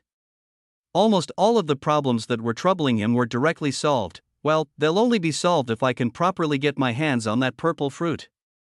But there was no way he'd allow someone else to get it. Peak genius? He had seen plenty of those before. He had beat even more. There was no way he would let one of them claim what's his, and it doesn't just solve my problems, it also deals with the so-called World Tree. That was the second destination Damien and Ruyue wanted to visit while they were in the mountain range, and it happened to be where they were going now. It was all incredibly perfect, if one didn't consider the extremely high chance of death that the whole ordeal brought. 10 days isn't a lot of time, but it also isn't too much time. I guess I should start by looking through that book that Senior White Dragon gave us. It was at that moment that Damien felt a piercing pain in his side. Ah! What is it with you and pinching? He yelled as he was snapped out of his thoughts. Humph! Ruyue snorted. Why was she mad? He was right, after all, she seemed to pinch him much more often than he'd expect to be pinched. Where do you think you're holding? Ruyue said while glaring at him hatefully. Eh? What do you mean? I grabbed your waist, didn't I? It was stupid. In his defense, Damien was still partially out of sorts and hadn't taken the time to look over at her yet. Also, Ruyue wasn't that much shorter than him, so looking into her eyes meant that the rest of her body wasn't in his direct periphery. But when she mentioned it, Damien finally focused on his hand. This Was it coincidence or did he do it subconsciously because of his desire? His hand was filled with a soft and mellow feeling that was almost heavenly. He was so tempted to squeeze it that moment, but seeing the look on Ryua's face, he knew that he wouldn't end up in any good situation if he did so. In his speechless state, Damien has frozen, not removing his hand from her breast. And with the strength of his grip, Ryua couldn't necessarily escape. As time went on, her face became so red that it looked like she would almost explode. It was at that point that Damien finally moved his hand. Holy shit! This kind of thing actually happens outside of anime. His thoughts were erratic. The moment prior, his excitement for the upcoming event was at its peak, but now, such thoughts had been completely thrown out of his head. That feeling. It was amazing. Ryua was bigger than Rose in that area, and the way they felt naturally varied. While Rose's fit perfectly in his hand, Ryua's had too much surface area for that. As for which one was better, wait, I can't go comparing like that. As the saying goes, all titties matter. Damien thought seriously. If Rose ever found out he was comparing her breasts to another woman's, he shuddered just thinking about it. Meanwhile, Ryua was also in a state of shock. She already knew her feelings. And frankly, if he wanted to touch her like that, she wouldn't necessarily mind, but it was simply too sudden. I wouldn't mind? What am I thinking? She was startled by her own thoughts. Her embarrassment from the previous contact had made her thoughts run wild. Right, that was the reason. She shot a glance at Damien, only to see him with a savoring the aftertaste look on his face, which only made her blush more pronounced. In this kind of atmosphere, it took the two a long time before they could rein in their individual thoughts and focus on the task at hand. Damien sighed lightly. Should I just? He had known how he felt about her from even before they left the sect.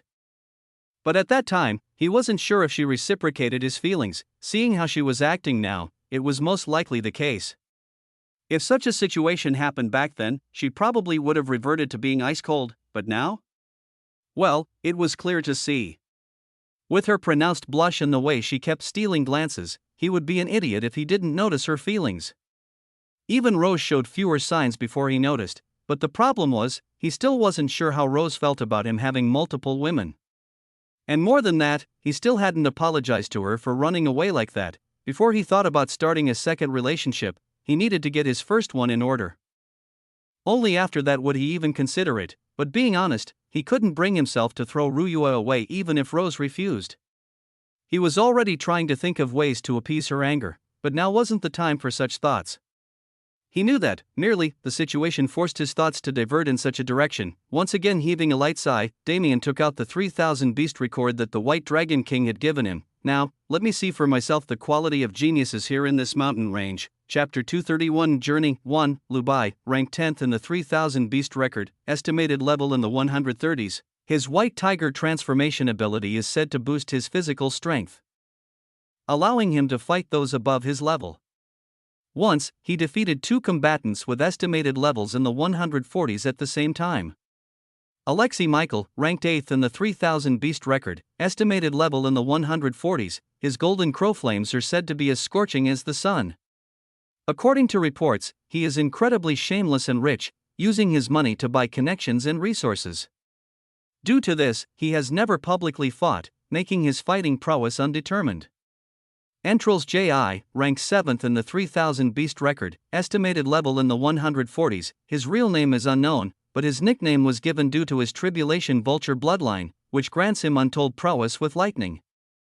He has a similar personality to the 8th ranked genius, Alexei, and they are reported to constantly be at odds with each other. He has used similar means to the 8th ranked genius to avoid publicly fighting, wantonly spending his riches, but it is said that the two engage in constant bouts of verbal sparring. Qing Tan, ranked 5th in the 3000 beast record, estimated level unknown, her shadow manipulation abilities make her unpredictable and untraceable.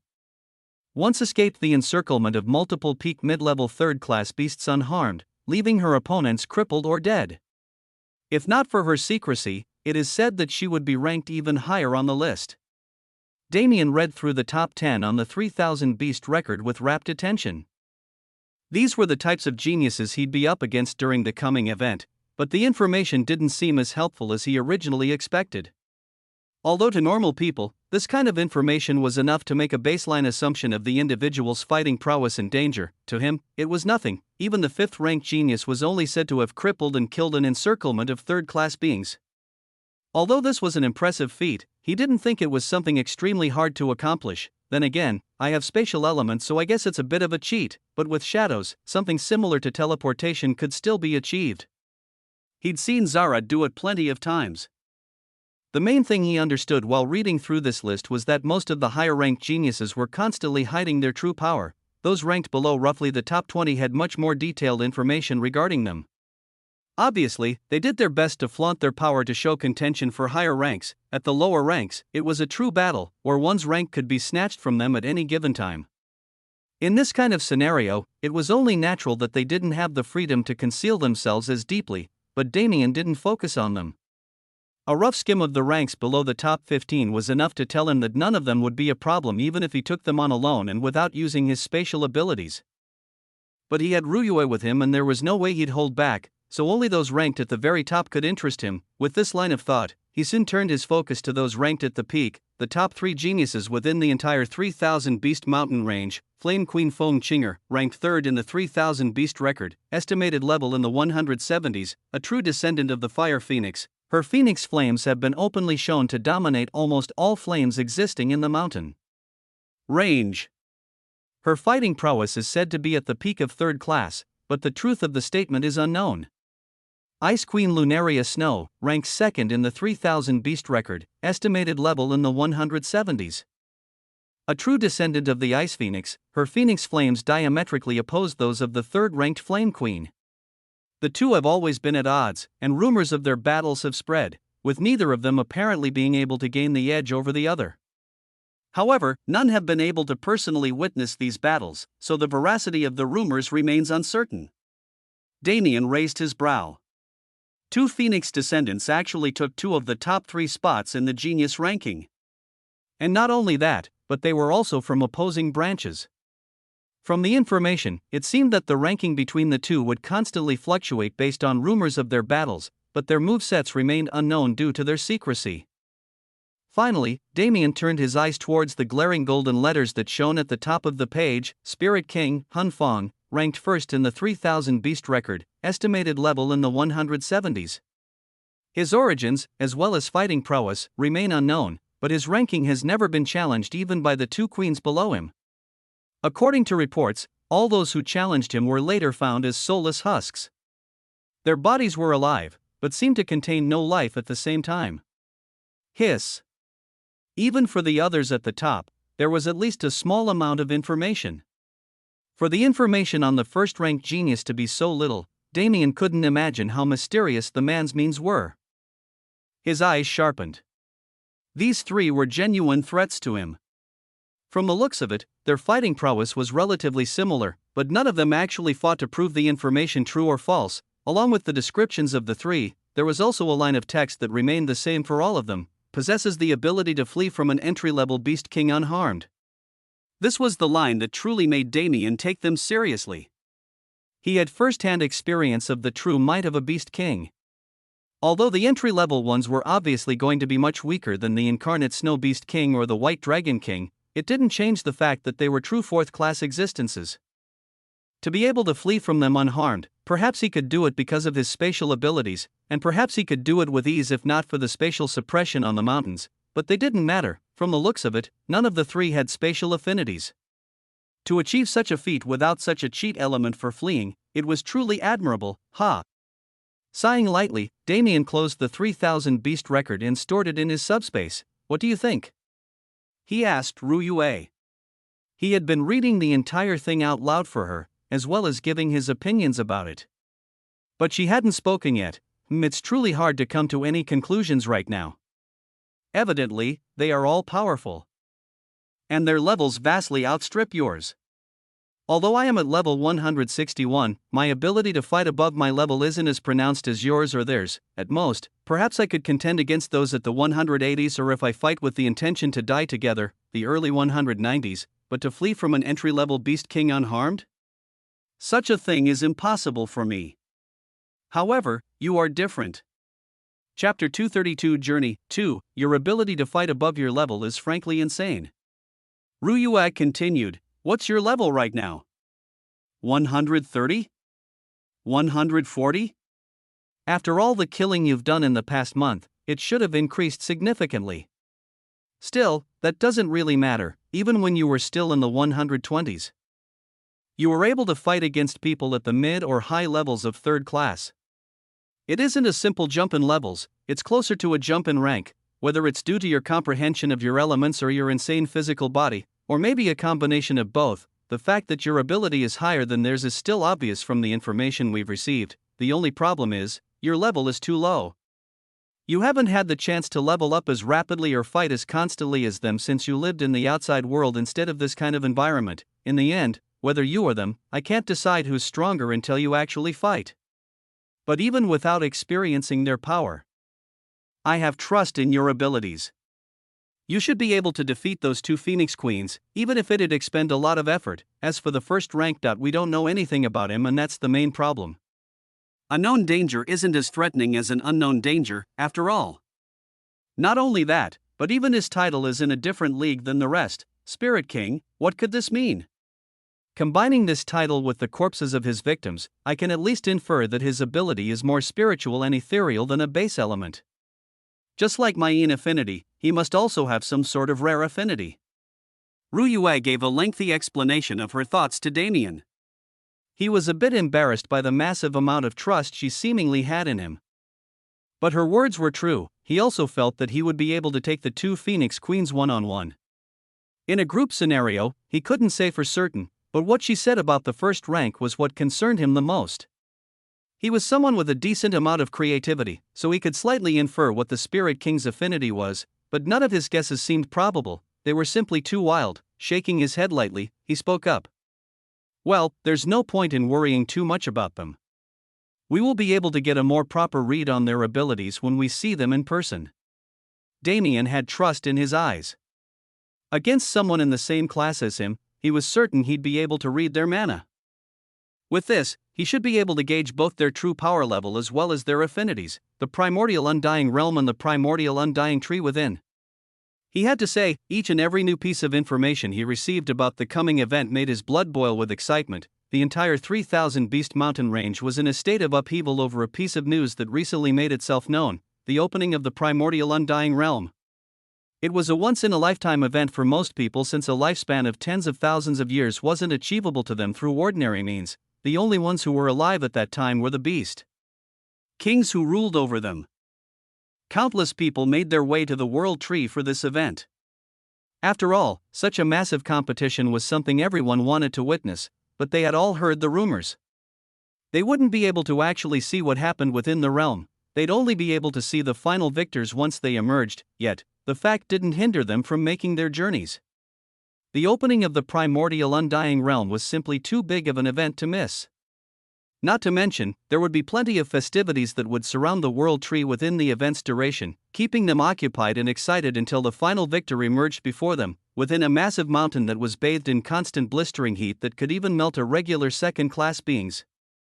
There was a mighty and grandiose palace that overlooked it all. The palace was made of an elegant red metal that was covered in flames from dusk till dawn. Those that lived within this palace all exudes an air of majesty and elegance, their heads held high in pride. Not to mention, each and every one of them was a soul-stirringly beautiful woman. Shinger, this time, you must obtain one of the fruits of the primordial undying tree. It is imperative for your evolution.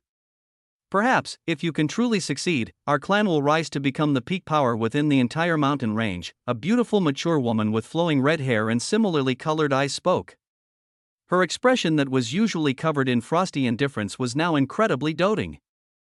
This woman was the matriarch of the Fire Phoenix clan. "Yes, mother. I promise. Me and Luna already promised to work together this time to secure ourselves the green fruits. As for the purple one, we'll take it and fight for who gets it after we return back to the clans." The beautiful girl that replied to her looked almost exactly the same as her, besides the fact that her hair was a glimmering blonde color. "Sheesh, you and that Luna lass, aren't you a little too close? If I didn't know any better, I'd think you were planning to tie our two Phoenix clans together through marriage." The Fire Phoenix matriarch teased. "Mother. Feng Qinger cried out with a healthy blush covering her face. You know that we're not like that, don't tease me. Her relationship with the girl from the Ice Phoenix clan who shared the same social position with her was indeed considered by some a little too close. It made the two's mothers endlessly sigh at the fortune of their clans. These two clans that were constantly at odds seem to have been pulled together as friends by their next generation heirs. Ha, mother is just playing with you. With how many times you've had to clarify yourself to our clansmen, how could I not know how you feel? Feng Qinger blushed further. Let's not talk about this anymore, mother. With me and Luna working together, even that Hun Fong bastard won't be able to stop us. This time, we'll truly dethrone him from his #1 spot. Mother believes in you. The Fire Phoenix matriarch replied. Though she couldn't stop the flash of worry from streaking through her eyes, the endless snow and endless flame mountains were polar opposites of each other. One contained the heat of the sun while the other contained the chill of the night. In an area of the endless snow mountain far away from the areas Damien was near, there was an ice palace that, oddly enough, mirrored the flaming palace on the endless flame mountain. Even the inhabitants of this palace were similar, all of them being jaw-dropping beauties that could destroy continents with their looks. However, if there was one difference, it was the temperaments between the two.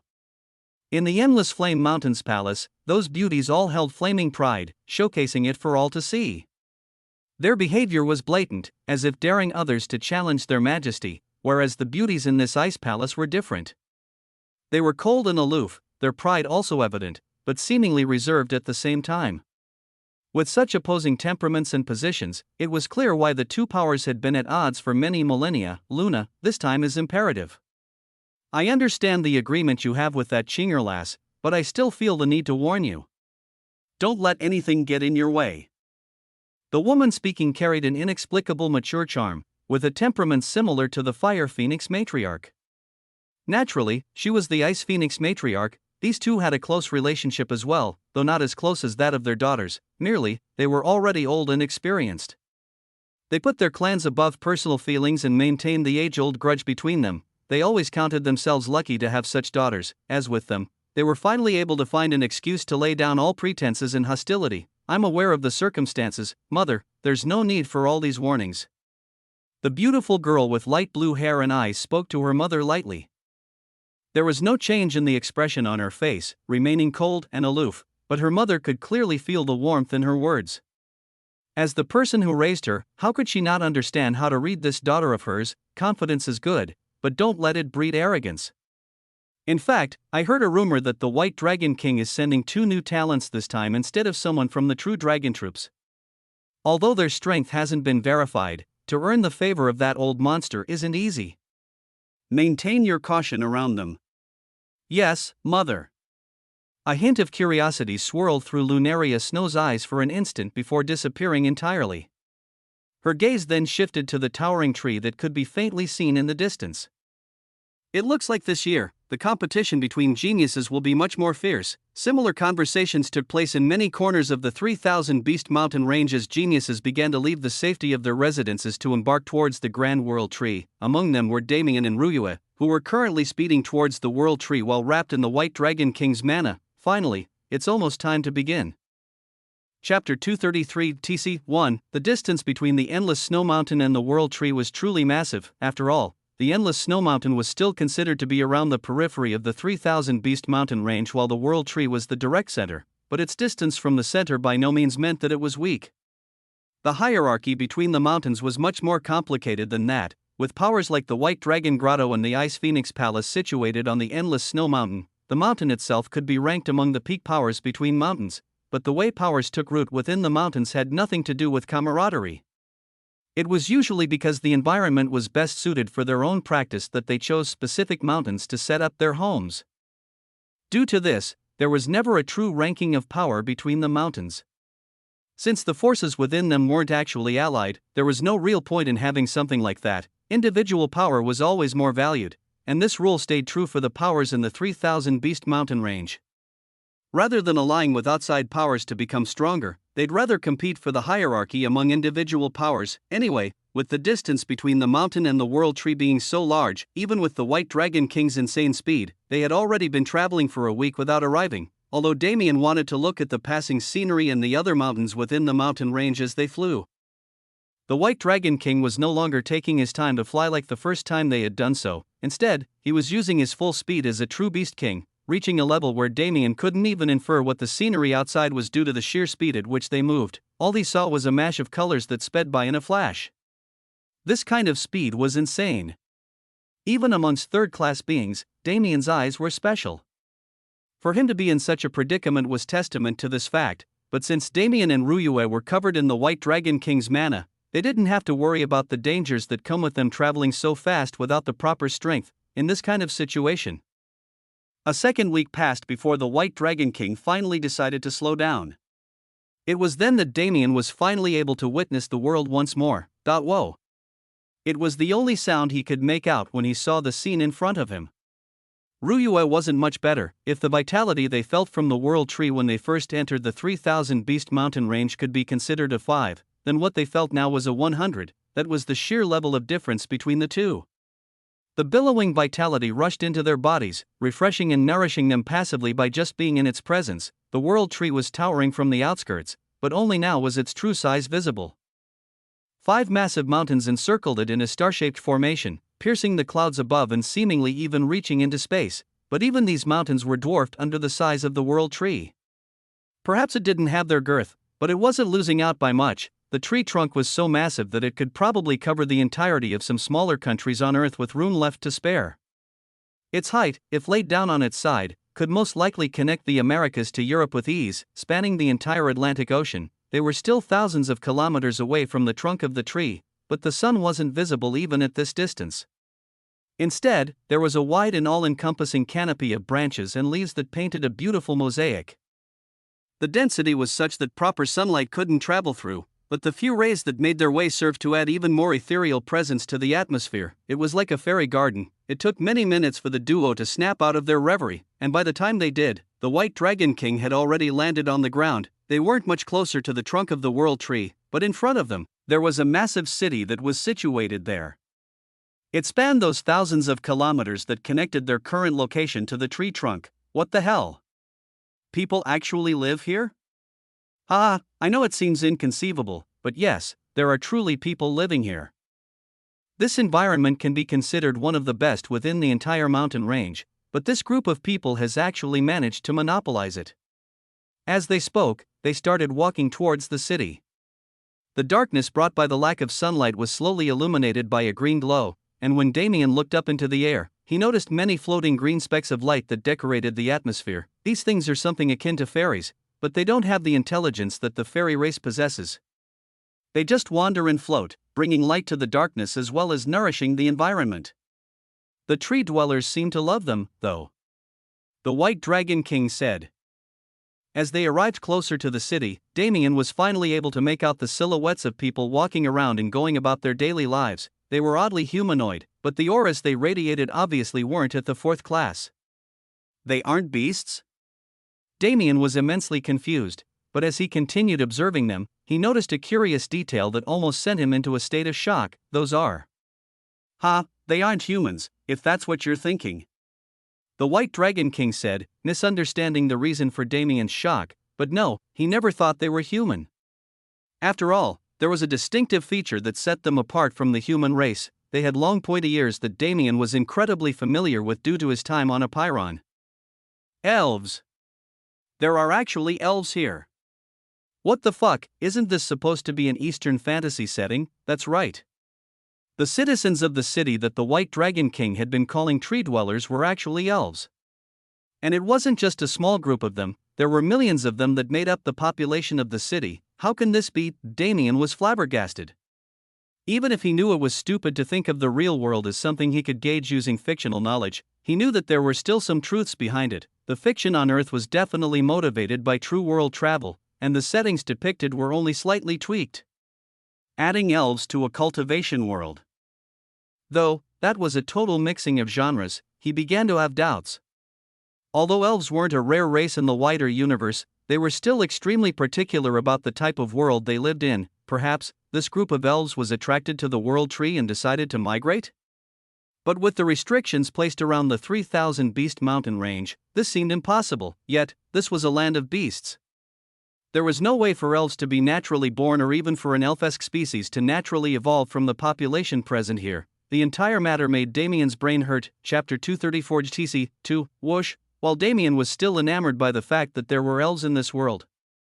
The winds in the area kicked up and several figures suddenly emerged from thin air: Fire Phoenix Clan, Ice Phoenix Clan, Tribulation Vulture Clan, Golden Crow Clan. A myriad of top clans arrived at the same time, landing in the area near the White Dragon King. Seeing these fellow beast kings, he smiled. It seems you guys couldn't miss out on this event either, huh? Of course not. What kind of idiot would choose to skip the opening of the primordial undying realm? A hook-nosed old man sneered. Ha! Aren't you that kind of idiot, old vulture? When the realm opened 10,000 years ago, you were nowhere to be found. An old man with crimson gold hair jeered back. What do you know? I was in the middle of a serious cultivation bottleneck at the time. Don't fart without knowing anything, old crow. The two old men glared at each other in contempt. Those two are just as lively as always, aren't they? A crimson-haired woman wryly smiled. Indeed. Those two will never give up the opportunity to jab at each other. A woman with light blue hair responded. These were naturally the Tribulation Vulture and Golden Crow patriarchs as well as the two Phoenix matriarchs. Old Bye, I trust you've been well? A white-haired man greeted. Brother White Tiger, I've naturally been well. As for you, it looks like you've become an old man already. As if. Between us, you know it's you who'll lose every time. Oh? I'd like to test that theory. Right here, right now? You know I'm always ready for a bout. Cool hum. The Ice Phoenix matriarch let out a light cough. What happened to your roles as dignified elders? Did you forget that the juniors are still around? The four men suddenly came back to their senses, awkwardly coughing. While the Tribulation Vulture and Golden Crow clans were always at each other's necks for unknown reasons, the White Dragon King and White Tiger King were different. Their relationship was more of a healthy rivalry, something fueled by their bloodlines. Dragons were the kings of the sea while tigers were kings of the mountains. Although neither of them had truly reached the level of their ancestral beasts, the rivalry of their bloodlines was still plentiful. Whenever they met, they tended to get lost in their desire to fight one another. Old Bye, I heard you brought two new kids as your representatives this time, but I didn't expect for them to be humans. The Fire Phoenix matriarch suddenly pointed out, looking inquisitively at Damien and Ruyue. Her gaze was scorching as if trying to burn away the layers and find the truth. Frankly, Damien was feeling extremely awkward under her gaze. I mean, can I really be blamed in this sort of situation? The Fire Phoenix matriarch may have been over 10,000 years old, but her face and body didn't look a day older than 30. Damien couldn't help but think of a certain four-letter word from Earth that starts with an M when he saw her. But he didn't let her beauty affect him too much. In the next second, he turned his gaze towards the woman to his side and sighed in satisfaction. Those sharp golden eyes and flowing white hair, coupled with her voluptuous body, Ruyue didn't lose out to those phoenixes at all. Besides, he could look at her as long as he wanted, unlike with them. I've been cleansed. Ruyue, who sensed his scorching gaze that was not one bit weaker than the Fire Phoenix matriarch's, wanted to pinch him, but a second later, she managed to understand the situation and stopped herself. She even unconsciously pushed her chest out in pride. That's right, no matter how beautiful you are, he still chose to look at me. It was a sense of triumph that she suppressed as soon as she discovered it, but Damien was watching her intently, so he didn't miss her slight actions. Realizing once again how cute she could be sometimes, he turned his gaze back towards the crowd in front of him. Rather than focusing on those beast kings, who had already moved in with their conversation, he turned his gaze towards the younger generation behind them. Two heavenly maidens on the same level as Ruyue, two men who smelled like richness, and another man who was constantly emanating fighting spirit. What an interesting crowd. Damien thought inwardly. He quickly poured mana into his eyes, his true purpose from the beginning. In that instant, a myriad of colors showed themselves to him, as well as tangible auras that seemed to demonstrate many things. For a second, Damien was shocked. He was receiving much more information from his eyes than he usually did when he put mana into them. Although he wanted to check his status and see if there were any changes, he still decided to wait until later. The more important task was to glean as much as he could before the others noticed the power of his gaze, but it wasn't like he had much time. In only a few seconds, Feng Qinger, Lunaria Snow, and the rest snapped their heads in his direction. When they saw those swirling amethyst-red pupils, their eyes sharpened and their mana revolved, creating screens that disallowed Damien from seeing as much as he wished. Although they couldn't completely block his eyes, he didn't feel the need to let them know that. Besides, a few seconds was more than enough time to figure out what he needed. His pupils stopped their unnatural swirling and returned to their original calm. At that moment, he lightly smiled at those other geniuses. "Oh ho, it seems your candidates this time are truly interesting," the White Tiger King commented. These Beast Kings had naturally seen through the small commotion taking place behind them. "Ha ha ha, aren't they? I have high hopes for what these two can accomplish." The White Dragon King grinned back. "Old Bai, didn't you teach your disciples that it isn't good to peek on others without their consent?" Of course I would teach them such common manners. However, as they say, all is fair in love and war. TCH, the group continued towards the city as if nothing happened, completely ignoring the tension that was coming from the atmosphere behind them. "Damien, what did you see?" Ruyui asked curiously through mental transmission. Damien thought for a second before answering. He had truly seen much more than he expected. Rather than just their mana and a rough gauge of their aura, he instead saw, it was faint, extremely faint, but he was sure of it. Within his gaze, there was a small holographic screen in front of each and every person he looked at.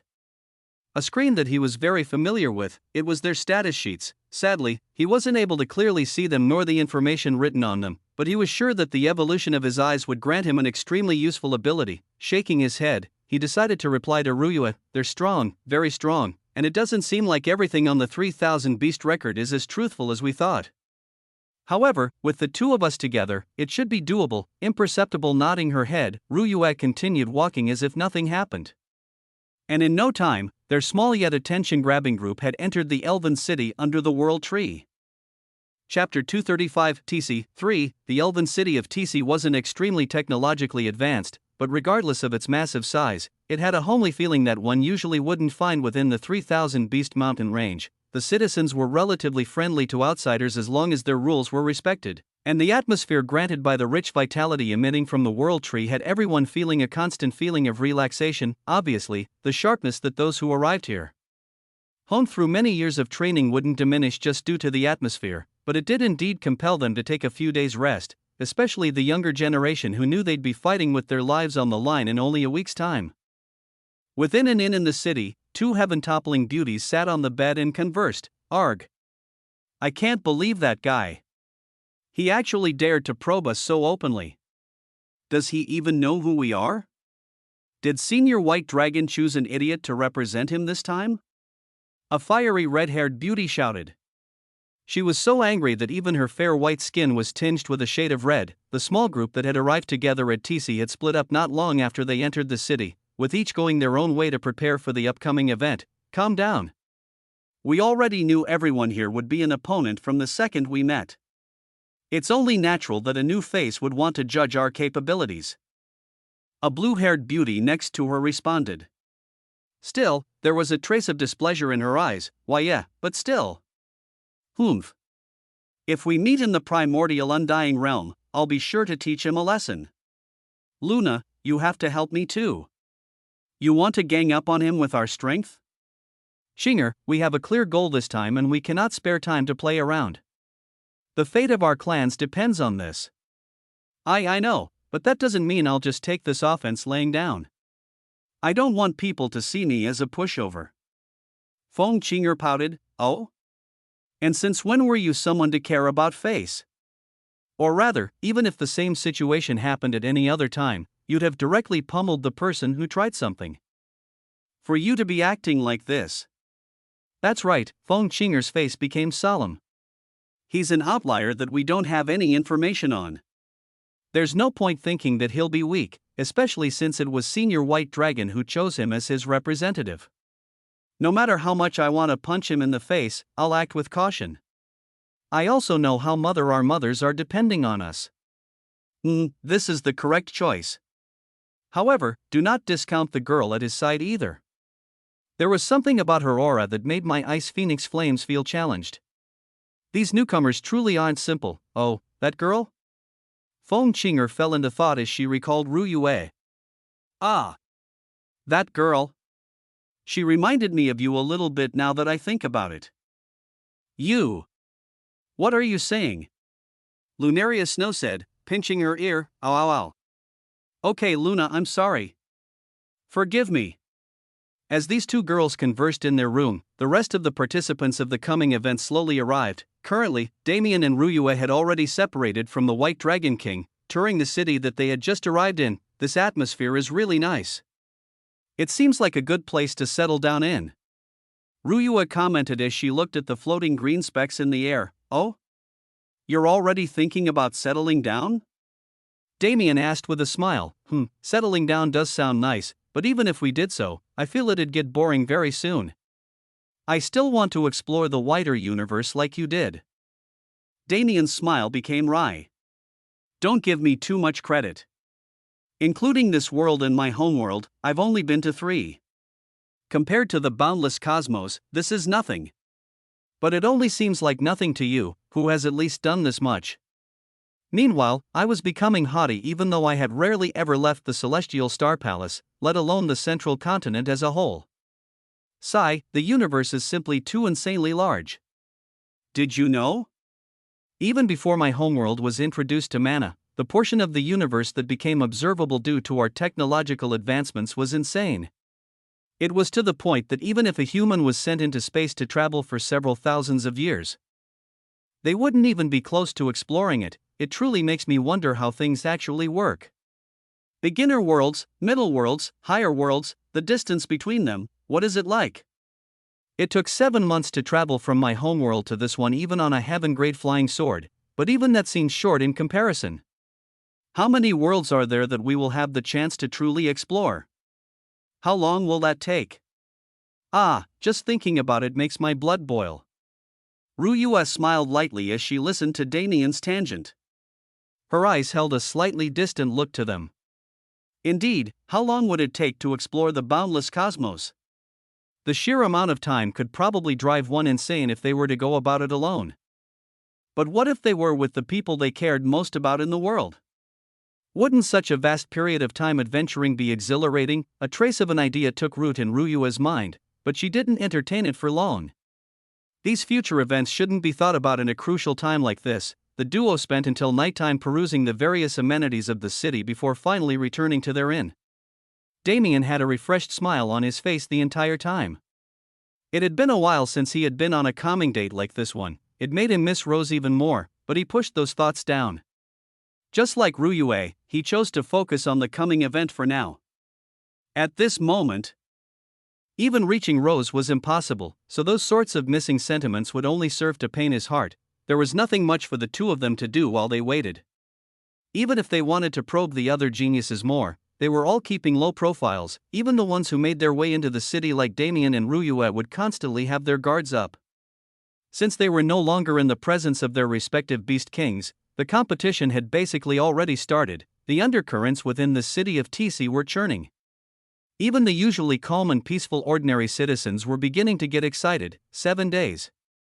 There were only 7 days left before the festivities began. Who would come out on top? That person would undoubtedly become a prominent figure among the 3,000 Beast Mountain range. Which of these geniuses would rise and fall? Such thoughts plagued the minds of all that were present. But they knew that only time would tell in the end.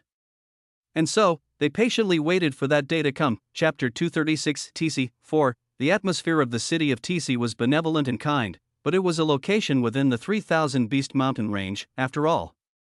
It was impossible for it to maintain such peace at all times and in all places. The city was simply too large for it to do so, and there wasn't a genuine law enforcement group that would keep order, at least not on the surface.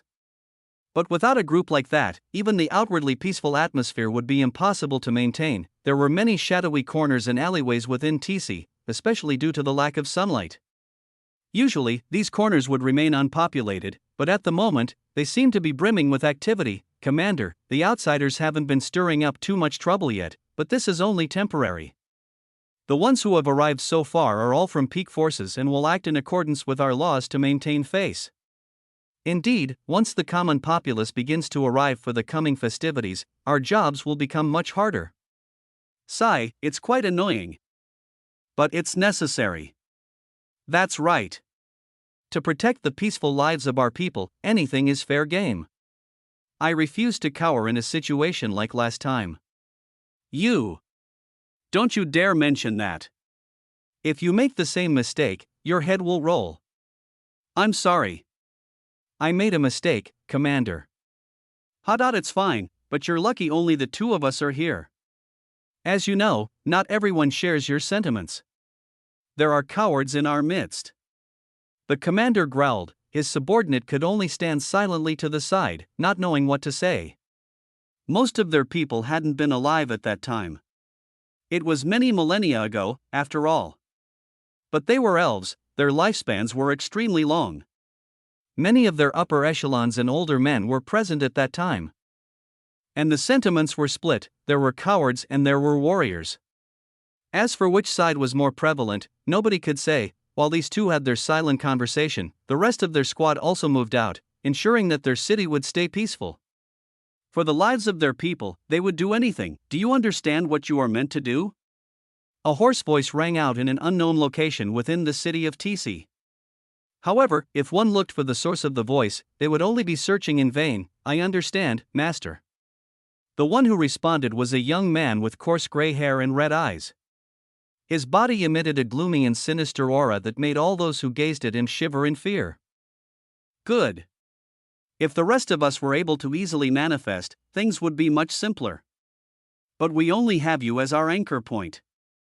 If you don't accomplish what you were tasked with, you should know the consequences, right? I understand, Master. The young man's monotone voice quivered slightly, but soon regained its calm. He once again uttered the same three words, good. The time has finally come. 10,000 years of planning and hiding, 10,000 years of enduring. It is finally time for us to strike. That damn primordial undying tree, does it truly think we have not discovered its machinations? Make it understand that our kind will not be fooled so easily. I understand, Master. The sinister aura emanating from the young man's body slightly lessened. And the second presence in the room seemed to have vanished. The young man gritted his teeth, his eyes flashing with anger. His hands were clenched so hard that the armrests of his chair were reduced to dust. Many moments later, he let out a quiet sigh. His hand moved to a locket that hung on a chain around his neck. It was a sword encircled by a miniature fox. Tanner, I know you can't hear me, and I know you probably hate me already for all that I have done. But I promise, I swear to the heavens, nothing will be able to harm you. Even if the world is engulfed in the flames of purgatory, I shall ensure that you remain happy. His eyes became distant and slightly watery as he thought of the past. Those were the days when he did not have to be like this, the days when he wasn't a mere puppet acting on the will of others. Vengeance is impossible. So I shall do what I can do. This is my only option. The tears that were forming in his eyes vanished without a trace, and any signs of weariness on his face were hidden with perfection. 3 days. In 3 days, he would enter that realm. And 6 months later, I'm sorry, Tanner, but this is all I can do. With a sharp gaze and a familiarly sinister aura, he closed his eyes and entered meditation. Everything he did it for her safety. This thought was the only thing allowing him to maintain his sanity. Time flowed quickly in the fervent atmosphere that covered the city of TC. And the original population of millions had multiplied. Many people, humanoid and beast, had gathered in this location, eagerly awaiting the coming event. And today, it was finally time for it to begin. The area hundreds of kilometers around the World Tree were sectioned off and restricted to everyone, even the elves who lived their lives in the city. But today, the space in front of the restricted area was crowded with people. Within that area, there were precisely 1,050 youths, all with human forms. To his embarrassment, it took a few days for him to realize that the geniuses he had met before entering the city were all in human form, but once he realized it, he naturally got curious. Asking the White Dragon King, he learned of such a thing as the beast transformation art. It was an art that had circulated through the 3,000 Beast Mountain range at an unknown time, and it allowed those under the Beast King rank to achieve their human forms. Of course, it wasn't the same. When a beast king gained a human form, it was due to the baptism of the universe, allowing them to freely compact their power into a humanoid form. This kind of transformation would explosively compress their strength and make their output exponentially greater. Besides that, the true body of a beast that achieved its fourth class would be massive, to say the least. It was simply inconvenient to stay in such a body when they had the option not to. However, the beast transformation art didn't have such benefits. It didn't have any side effects or cons either, but it was a relatively simple art. It was just a matter of convenience. They would gain human forms that were only for appearance sake. Their power levels would remain the same whether they were in beast form or not. When such an art was learned, the beast form would become a trump card that they would only use when the situation became incredibly dire. It was an interesting fact, and Damien wondered what would happen if he gave Zara the art. He even asked the White Dragon King for it, but he said he'd only give it to them after they had succeeded within the primordial undying realm. Still, Damien was fine with this. Zara was still slumbering in his shadow to this day, showing no signs of waking up anytime soon. He would have been worried by this, but since over a month had already passed, he had been able to feel the subtle strengthening of her aura. If her slumber was due to a rapid increase in strength, or if it was a manner of training, there's no way he'd selfishly interrupt it. Anyway, Damien stood within the crowd of 1,050 geniuses and looked around, noticing a few familiar faces and many unfamiliar ones. But most of them were present on the 3,000 beast record, so he was able to roughly understand who was who. He even noticed the unconcealed glare of the woman named Feng Qinger. But he only returned a slight smile before looking away. There were more important things to see right now than any jade beauties. After all, on a platform in front of their group, tens of beast kings lined up along with a beautiful jade-haired elf with solemn auras surrounding them. Without wasting any time, the elven woman spoke in a crystal-clear voice. Young geniuses of the 3,000 beast mountain range, the time has finally come for you to enter the fabled primordial undying realm. Chapter 237 Primordial Undying Realm 1. The day had finally come. The primordial undying realm would be opening at any moment. From all across the vast city of TC, young geniuses, as well as ordinary citizens, congregated towards the base of the world tree. None of them had lived long enough to have seen the first opening of the primordial undying realm, so everything they knew about it was from legends and folk tales. This kind of thing only served to heighten the excitement and anticipation they felt for being able to witness it in person. When the common populace finally congregated, they were able to see the vast crowd of geniuses that had already arrived in front of the world tree. Wow, the twin phoenix queens are even more heavenly than I expected. Now that I've seen them in person, I can die happy. Kya! Isn't that Alexei? He looks so humble and modest. Oh God, he's so handsome. That Entrals guy who competes with him is nothing in comparison. What do you know? Entrals is valiant and brave. Unlike that Alexei guy, he is nothing but a shameless femboy. What's a femboy? Ow. Honey, I'm sorry, I won't ask about femboys again, forgive me.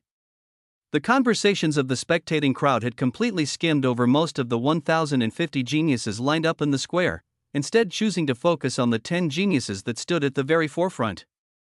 Hey, who is that guy? I don't know, I've never seen him before. What qualifications does he have to stand next to our top 10 geniuses? Didn't you hear? That's the genius Senior White Dragon King chose as his representative this time. The beauty by his side isn't bad either. I heard that their prowess isn't any weaker than the top 10. Oomph. What do you know? They're just newbies, there's no way those bloated rumors are true.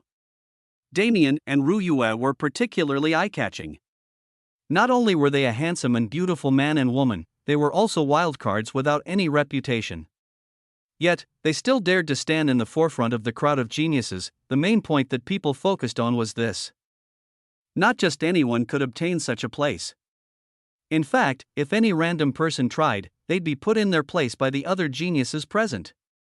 The odd thing was, not a single genius stepped forward to contest Damien and Ruyue's positions in the front of the crowd. As a matter of fact, some of them even looked at the duo in fear. How could they not? Naturally, some attention-seeking geniuses had sought trouble with the duo during the few days prior, but not a single one had even managed to gauge their strength. Damien had used pure physical strength to deal with most of them, while Ruyue flicked her finger and caused their limbs to fall limply to the floor. This kind of prowess was terrifying for those under the top 20. While those in the top 20 were smarter than to reveal themselves before such an important event, the element of surprise was important, especially in a setting where a portion of their abilities was already common knowledge due to the 3000 beast record. Even if they wanted to probe the new and mysterious duo, they could only do so by sending lower-ranked geniuses to do it for them, but the results of that were obvious. Some of the geniuses who came from weaker clans still had missing hands or fingers, or broken bones. They weren't able to find high enough tier healing in time for the opening of the realm, and this was fatal. They were essentially half-crippled before even entering the glorified death trap of the primordial undying realm. Their fates were already sealed, causing some of the other similarly ranked geniuses to sigh in pity and relief. Luckily, it wasn't them that had been chosen to prove that monstrous duo. In the front of the crowd, the 12 geniuses that stood at the peak were silently eyeing each other and conversing. "Hey, Alexei. Your money won't be able to get you out of this situation. Why don't you bark and be my dog and maybe I'll lend you a helping hand in the secret realm? Humph, entrails, you've gotten bold over these past few months. Who was it that was begging to lick my feet for a few more spirit stones not too long ago? You? How shameless can you be? As expected of you, nobody can compete with the god of shamelessness. The god of shamelessness is obviously you. Don't go staining my humble and modest name with your filthy tongue." The loudest of them were Alexei and Entrails, the two who constantly were at each other's throats just like their clan leaders. Damien watched the show in amusement, thinking about how the two actually seemed to be great friends when he noticed two beauties approaching him. "Hey, guy. You better hope that we don't meet in the secret realm if you want to keep all your hair." Feng Chinger growled. "HM? What hair are you talking about?" "All of it. I'll burn it all and leave you crying like a bald monkey." "Ah. You can't. My little brother doesn't deserve to be harassed like this." "Who is your little brother?" "The only one being harassed is you." "Ah." Suddenly, Feng Chinger felt Lunaria Snow pinch her side. "Chinger, stop. You're embarrassing yourself." When Feng Chinger tried to rebut, she tightened her grip on her. Looking coldly at Damien, she spoke. "You have a big mouth, but I hope your power can back up your words." Without saying anything else, she firmly grabbed Feng Chinger and dragged her away. "Luna, I don't get it. Why did he suddenly mention his younger brother? Was he trying to make me pity him?" Lunaria Snow looked at her with a hint of exasperation on her cold face. "Chinger, no matter how bold you are still so innocent inside." "Ha? Luna, now I'm curious. Tell me what it means. Tell me." Lunaria Snow stared at her and then back at Damien. For an instant, a mischievous light shone in her eyes. "All right, fine. I'll tell you." While they were walking away, Damien went back to surveilling the geniuses around him.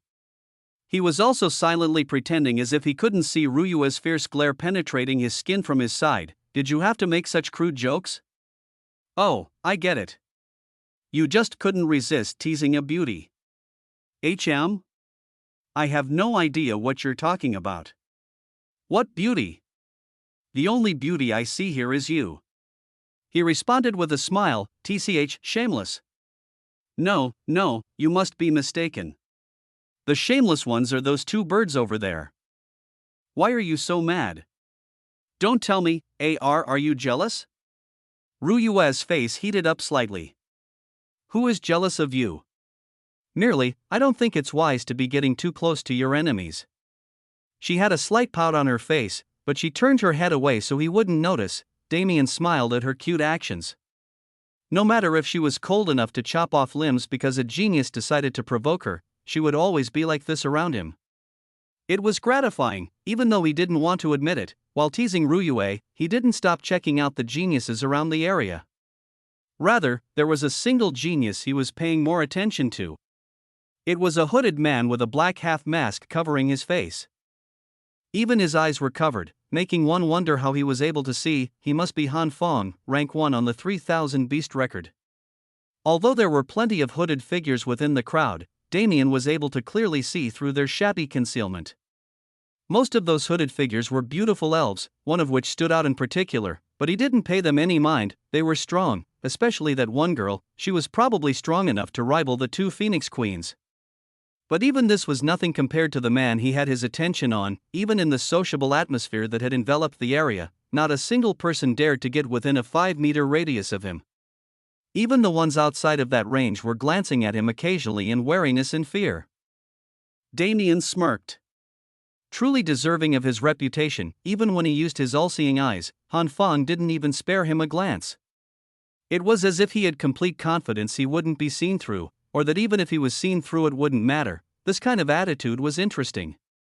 Damien felt his blood boil as the urge to fight a strong opponent once again made itself known within his body, but before he could take any action, a stifling pressure descended on the area, silencing the lively atmosphere in an instant. When he looked up, he saw the familiar faces of the White Dragon King and the 2 Phoenix matriarchs, as well as a plethora of other beast kings.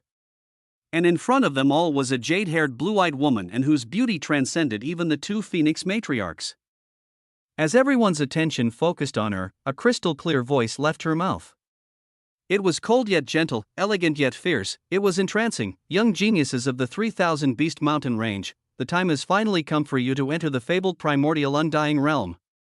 Chapter 238, Primordial Undying Realm. 2. Hearing the Elf Queen's words, the fervent atmosphere immediately returned, but it was naturally much quieter than before in respect for her authority. Seeing this, she smiled lightly and continued.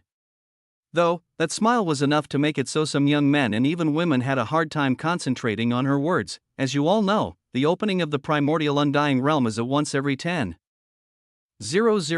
year opportunity. It isn't something just anyone can be a part of. But, I am obligated to warn you that the risks are just as bountiful as the rewards. It is almost a guarantee that most of you will die in this realm, but the ones who survive will obtain the potential to surpass even as peak existences within the 3,000 Beast Mountain range. I'm warning you all now, if you can't bear the risks, this is the time to retreat. She stood silently and watched the crowd of geniuses, but as expected, not a single one moved. Which of them hadn't been aware of the risks when they signed up for this? Which of them was a coward who'd let such things bar their path forward? None. That was the answer. The Elf Queen let out another light smile. As expected, this isn't enough to stop any of you. Very well, I shall admire your courage as true geniuses. Even if you fall in this excursion, know that you have proven yourselves. The Primordial Undying Realm is a land of trials. The fruits of the primordial undying tree aren't the only rewards that you can obtain within, so do not be disheartened if you cannot obtain one in the end. Although I do not wish to see any promising seedlings die, I am unable to stop you from entering. Remember, the calamities that may come in the future will require your strength, so be courageous and push forth, no matter the obstacle. Damien's eyes sharpened at her words. Coming calamity? There was only one that was of large enough scale that he could think of. It was the same one that had been following him around no matter where he went, but how could the Elf Queen know about it? Wasn't she trapped within the 3,000 Beast Mountain range? Even the White Dragon King, who had been from the outside world, hadn't mentioned anything of the sort. As I thought, the presence of the elves in this world is unnatural. His eyes gained a hint of solemnity. He had no way to ascertain whether the calamity the Elf Queen mentioned was indeed the Nox, but his instincts were telling him that his guess was on the mark. And when had his instincts failed him? When he was pushed into the dungeon. When he met Zara, when he discovered the ancient temple on God's Park Mountain, each and every time his instincts had led him on the correct path. It would be stupid to start doubting them now. I need to find some way to get into contact with the Elf Queen once I exit the secret realm. If she actually has information about the Nox, it is imperative that I get my hands on it. Suddenly, the elven participants in the trial seemed a lot more interesting to Damien. They are the key. Perhaps, if I can forge a connection with them, I'll be able to gain an audience with the Queen. Shaking his head, he refocused his attention. First, he needed to survive the coming dangers. Only then would such plans be able to be set forth into motion. While he was in thought, the Elf Queen had already finished her speech. At this moment, she had her back facing the crowd, her attention focused on the world tree in front of her. Raising her hands, a jade green mana that matched the tone of her hair began emanating from her body. Life element. Or rather, life laws. It was familiar. After all, Elena possessed the same element. Paying no heed to the speechless crowd behind her, the Elf Queen began to chant in a low voice. By the grace of the Almighty Protector, with the authority bestowed upon me by the seeds of Yggdrasil, I call upon the world tree. Open the gates between heaven and hell. The primordial spirit of immortality. Hear my call.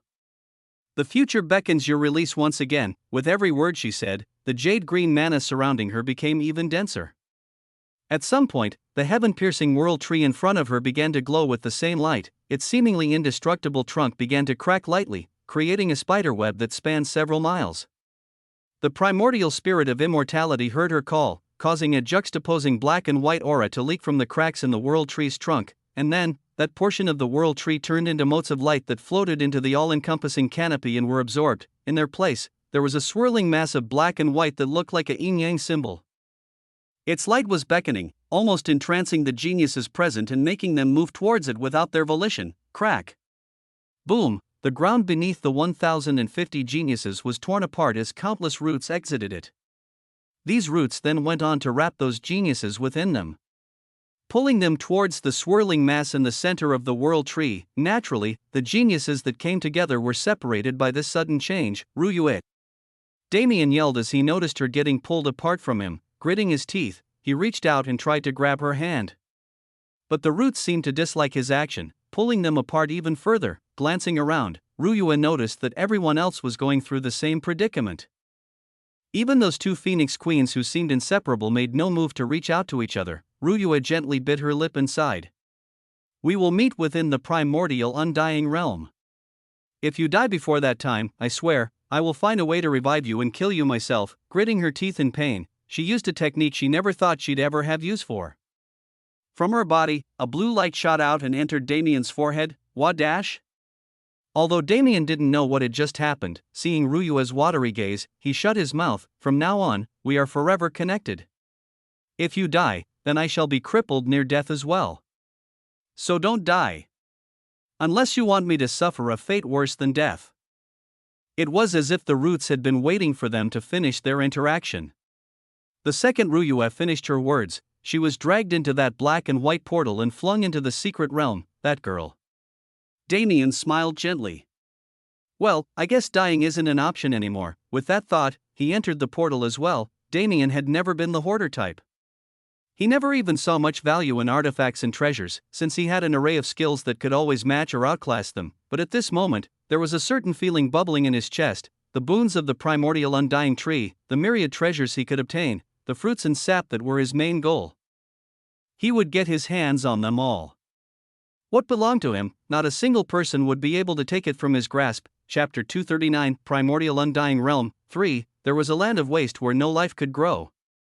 The ground was cracked and dry and painted red, but the sun didn't shine in the sky. No matter which direction one gazed in, they would only see this exact same bland scenery continuing endlessly. This was the land Damien saw around him at this moment. Wasn't I supposed to be in the primordial undying realm, for a secret realm that was managed by the so-called primordial spirit of immortality? It seemed a little too mortal. The land was, by all intents and purposes, dead.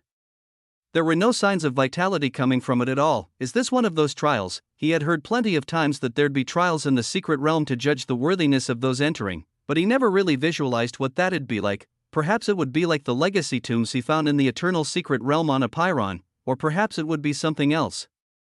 Either way, when he imagined secret realms, he always thought of expansive worlds filled with treasure. It was a misconception that was born from experience. Not every secret realm would be like the one on Apeiron, where an entire small world was literally compressed into a realm for future use. While Damien was questioning his surroundings, the ground began to rumble. What seemed like an earthquake shook the earth and sunless sky for many moments, but with his abilities, Damien wasn't fazed at all. Instead, he watched with interest. Suddenly, boom! Boom! Boom! Explosive sounds thundered from the ground as it was split open and blasted to pieces. Torrents of red liquid shot out from beneath like bloody geysers. This is magma. Regular magma wouldn't be able to hurt Damien anymore. This was the benefit of coating his body with the mana of a third-class being, and this is exactly what he tried to do as he backed away from the torrents of magma that began to fill the land. But soon enough, he realized it was impossible. His feet wouldn't budge from their position as if he was glued to the ground, and his mana wouldn't respond to his call. Even the space around him seemed to thicken at that moment. Not good. His facial expression became ugly. He could probably survive the magma with his physical body and regeneration if it was only for a small period of time, but the magma filling the area at the moment didn't seem to be the kind that would only last for a moment. Boom! Boom! Two more torrents of magma shot out from behind him, flowing into the previous streams and enclosing Damien's location. Now, unless he teleported or flew, there was no way to escape. But how could he do either with his body trapped and his mana sealed? Oddly enough, the magma didn't spread outwards, instead forming a cage around Damien. As more and more lava flew from underground, it filled that cage until its height reached an unimaginable point, and then, it began to flow inwards. Fuck! Damien shouted. He desperately tried to control his muscles and tendons to move, even by a little, but it was futile. Soon enough, the magma reached the center of the cube it had formed and made contact with the soles of Damien's feet. TSSS, it was a sound similar to pouring cold water into a heated pan. A low hiss that signified the burning of the shoes on his feet. Somehow, the second the magma touched him, its flow seemed to rapidly increase. Damien could only watch helplessly in those first few minutes as the cage was formed around him, but now it seemed that he'd be completely enveloped in magma within the next minute. Even if his physical body was powerful, even if he'd heal from the wounds he received until his mana was drained, he could still vividly feel the pain of his flesh melting. It didn't take long for a minute to pass, but it felt like an eternity to Damien.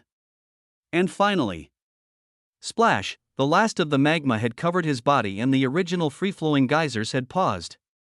It was as if time in the outside world had come to a standstill to allow Damien to suffer for as long as possible. The way things were now, there was no way he'd be able to escape torment anytime soon. His body instinctively tried to scream, but all that did was allow the magma into his throat, burning it to cinders. Luckily, he was regenerating. But Damien, who was still conscious, was sure that this wasn't the work of his own regeneration. Why? Obviously because if it was his own skill, he would have regenerated much faster. But no. Instead of immediately healing the damages to his body, he was regenerating slow enough to perfectly match the speed at which he burned. Once again, a mechanism seemed to activate to keep him burning for as long as possible. His skin melted first, leaving a layer of muscle and skeletal tissue. But those melted soon after. His mana heart and true heart, as well as his rib cage and bones, came into view. If it wasn't for the strange force that was keeping him alive right now, he'd have undoubtedly died. He was just a normal person who was thrown into lava at this time. Damien felt like he was going insane.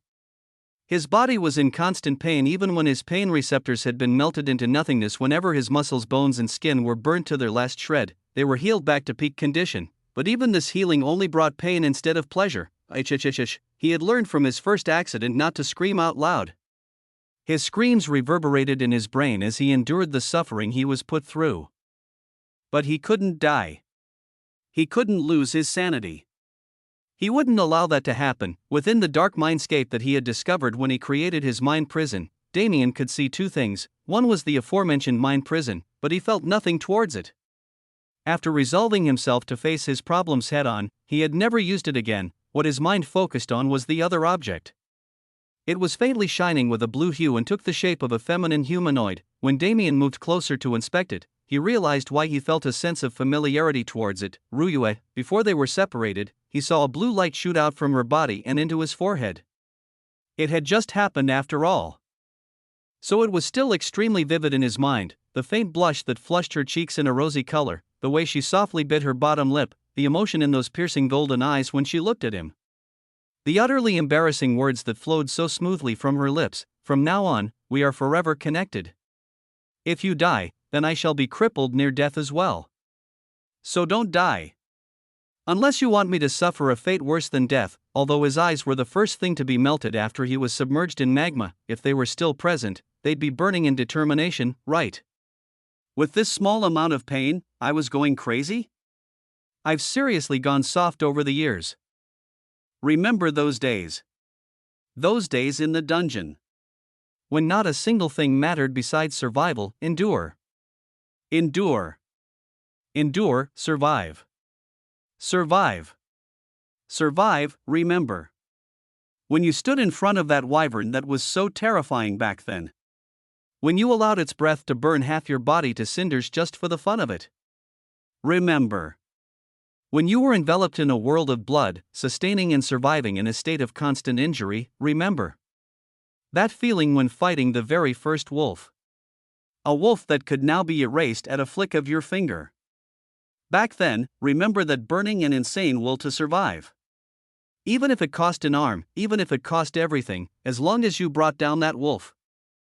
It was worth it. When Damien's thoughts flew through his time in the dungeon, when he remembered his insanity back then, the feeling of being burned alive like this, it was oddly disappointing. I was being put into such a miserable situation by just this much. How much had he endured so far? How much had he survived?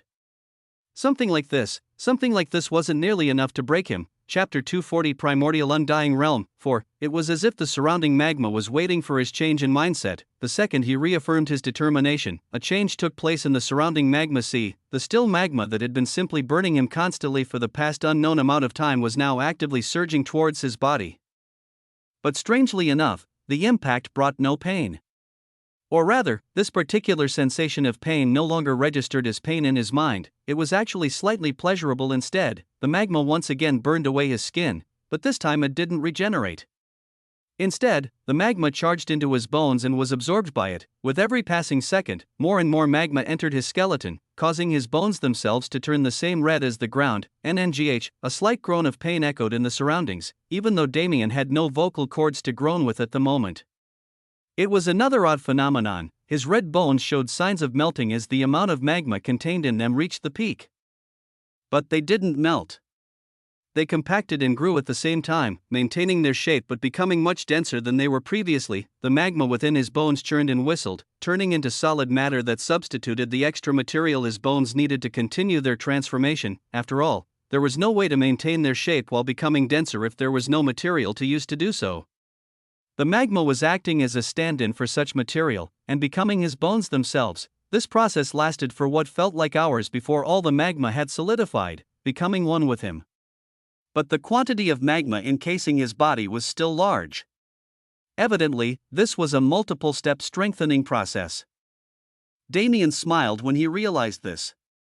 It was a horrifying smile made by a skeleton with only 2 hearts and a brain other than its burning red bones, so there were rewards for the suffering I was put through, huh? In that case, it can be considered worth it. Soon enough, his muscles, tendons, and ligaments were reformed. Along with this, his internal organs once again took their rightful places within his body, and after the partial regeneration was complete, another surging of magma entered his body. His internal organs had previously been strengthened by the devouring of the sea dragon, but that was incomparable to the current progress. It was like the rebirth ability of a phoenix. But for his physical body only. This level of strengthening was a true boon. If it's this good from just the first trial alone, how good is the true strengthening of the fruits of the primordial undying tree? It was exciting to think about. The level of power he might reach within this realm. It was truly something to look forward to, but Damien's thoughts hardened at that moment. There's no way it's only me being strengthened here. Similar things were most likely happening to all the others who entered. Or at least, those that were able to maintain their sanity within the burning magma. As for the rest, there was no doubt in his mind that there wasn't even a corpse left of them. He suddenly felt extremely worried for Ruyue. She was still an innocent girl in his eyes, no matter what kind of cold front she put up. He remembered the way she cried for those villagers months ago, and he remembered the way she explained her determination to Tianyang when they first entered the mountain range. The difference between the girl he knew at both times was vast, but she was still the same person. He was afraid that she didn't have enough time to become someone who could handle a trial like this. Luckily, Ruyue had pulled such a stupid yet sweet move before they were dropped into the secret realm. Whatever this thing within his mindscape was, it was his assurance that she was still alive and well. When Damien's muscles and internal organs finished their strengthening, his skin soon followed. A fully intact Damien was now seated in an egg made from crystallized magma. With nothing to worry about, Damien happily sat and received the baptism of magma that he was currently drowned in. All throughout the secret realm, similar scenes to what Damien experienced were taking place. But naturally, not all of them went through the same thing. A portion of them were drowned in magma like him, some were stuck in a flood and drowned in water the same way, some were trapped in unending blizzards or sandstorms. No matter where the geniuses landed, they were always within some sort of disaster that tested their will. And obviously, not all of them could survive. Damien wasn't truly oriented towards a particular element, so there wasn't an environment that would truly be of benefit or detriment to him, but this wasn't the case for others. Those who were specialized in flames but were unfortunate enough to land in a flooded atmosphere were naturally at a disadvantage. The same with other examples, although their mana and abilities couldn't be used, the affinity of their body would still stay the same. It would be extra difficult for them to pass the trials they were given, and even if they passed, they wouldn't be able to maximize the benefits due to opposing natures. As for others, they were simply too weak. No matter what the atmosphere of the 3000 Beast Mountain range was like, all these geniuses had been fostered by their respective powers. Some had naturally been pampered or raised differently. Even if they were harshly trained in preparation for the primordial undying realm, the level of pain tolerance they had simply couldn't keep up with what they were being forced to endure. Ryua was almost part of the latter group. She had never experienced such extreme pain before in her life. That wasn't the environment she was raised in. Even though she was dropped into a sub-zero blizzard that wouldn't be detrimental to her, she still almost gave up due to the intensity of pain, but somehow she had managed to survive. She thought of the man she had given her soul to, and the adventures she could have with him around the myriad worlds of the universe. Such a prospect wasn't something she was willing to let go of so easily. Her determination wasn't like Damien's. It hadn't been forged in the depths of hell. It could be said that her will was currently in the process of being formed. Through her adventures with Damien and the plethora of things they had experienced, a firm determination had been growing within her. The current trial, the trial that tested that budding determination, it served as a grindstone for her. A way for her to completely and wholeheartedly commit to that determination and make the conscious decision to never waver. As such, she passed with flying colors and received the baptism of ice the same way Damien did with magma, but it was a truly hard thing to do. It was easy to describe for those like Damien and Ryua, but not everyone was a monster. During this trial alone, 250 geniuses had died. Chapter 241 Primordial Undying Realm 5. A flaming red crystal cocoon sat silently within a wasteland where even the cracked ground was the same color. The crystal was semi-transparent, but even if one looked inside, one would only see a murky black fog. Soon enough, cracks began to form on the crystal before ballooning and covering the entire surface. Boom. A glistening white hand reached out of the largest crack and grabbed onto the side of the crystal. Soon enough, a second hand followed. Once they had gotten a firm grip on the hard crystal layer, they pulled apart, causing the already fragile material to shatter. The murky black fog that filled the crystal parted before suddenly gathering towards a central point, as if being attracted by a suction force. And in the next instant, it disappeared. What was left was the naked body of a man who stood at 1.9 meters tall. His skin was like a flawless jade and as smooth as a baby's bottom.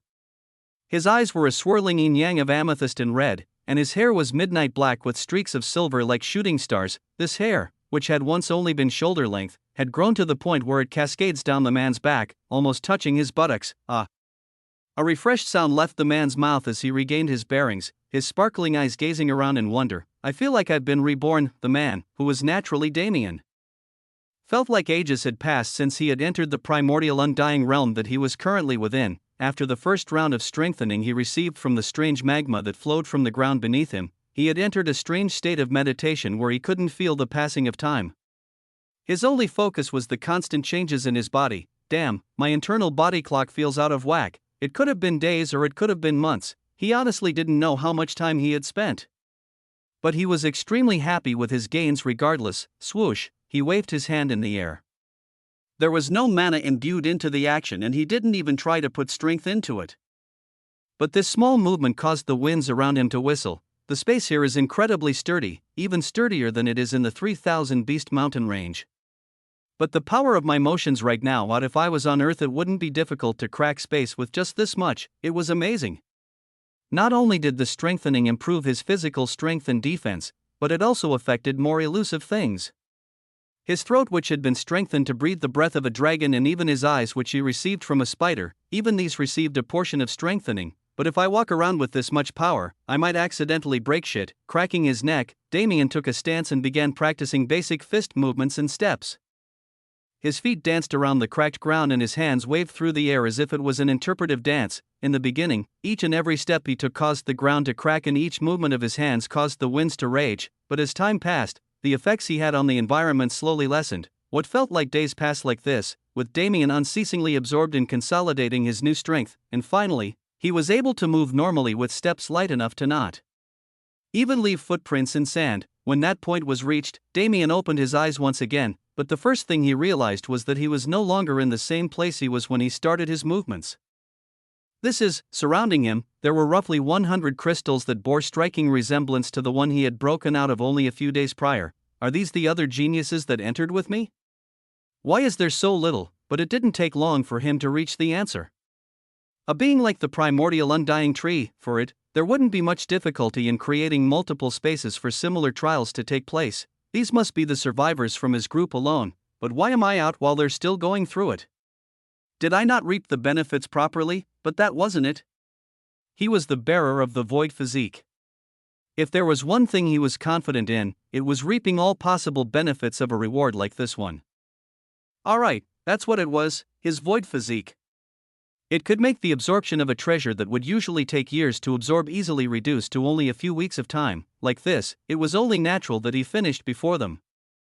It was also natural that he would receive much more strength than them. What an overpowered physique. To date, he had only discovered the one main function and a few branches of the same function of the physique. He didn't know if there were more benefits for having it, but even if the known function was the only one, he'd be content. It was an ultimate supportive ability. It would prevent any foreign mana or energy from invading his body, which would counter most poisons as well as more elusive things like possession. It would also help him safely absorb any kind of treasure as long as it was energy-based. As long as the treasure didn't outclass him by too much, he'd be fine. It was overpowered, but it wasn't broken. But that was perfect. Damien loved training and he loved gaining strength that he earned himself. Even a reward like this one was only granted due to his endurance. He'd be disappointed if his path to strength was as easy as just absorbing insane godly treasures until he reached the peak in one leap. While Damien was thinking, he sat down in meditation, waiting for the others to wake from their slumbers. It had already been a few hours since he arrived in this area, but he hadn't seen any way to leave it. Obviously, the next stage or trial or whatever would be something that the entire group would participate in. Damien's mind drifted away from the current circumstances and began to meld with the space around him. The boundless wasteland he was in started to feel not so boundless after all. It was just a trick of perception, with space mirroring itself and appearing endless when instead the true area was only a small portion of what it seemed. Damien felt the layers of space and sent his awareness through them one by one. If the outside world of the cloud plane had spatial layers that felt like fabric, the 3000 Beast Mountain range had layers that felt like viscous water. As for the space within this secret realm, each layer was like an opaque wall that he had to put genuine effort into passing through. Teleportation within this realm will be extremely difficult. No, it was almost impossible. His current understanding of space hadn't reached a level even close to being able to freely manipulate the space in this realm. As for my offensive abilities, he waved his hand lightly, causing space to ripple slightly before distorting into a small black hole on his palm. Strange. It's as if there isn't a single law for the space here. It's malleable when it wishes and firm when it wants. It does as it pleases. As long as I'm not attempting to teleport, it doesn't limit my usage of spatial abilities. Damien couldn't help but marvel at the abilities of the primordial undying tree. That old monster of a tree was even capable of doing something as unfathomable as this. It was insane. Crack. While he was testing his abilities, he heard a light cracking sound from the distance.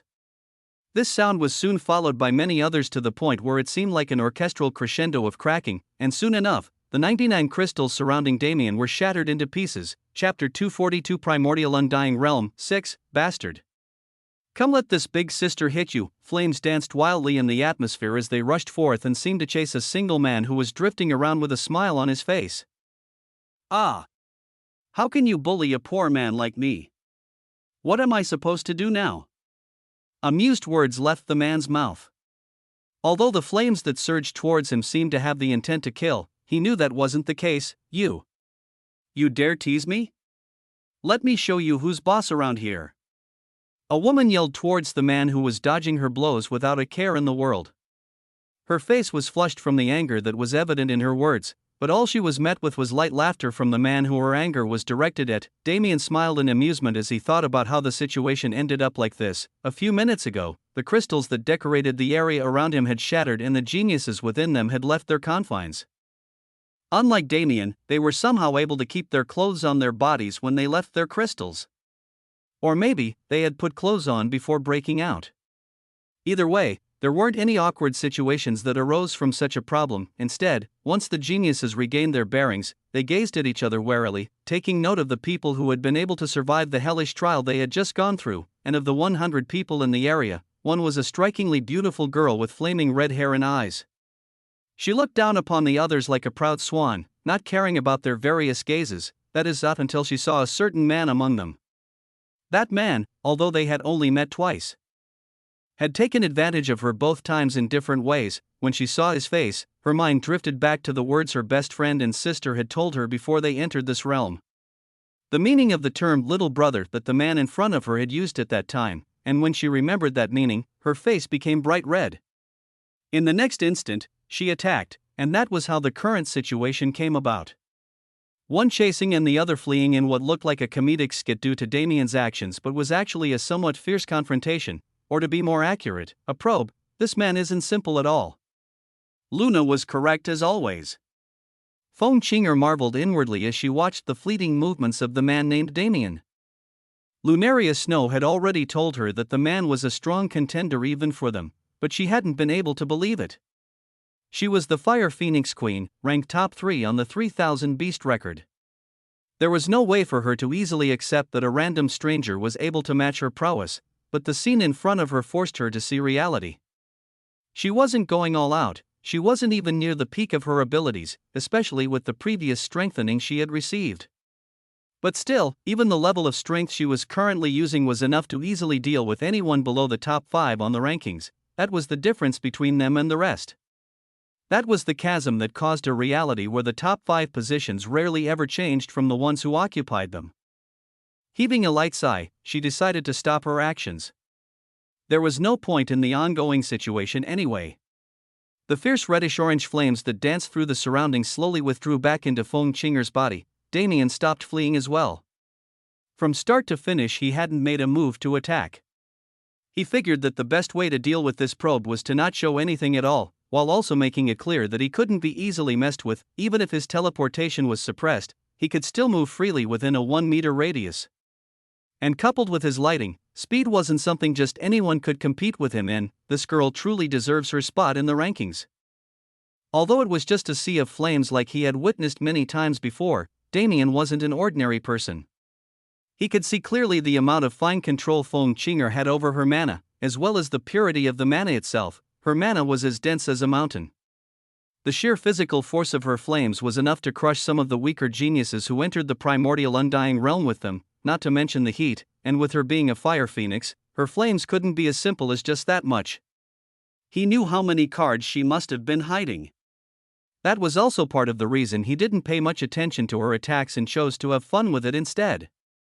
Well, that was like 20% of the reason. As for the rest, teasing people with personalities like hers has always been oddly satisfying. Damien smiled lightly at the thought. He really couldn't help himself.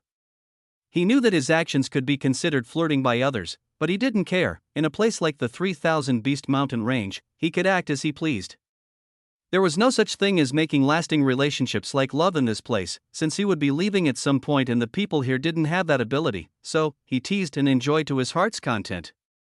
Especially with a woman like Feng Qinger, he knew he didn't have to worry about any burdensome feelings. Her relationship with that Lunaria Snow seemed to be proof of that. What am I thinking about at such a time? The suddenness of the situation ended up slightly lowering his sense of urgency, but he came back to his senses soon enough. Ignoring the geniuses who were looking at him with a slight bit of fear now, he surveilled the surroundings. Nothing seems to have changed on the surface, but space isn't the same as it used to be. Boy, rank 3, did you feel it? Damien asked, "Are you talking to me?" Feng Qinger responded in displeasure. Duh, is there anyone else here that's ranked 3rd? Humph. I don't like your tone at all, and do you think you have the ability to fix it? Damien replied with a grin. Feng Qinger gritted her teeth. If it wasn't for Mother's suggestion, I would have burned you to ashes already, but outwardly, she just snorted once more. I've felt it clearly. The flames that swirl through the underground have already cooled, and they seem to be flowing more naturally towards the west. If I'm not mistaken, the exit to this area should be there. Damien raised his brow. He had come to the same conclusion, but her method seemed to be much more interesting than his, right? But with the way we've all been gathered here, I'm sure everyone needs to pass through for the next trial to start. So, rank 3, why don't you rally up the small fry and bring them with us? You don't have to tell me. I was already planning on doing that. Luckily, the other geniuses weren't able to hear their conversation, as they were generally farther away. Otherwise, there might have been a commotion at Damien's way of addressing them. Soon enough, the crowd of 100 moved towards the west and arrived at the point of space Damien had noticed earlier. Just like his previous assessment, space here was flexible. Unlike the solid space that had infested the rest of the area, the point in front of them was malleable, almost as if it was urging them to walk through it, and walk through it they did. There was no hesitation in the steps of even the weakest among them. The light of spatial fluctuations covered the group, and when they opened their eyes once more, they were in a completely new environment. Gone was the barren wasteland and blistering heat of before. It was replaced by mountains and plains in an area that seemed far too large to fit inside the world tree. The primordial undying tree is truly magnificent, a plethora of amazed gasps rang out. The area surrounding them spanned farther than the eye could see. And unlike the trick of perception that made the previous area seem endless, this one was truly so. It seems like this next trial will be something big, Damien commented with a serious expression. There was no way the trial would be simple if they were given so much space. Especially if they took the precious trial as precedent, right? If the last trial was a test of will you weed out the ones who don't even deserve to step foot into this realm, this will be the first true trial that we have to surpass. Feng Qinger added, with such a large area, it was impossible for the trial to just begin without them being informed of its contents. But, the one administering the trials was a tree. How would it even inform them? But they weren't left guessing for long. In front of each and every one of the geniuses, a light blue holographic window emerged from the air. The primordial undying tree is gazing at those who entered its realm. Chapter 243 Trial World 1. The primordial undying tree is gazing at those who entered its realm. A wave of shivers rushed through the group of geniuses when they received the prompt. A good portion of them even took the time to warily glance around, trying to spot the tree that was apparently watching them, but it was a futile effort. Damien knew this well. If the tree was anywhere in the general vicinity, there was no reason for the message to pop up in his system window. And if the tree didn't want to make its gaze known, there was no way they'd ever know they were being watched. How insanely powerful! A soft mutter left his lips. Even Feng Qinger subconsciously nodded at his words. This kind of power wasn't something they could imagine. They doubted even the Beast Kings had the ability to send messages through the system. The primordial undying tree watches the outsiders. The primordial undying tree shakes its branches. The primordial undying tree decides to speak. Damien's eyes sharpened. The primordial undying tree administers a trial. A new form of text appeared in the eyes of the geniuses. Trial of stars. Although there are a myriad of ways for the primordial undying tree to test those who enter its realm, and a myriad of ways for their worthiness to be proven, there is one thing that trumps all else: strength. In this world, there is nothing more important than strength, and for the first elimination round, the primordial undying tree will be testing just that. Suddenly, 100 bright flashes of light appeared in the sky like stars. After showing their splendor for a second, they began to fall. What? They're aiming for us. While some of the geniuses panicked at the rapidly approaching stars, Damien and Feng Qinger simply stood and watched them descend. When those 100 stars reached a point near the geniuses, they split into formation and shot into the foreheads of all those present. 100 stars. 100 geniuses. It was obviously preordained. The foreheads of those geniuses shone with starlight before the scene settled down. Now, there were dull silver star tattoos on each of their foreheads. 100 stars representing 100 contestants. Within the lands of the small realm, there are a plethora of different beasts and species. Every time one kills another within the realm, their star will grow. The rate of growth depends on the strength of the opponent. If a contestant kills another contestant, they will be able to absorb half of the light of the latter contestant's star. The star colors are ranked as follows: silver, gold, purple, black, white. Only those with black stars by the end of the given time period will be able to move on to the next trial. Trial duration: 1 year. Damien's eyes narrowed. As expected, it's an elimination round. When he looked at the geniuses around him, he noticed that each and every one of them was eyeing the others with concealed greed. He shook his head. These idiots. Naturally, the fact that killing another genius would allow them to absorb half of their starlight was too enticing of an offer for them to refuse, but the fact that they were so obviously showcasing their greed over just this much was pathetic in his eyes. They didn't even have starlight at the moment. so what was the point of all this tension they were creating?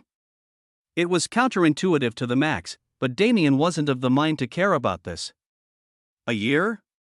This trial alone will take a year? Shit, he wanted to leave the forest in 7 months at the latest. No, he had to. The Empyrean Dragon Realm opening was at that time, and no matter what, he needed to show up there. With all the benefits he was gaining from this trip to the 3000 Beast Mountain range, he no longer cared much for the treasures of that realm, but that wasn't why it was important. Rose, she would be there. For the first time in a year, he would be able to see his beloved. He had no idea how long the Empyrean Dragon Realm would stay open, and he also had no idea what would happen after it ended. Either way, there was no way in hell he was going to miss the opportunity to see the woman he had been missing with all his heart. He gritted his teeth in frustration. What can I do? This was a realm made by a tree that vastly outstripped him in power. From the start, it was made clear that the only way to leave this realm was when it closed or through death. Fuck, Damien lamented his fate. An entire year in this trial, and even more time in the rest of the trials. By the time he edited this realm, the outside world would have changed already. The war on the horizon, the movements of the Nox, devil worshippers, and wicked sects, they were all things that would become increasingly prevalent in the coming times, not to mention, if they didn't contact Tianyang around the time they were supposed to exit the mountain range, he'd likely charge into the fray to save them. And if that happened, the outside world would lose a powerhouse because of them. I can't let that happen. Damien racked his brain for a solution. Right, that could work. He turned his gaze to the other geniuses. If they die, if the number gets reduced to a point where the entire purpose of the trial becomes futile, perhaps it will allow us forward earlier. A dense bloodlust began to slowly radiate from his body. It was so palpable that the air around him seemed to become dyed red. Good. This plan will work. It has to work. Inky black dragon scales showed signs of protruding from his flesh.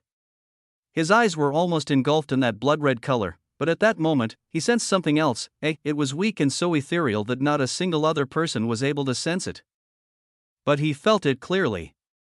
It was so jarring to him that it snapped him out of his bloodlust. The other weaker geniuses felt a cold sweat run down their backs.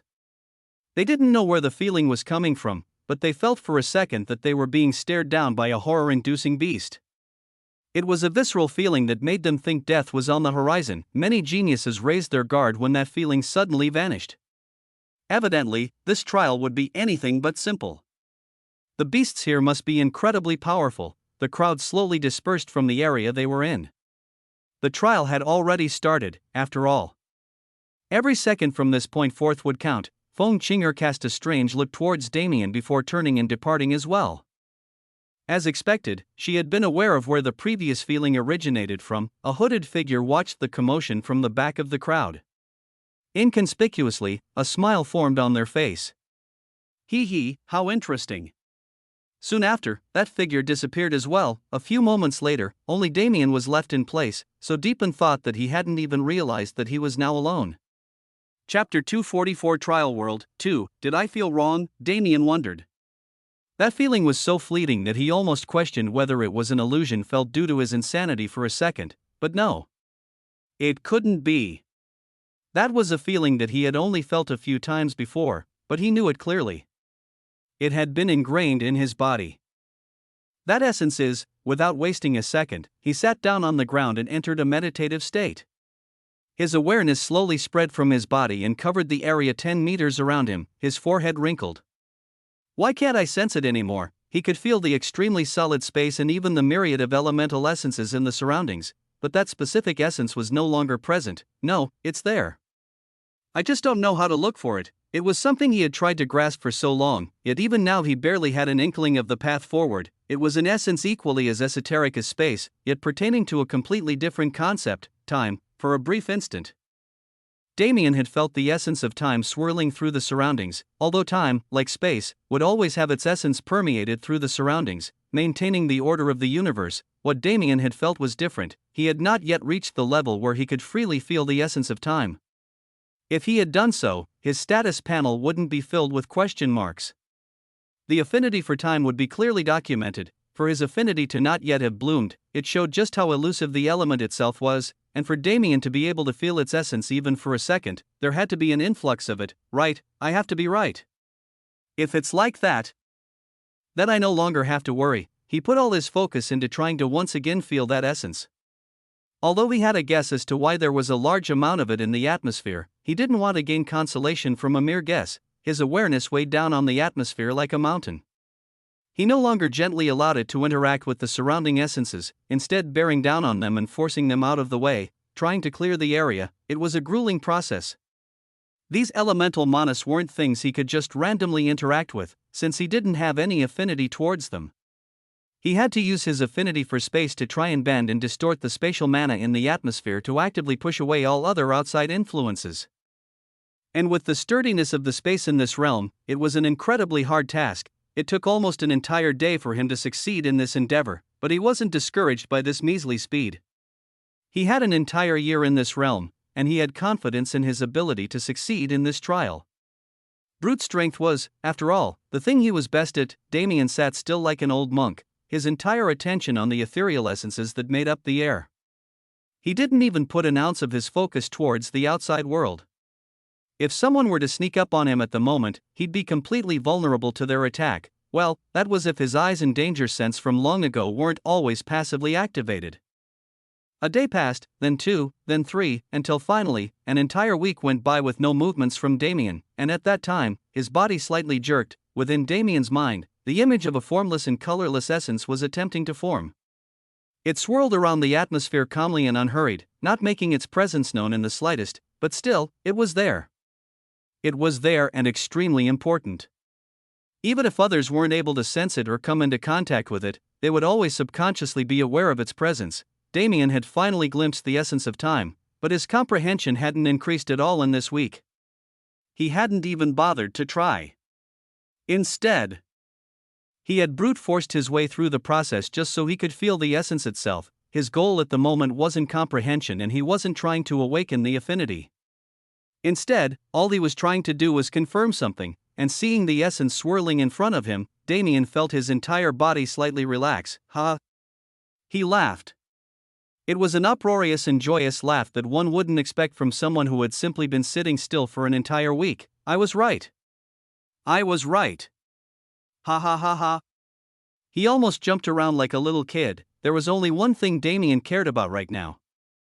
It was the fact that he'd have to spend a year within this realm and that he'd miss his chance to see Rose again. But when he sensed the essence of time, he felt a faint glimmer of hope. Now that he had properly investigated, that glimmer of hope had fully bloomed. Ha ha ha. The time flow here has been altered. So it's like that. The time flow within this realm was different from the outside world.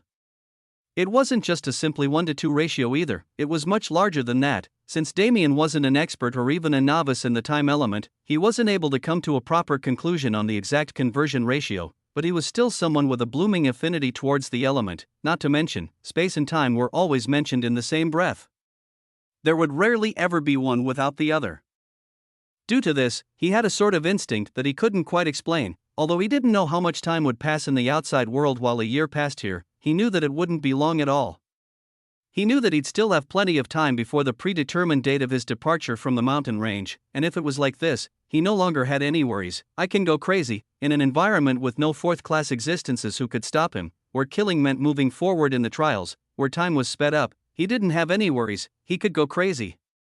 He could relieve some of the stress that had been unknowingly built up over time since he had come to the cloud plane. Even he wasn't aware that he had built up stress until this moment. Only when his worries about Rose were cleared, he felt the massive weight that had been burdening his shoulders. Such was the result of him being constantly embroiled in things that a normal third-class existence shouldn't be getting involved with, but none of that mattered. Looking at the rolling plains and forests, as well as the towering mountains in the distance, Damien felt a smile bloom on his face. Crack, the ground cracked under the pressure of his feet. Black lightning raged across his body. And in the next second, he disappeared. Boom, a dust cloud rose from his movements and followed him as he rushed towards the scent of beast mana in the atmosphere.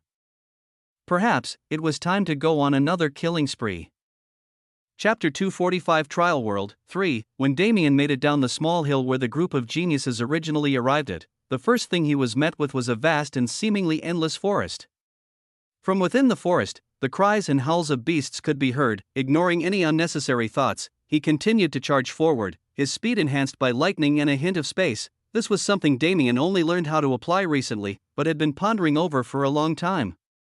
It was a new movement technique that specialized in short linear bursts rather than free movement like teleportation. The reason he had never prioritized its development was simply because with the freedom of teleportation. Why should he? His teleport skill was incredibly versatile, and it was able to carry over momentum when he moved through space, so there was no need for a technique like this, but he still put some spare time into developing it. After all, it wasn't the concept of the technique that mattered, but what it represented. Right now, every time Damien moved, a flash of lightning would slightly swirl and mix with his restricted spatial mana, creating a new illusory form of lightning. This lightning would then burst, causing him to essentially teleport forward close to 5 meters at a time, but unlike normal teleportation, this effect was mainly brought about by pure speed, and the reason it was important? Damien had reached a preliminary understanding on how to fuse his different elemental manas as one. Although his foundation and knowledge on the principle were lacking, he was totally fine with taking things one step at a time. He would eventually reach the proper answer as long as he kept trying. Damien flashed forward speedily, ignoring all the low-rank beasts that littered the surroundings. In the first place, most of them had already been killed by the other geniuses. But even if they weren't, Damien wouldn't care. He was familiar with this kind of setup. It was more efficient to hunt a smaller number of stronger beasts than a large number of weak ones. It'd probably reap him better rewards as well. Damien's steps didn't halt even when he came to the edge of the forest, instead speeding up. He didn't have a target location, but he at least wanted to get somewhat farther into the small realm, a trial of simply strength and hunting. Although I would prefer it if it was something so simple, I highly doubt a venerable old monster like the primordial undying tree wouldn't have a few tricks up its sleeve. Damien had a lot of spare time as he moved since there weren't any beasts in the area that could threaten him, so he decided to ponder on the nature of the trial. Not only that, but the trial window also didn't mention any treasures or rewards for the winner. The only reward is moving forward to the next trial, but the Elf Queen had clearly stated that there would be rewards in every trial. Sometimes, the treasures we could gain wouldn't be from completion but instead from participation, a secret realm within a small realm in a secret realm? Imagine. But still, there has to be something. Damien recalled the trial window once more, trying to find flaws in the wording.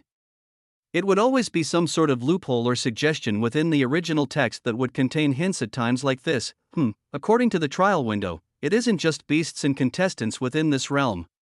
Another life form? Maybe an indigenous population. Damien's thoughts raced. If there's an indigenous population of sentient beings living here, the trial probably won't be simple. Although we outsiders can start a war here without worries since we won't be staying for long, I doubt the primordial undying tree would appreciate us committing genocide of people it chose to house in its realm. The line of thought came out of nowhere, but Damien couldn't stop thinking of it. After all, he needed to plan for unexpected situations. Unbeknownst to him, the answer to his questions was only a few tens of kilometers away from him. Within a murky swamp, a little girl had fallen into the muddy ground in front of her, her legs unable to move anymore. Still, she did her best to move. Her immature hands clawed at the ground in a bid to inch her body forward. Woman. A low growl was emitted from the space behind her. Human.kill, kill.kill. It was soon accompanied by tens, maybe even hundreds of other similar growls. The atmosphere of the swamp was dark and gloomy, making it hard for the sun to show its color, but the faint outlines of the groaning creatures could still be seen. Their bodies varied in size and girth, some being 3-meter-tall giants while others were merely 1 meter tall like dwarves. Their bodies also ranged from fit to lean to fat without any sort of rhyme or reason. But they all had similar features otherwise. The creatures stood on 2 legs and had humanoid shapes. Their heads and bodies were riddled with holes and wounds and their gait was awkward and unnatural. But the most striking feature was their eyes. The eyes of these creatures were hollow and caved in. Their eyeballs were entirely blackened as if they had been corrupted by poison. These creatures seemed to move with one will. The will to kill and devour the human they sensed in front of them, and the little girl knew this. She knew this, but she didn't want to die. Glistening tears streaked down her face as she continued to claw at the ground. If only her legs worked, she might have had a chance to escape. If only the ground was more solid, movement might have been easier, but unfortunately, none of those were the case. As the little girl tried her best to move forward, she was soon blocked by one of the many massive boulders that littered the land. Ah, a slight murmur was all she could get out of her mouth. She had been running and running for days on end. Her eyes were muddled and her throat was dry, but she couldn't stop running. Somebody please. The words she wished to say couldn't make it out of her throat. She knew she no longer had hope of surviving. For the first time, the little girl decided to turn back and take a look at her approaching murderers. The crowd of humanoid abominations hadn't stopped moving, uncaring of her pleas. By this point, they had already arrived near her. The little girl closed her eyes. Remember. Remember to never let them get you. No matter what, you have to remember, a mournful voice rang out in her head. The little girl gritted her teeth before reaching under her torn shirt and grabbing the final measure of protection she had been left with. The dagger in her hand was rusted and already broken in half, but the rest of the blade was enough to do what she needed to do. The memories of what happened to her village, to her mother and father, were still fresh in her head. Without a hint of hesitation, the little girl pointed the dagger towards herself and plunged it forward, but the pain never came. When she opened her eyes, she saw a large hand in the space between the dagger and her neck. No matter how much she used her small strength to push forward, she wasn't even able to leave a scratch on that hand. The little girl looked up with her watery eyes and saw a face filled with warmth and pity looking back at her. It was the first time she had seen eyes as mystical as the ones in front of her. Chapter 246 Trial World 4. Sensing warmth for the first time in many days, the little girl felt the firm will that she had just built up crumble in an instant. Her watery eyes once again began to pour with tears as she clutched the hand of the man in front of her. She didn't know where he came from and she had been told many times not to trust strangers. But she didn't care. Seeing someone other than these horrifying creatures and seeing someone who was looking at her with such warmth had pushed her over the edge. Sorrowful and cracked wails left the dry throat of that little girl. She wanted to climb up and hug the man for more warmth, but her frail and broken legs didn't allow her such comfort. But seeing how hard she was clutching into his robes, the man seemed to understand her desire. Gently grabbing her, he picked her up and carried her, hugging her lightly and patting her back. All right. There. No need to cry anymore. The little girl's wails only became louder. Her face was buried in his neck as she desperately absorbed as much warmth as she could. Luckily, she was too immersed in this warmth to feel the dense killing intent radiating from the man. Or perhaps, he just wasn't allowing her to feel it. Killing intent. No matter how severe the word sounded, Damien didn't think it was enough to describe what he was feeling right now, the pure and unbridled rage he was feeling, the conscious desire to murder that was greater than any he had ever felt before. Was mere killing intent enough to describe it? The surroundings no longer held any similarity to the murky swamp they originally were. The bloody red aura emanating from Damien's body had begun to twist reality, creating an illusion of seas of blood and a mountain of corpses. Damien wasn't a soft-hearted person. There was no way he, who hadn't even batted an eye at the slaughter of so many, could be considered as such. But children? Children were a red zone for him. For adults, even for teens, innocence could be considered a sin. It was something that was useless unless one had the power to back up such innocence. But for kids? Innocence was the thing only they could retain in this cruel world where everyone else was a murderer of some sort. To see this little girl who didn't look a day older than 5-point a rusted knife at her throat, to see her plunge it towards her body without hesitation, it sent Damien over the edge. The pressure from his reality-warping killing desire was like a decree of death. The second any of those humanoid abominations got within range of it, they were crushed into pulp that dyed the muddy ground in a dense black color. Smelling the scent of another human, a stronger human, those creatures charged forward without fear or care. Even when they saw the others being crushed without effort, they didn't stop. But Damien didn't focus on any of this, his focus was entirely on the little girl in his embrace. It was probably one of the first times in his life that he lamented not having the ability to share his regeneration. It could only be counted as luck that Ruyue had forced him to take some of her healing pills with him just in case. After all, she had witnessed Damien being unable to heal due to lack of mana before, and she wasn't one to take chances. The warmth of Damien's embrace seemed to be overwhelming for this little girl who had been running on pure adrenaline and will for the past few days. After only a few minutes of despairing sobs, she directly fell asleep. Damien gently pried open her mouth and fed her a healing pill, using his hand on her back to inject mana into her body and gently guide the healing essence to do its job. This girl thought she doesn't even have an ounce of mana. It wasn't something like running out of mana, no, this was a girl who had never slain another in her life. never gained experience. Although it could be considered as normal for a 5-year-old to be as such, Damien had long grown accustomed to the twisted standards of the New World. 5 years old, even if it was incredibly young, it wasn't rare at all for people to force children of this age to kill. This was so that they could get acclimated to the true environment of the world, while many would just use pills or regular cultivation to boost a child's growth and give them a few levels. The former method wasn't rare at all, but Damien felt immense pity for this little girl. How long had she been struggling with her weak body and pathetic strength? But at the same time, he couldn't help but admire her tenacity. In some ways, she even reminded him of himself. Before he had become the Damien Void of today, before he had mutated and gained a path towards strength. Back when he was just a kid who was pushed into a dungeon, when he had strength so puny that everyone felt he was guaranteed to die.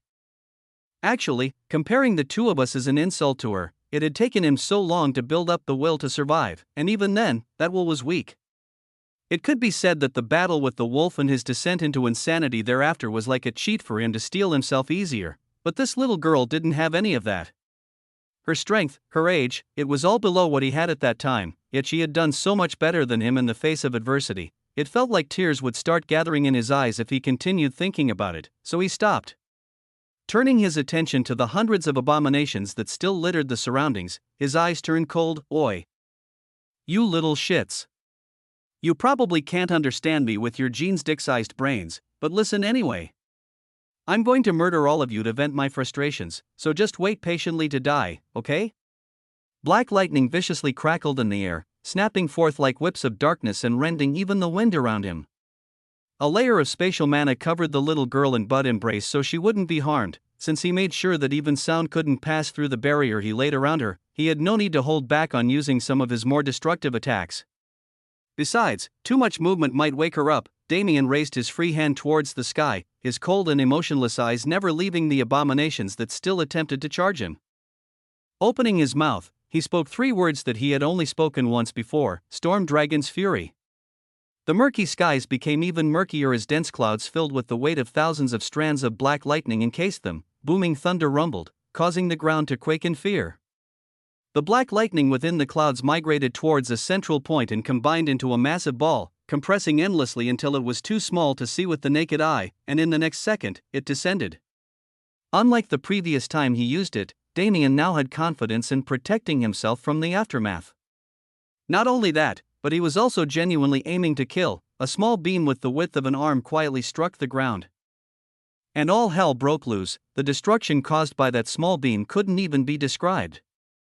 A black light similar to a black hole swallowed everything in a 10-kilometer radius without pause. Wow! A small mutter was heard from Damien's chest. When he glanced down, he noticed that little girl watching the ongoing mayhem with eyes that shone like stars. Damien smiled wryly at the sight. Even though he had just killed hundreds with the flick of his finger, and even though he was still technically within the blast radius of the attack, his thoughts were elsewhere. Fuck. In the end, I still woke her up. Chapter 247 Trial World 5. The thundering clouds that filled the sky soon faded away and melted into the air. A cool wind blew through the atmosphere that was once a murky swamp and cleared away the massive cloud of debris that was in its place. When the smoke cleared, the only thing left in the area was a large pit that was slowly being filled by the brownish water of the swamp, and 2 people who silently stood in the middle of that pit. Damn, I think I overdid it a bit. If Ryue were here, she'd probably chide him about his definition of a bit, but that was besides the point. The enemies this time were all small fries who had at most hit the peak of 2nd class of the very beginning of 3rd class. An attack like his Storm Dragon's Fury that could even kill a heavenly genius like Longchen if he was unprepared was most definitely too much effort. But his rage ended up getting the better of him, leading to him causing such a commotion. Whoa! Although the little girl he held in his bosom still found it hard-pressed to speak actual words, sounds of amazement and wonder continuously left her mouth, and the shining gaze she directed at him made Damien slightly embarrassed. Kohum, let's go somewhere more comfortable first and get you some tasty food and drinks. How does that sound? The little girl eagerly nodded, only then realizing the hunger she had been suppressing for many days. Damien smiled. It seemed his presence had alleviated some of the burdens this little girl had been carrying. And if his otherwise stupid move earlier had accomplished that, then he no longer felt bad about using it. Spreading his awareness, Damien noticed that the surroundings were no longer as quiet as they once were. Many beasts and even a few humans and abominations were headed in this direction, attracted to the commotion he had caused. Once again looking at the little girl, Damien grinned. "Hold on tight, little one. This big brother will show you the meaning of speed." Two people, one big and one small, shared the same shining gaze for a moment before flickering away, their speed so fast that it didn't even leave impact on the air until many moments later. Boom, as the rush of wind from Damien's departure filled the atmosphere, a fiery red figure arrived in that place as well. She looked at the now destroyed environment with a frown on her face. What happened here?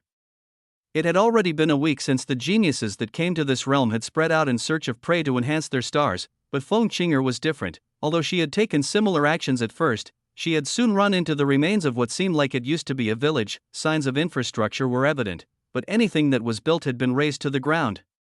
The ground was littered with planks of wood and dirt, sometimes even rubble of stone. Dilapidated portions of buildings that seemed to have aged and eroded considerably decorated the sides of what used to be a street.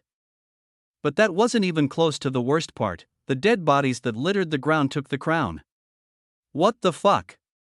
A rare curse left Feng Qinger's mouth as she looked at the scene. Perhaps if it was just ordinary slaughter she wouldn't have batted an eye, but this was different. These bodies looked like they had been tortured and mutilated before death. And even after death it looked like they had become a feast for something else. There was rarely an entire intact body among the mass, and even the ones that were close were corroded by a black inky substance that Feng Qinger's fire phoenix flames seemed to abhor. Although she was a beast, it didn't mean she had no sense of decorum. The larger beast clans like hers rarely even took their beast forms unless it was necessary. Perhaps it was due to the environment she was raised in, but such a disgusting sight almost made her vomit. Feng Qinger spread her awareness to cover the village, but sadly, she found no signs of life. What kind of creature would commit such a heartless massacre? The phoenixes in general were a graceful race in both bearing and temperament. They weren't afraid of violence at all, but they would never needlessly commit such massacres. Especially when there's no mana in the atmosphere. Yes, ambient mana was ever present, but Feng Qinger was thinking of a different phenomenon. When a person died, their mana would dissipate into the atmosphere. This was common knowledge, and even though the atrocity in front of her looked like it had been committed long ago, she had checked with her awareness, and by the state of the bodies, she knew it had only taken place a few days ago at most. For there to be none of that dissipated mana in the atmosphere, especially when hundreds of people had died at the same time, it could only mean one thing: they had no cultivation to speak of. Feng Qinger trembled in rage. She wanted to find the ones responsible and tear them to pieces. But just at that moment, bright flashes of lightning lit up the air. By the time Feng Qinger looked over, a large portion of land had been covered in a sphere of crackling black light. Is it them? Flaming wings manifested on her back as she blazed forward, reaching the location of the commotion only a few minutes after it died down, but by the time she arrived, there was nothing left besides a deep crater and traces of unbelievably dense killing intent. Whoa. Big Brother is amazing. A youthful voice cried out in wonder within a discreet cave hundreds of kilometers away from the previous swamp. Aren't I? This Big Brother is what you would call a master-level chef. An older voice responded. In front of him, a burning flame that originated from the sun was being used to cook a pile of beast meat he had pulled out from his subspace. Damien grinned. Although he hadn't dabbled much in cooking, his skills were still anything but average. He had gotten used to dealing with beast meat within the dungeon, even if he had eaten it all raw, and he had learned the more refined cooking methods from Rose. The current meat was from a beast that looked like a massive chicken. Damien had spotted and killed a few of them on their way over. As for seasoning, he had plenty in his subspace. Damn. Some of the useless stuff that Mom gave me is actually coming in handy. His mom had left him a plethora of random household items when he left her on a pyron. Although she also must have known he wouldn't need them. She still felt the need to provide at least something as his mother, and Damien happily accepted her feelings. In front of the mother that he had worked so hard to save and bring back, he would never be anything more than a little boy. Anyway, Damien had been cooking and feeding that little girl the beast meat for a while now, but her appetite seemed insatiable. Damien was beginning to wonder if she was actually a heaven-swallowing beast in disguise, and after drinking what seemed like a gallon of water, the little girl had also regained her ability to talk. But Damien didn't push her to say much. He wanted to let her have a moment of peace after the travesty that she had obviously been to. After that piece ended, perhaps he'd get the answers to a few questions that had been on his mind. Chapter 248 Trial World 6. After cooking a portion of beast meat that would usually be enough to feed a family, Damien quietly sat and watched the little girl eat away. However, his thoughts were elsewhere. This realm is nowhere near as simple as I thought it was. Trial World? Secret Realm? What a joke. If that was all this place was, then the existence of those creatures would be impossible. Although he had been driven by his rage, he had obviously retained his clarity when he saved the little girl earlier. Even if he didn't, the passive abilities of his eyes would always be active whether he liked it or not. Eventually, he would have noticed what he had already noticed. Still, he wanted to ask the little girl about her story before he came up with any true conclusions, but he was hesitant. She just got out of such a perilous situation, and for a little girl with no cultivation like her to have even ended up like that, there must have been some kind of tragedy beforehand. There's no way hundreds of those things would chase one person otherwise. Was it a wise idea to directly ask her about something that would obviously be her trauma? Damien knew how hung up he was on his own trauma, so he was a bit sensitive about the topic. Just as he was pondering how to move forward, the little girl moved from her spot at the little table Damien had made her and sat on his lap. Daddy and Mommy said to run, so Schwer ran. Damien was surprised by her sudden shift in attitude, but he didn't say anything. He focused his gaze on her and quietly listened. Schwer's village was nice and small. All the little kids like Schwer were always happy and playing. But Daddy and Mommy always told Schwer about the scary ghosts that live in the world. The little girl, whose name Damien now knew was Schwer, slightly shivered as she spoke. Daddy and Mommy said that the ghosts were bad people who listened to the devil and that Schwer should be careful to never leave the village alone. But they also said that Schwer would be safe as long as she was with the adults. But Daddy and Mommy were wrong. And now, Schwer is alone. Schwer's light shivers had become uncontrollable. Tears had once again begun to spill from her eyes. Damien sighed and turned her around, once again hugging her into his bosom and lightly brushing her midnight black hair. It seemed that his actions were able to slightly calm her down because not long after, Schwer continued to speak, the bad ghosts came to Schwer's village and did bad things. They took everyone Schwer loves away. But Daddy and Mommy didn't say anything. They only told Schwer to run away. And so that's what she did. While the people of her village were being slaughtered, Schwer ran as fast as she could into the nearby forest. But those things were insatiable. After taking everything they could from the people of the village, they chased Schwer down as well. They were fast, faster than a little girl with no cultivation could run. Schwer could only be counted lucky. She had run for 3 days straight before those things even caught her scent and began chasing. As for what they did during those 3 days, Feng Chinger would probably have the best idea. The ghosts covered Schwer's friends in black ink, and then Schwer's friends disappeared. Will Schwer disappear like them too? Schwer doesn't want to die. Damien couldn't help but sigh once more. It was truly tragic, to the point where Schwer probably wouldn't realize the full extent of the tragedy until she was much older. Hundreds of villagers had been reduced to nothing, even the women and children weren't spared. Damien hugged her tightly and continued to brush her hair. He gently injected warm mana into her body to lessen her shivering. No. Schwer won't die. Didn't Big Brother already say? Big Brother is very powerful, and he won't let anything bad happen to you. Schwer lightly nodded her head, but the tears didn't stop falling. Although Damien couldn't see her eyes, he could guess what she was thinking. She's a lot smarter than I gave her credit for, most likely, Schwer knew. She knew that she was alone in this world now, and that her parents and friends had been slaughtered. A little girl with the determination to kill herself before being caught would naturally have this small amount of maturity. It was just regardless of how much she had been forced to mature in the past few days, she was a child. A child who, before this, had never been through those kinds of hardships. Perhaps Damien's presence was the only reason she was able to truly vent her feelings and act like a child again. This level of trauma, I don't know if she can ever truly recover. No, I can't let that happen. There's no way I'll let such an innocent little girl become an empty shell of her former self. Damien's will seem to ignite. He didn't know why, but he felt a connection to Schwer. He truly admired the grit of this little girl, and her current condition reminded him too much of his previous self.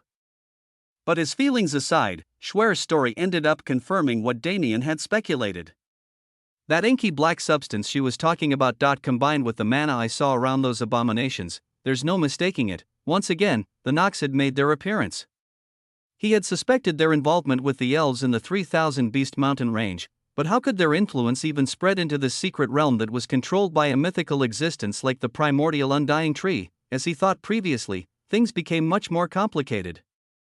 Truthfully speaking, Damien had no reason to get involved. He could always ignore the problems happening with the Nox here and simply go on a killing spree until his star was black. But, could he really? Well, for one, anything related to the Nox was directly or indirectly tied to the fate of the entire universe. Secondly, Damien was feeling rage in Schwer's place. The feeling of this little girl cut into his heart, and he couldn't find it in himself to simply ignore her and continue on. And lastly, there had always been something nagging at Damien's mind. Back when he was in that little forest with Ruyua, when he killed the thing disguised as Elder Baba, he had been forced by the situation. He had run away from an obvious conspiracy that he most likely had the power to stop, all because he simply didn't have the time to get involved. It had always been nagging at the back of his mind. It was a subconscious thing. He felt like, on that day, he had done something that went against his moral principles, but this situation was different. He had an entire year in this realm. Even if he couldn't solve the problem in its entirety, he could at least somewhat help alleviate the burden. Damien didn't want to run into another situation like the forest. He wanted to always be certain that no matter what actions he chose to take, he'd always do so of his own volition, instead of being forced by the circumstances. His principles were incredibly important to him. Even if he lost everything else, he at least wanted to be true to himself until the end. There was only one situation where he'd allow himself to fall into madness. Only a single situation that would justify him betraying himself. And that was if his women or someone he cared for equally was killed. As Damien firmed his resolve, he ended up smiling. I really have a habit of getting involved with bullshit, don't I? But he quickly changed his outlook. His smile became a lot less stiff. If I have to kill to strengthen my star, then aren't those related to the Nox the perfect targets? Chapter 249 Sanctuary 1. Soon after she finished telling her story to Damien, Schwer soon fell asleep in his lap once again. Damien could only sigh lightly while gently adjusting her into a more comfortable posture. It seems the stress of the past few days is simply too much for her. No matter how much she wanted to stay awake, now that she was out of danger and felt safety, her mind could no longer handle the fatigue. Especially now that she had eaten and drank to her heart's content. While he patted her head, Damien once again fell into thought. I already know I'm going to target the Nox, but that can barely even be considered as progress. In the first place, I have no idea where they're located. Besides that, where was he going to leave little Schwer? No matter what, he refused to bring a small child into the battlefield with him. Especially when it was a completely unknown terrain. The problem was, he also knew he couldn't leave her behind. Little Schwer was obviously suffering from intense trauma due to the loss of her village and her parents, as well as the subsequent days of fleeing and survival. It wasn't something a little girl like her should have to handle, but fate was cruel. With no regard for anything, it thrust her into such a situation. He could still feel her lightly shivering in his arms as she slept. He had no choice but to constantly feed gentle streams of mana into her small body to somewhat soothe her pain. But it wasn't physical pain, it was emotional stress, making it incredibly hard to deal with. Even his current measures were temporary at best. He was only doing it so that she could get a decent sleep for the first time in days. I can't take her with me. Damien was firm about this. There was no way he'd change his decision. He had never considered himself good with kids, and he was pretty sure that he'd be a shitty father if he had his own right now, but he at least had the basic amount of decency as a human being. Daddy, mommy. Don't leave. Damien shuddered lightly. Every shiver of her body, every mutter that came out of her mouth, it all made it more clear to him that he couldn't just leave her somewhere to take care of his business. If he did so, he didn't know whether or not she would break. She was barely holding on to a sense of stability as it was now. So, what am I supposed to do in this situation? Can't take her, but can't leave her. He was too conflicted to make a proper decision. In the worst-case scenario, he would just have to leave her in his shadow. It was an ability that he and Zara shared due to their mental connection, but that didn't mean he couldn't put anyone else in the shadow. Zara's presence had already affirmed that it could carry life. But the problem with that was the same as before. Even if he put her in his shadow, she'd be able to clearly see what was happening inside. He also didn't think it was a good idea to have her in the same place as a sleeping Zara. While Zara's bubbly personality would be enough to put her at ease in usual times, right now, her coma disallowed such a thing. Like this, her presence would most likely terrify Schwer, bringing the opposite of the intended effect. In that case, should I just do that? Truthfully, Damien had always been studying the nature of his shadow.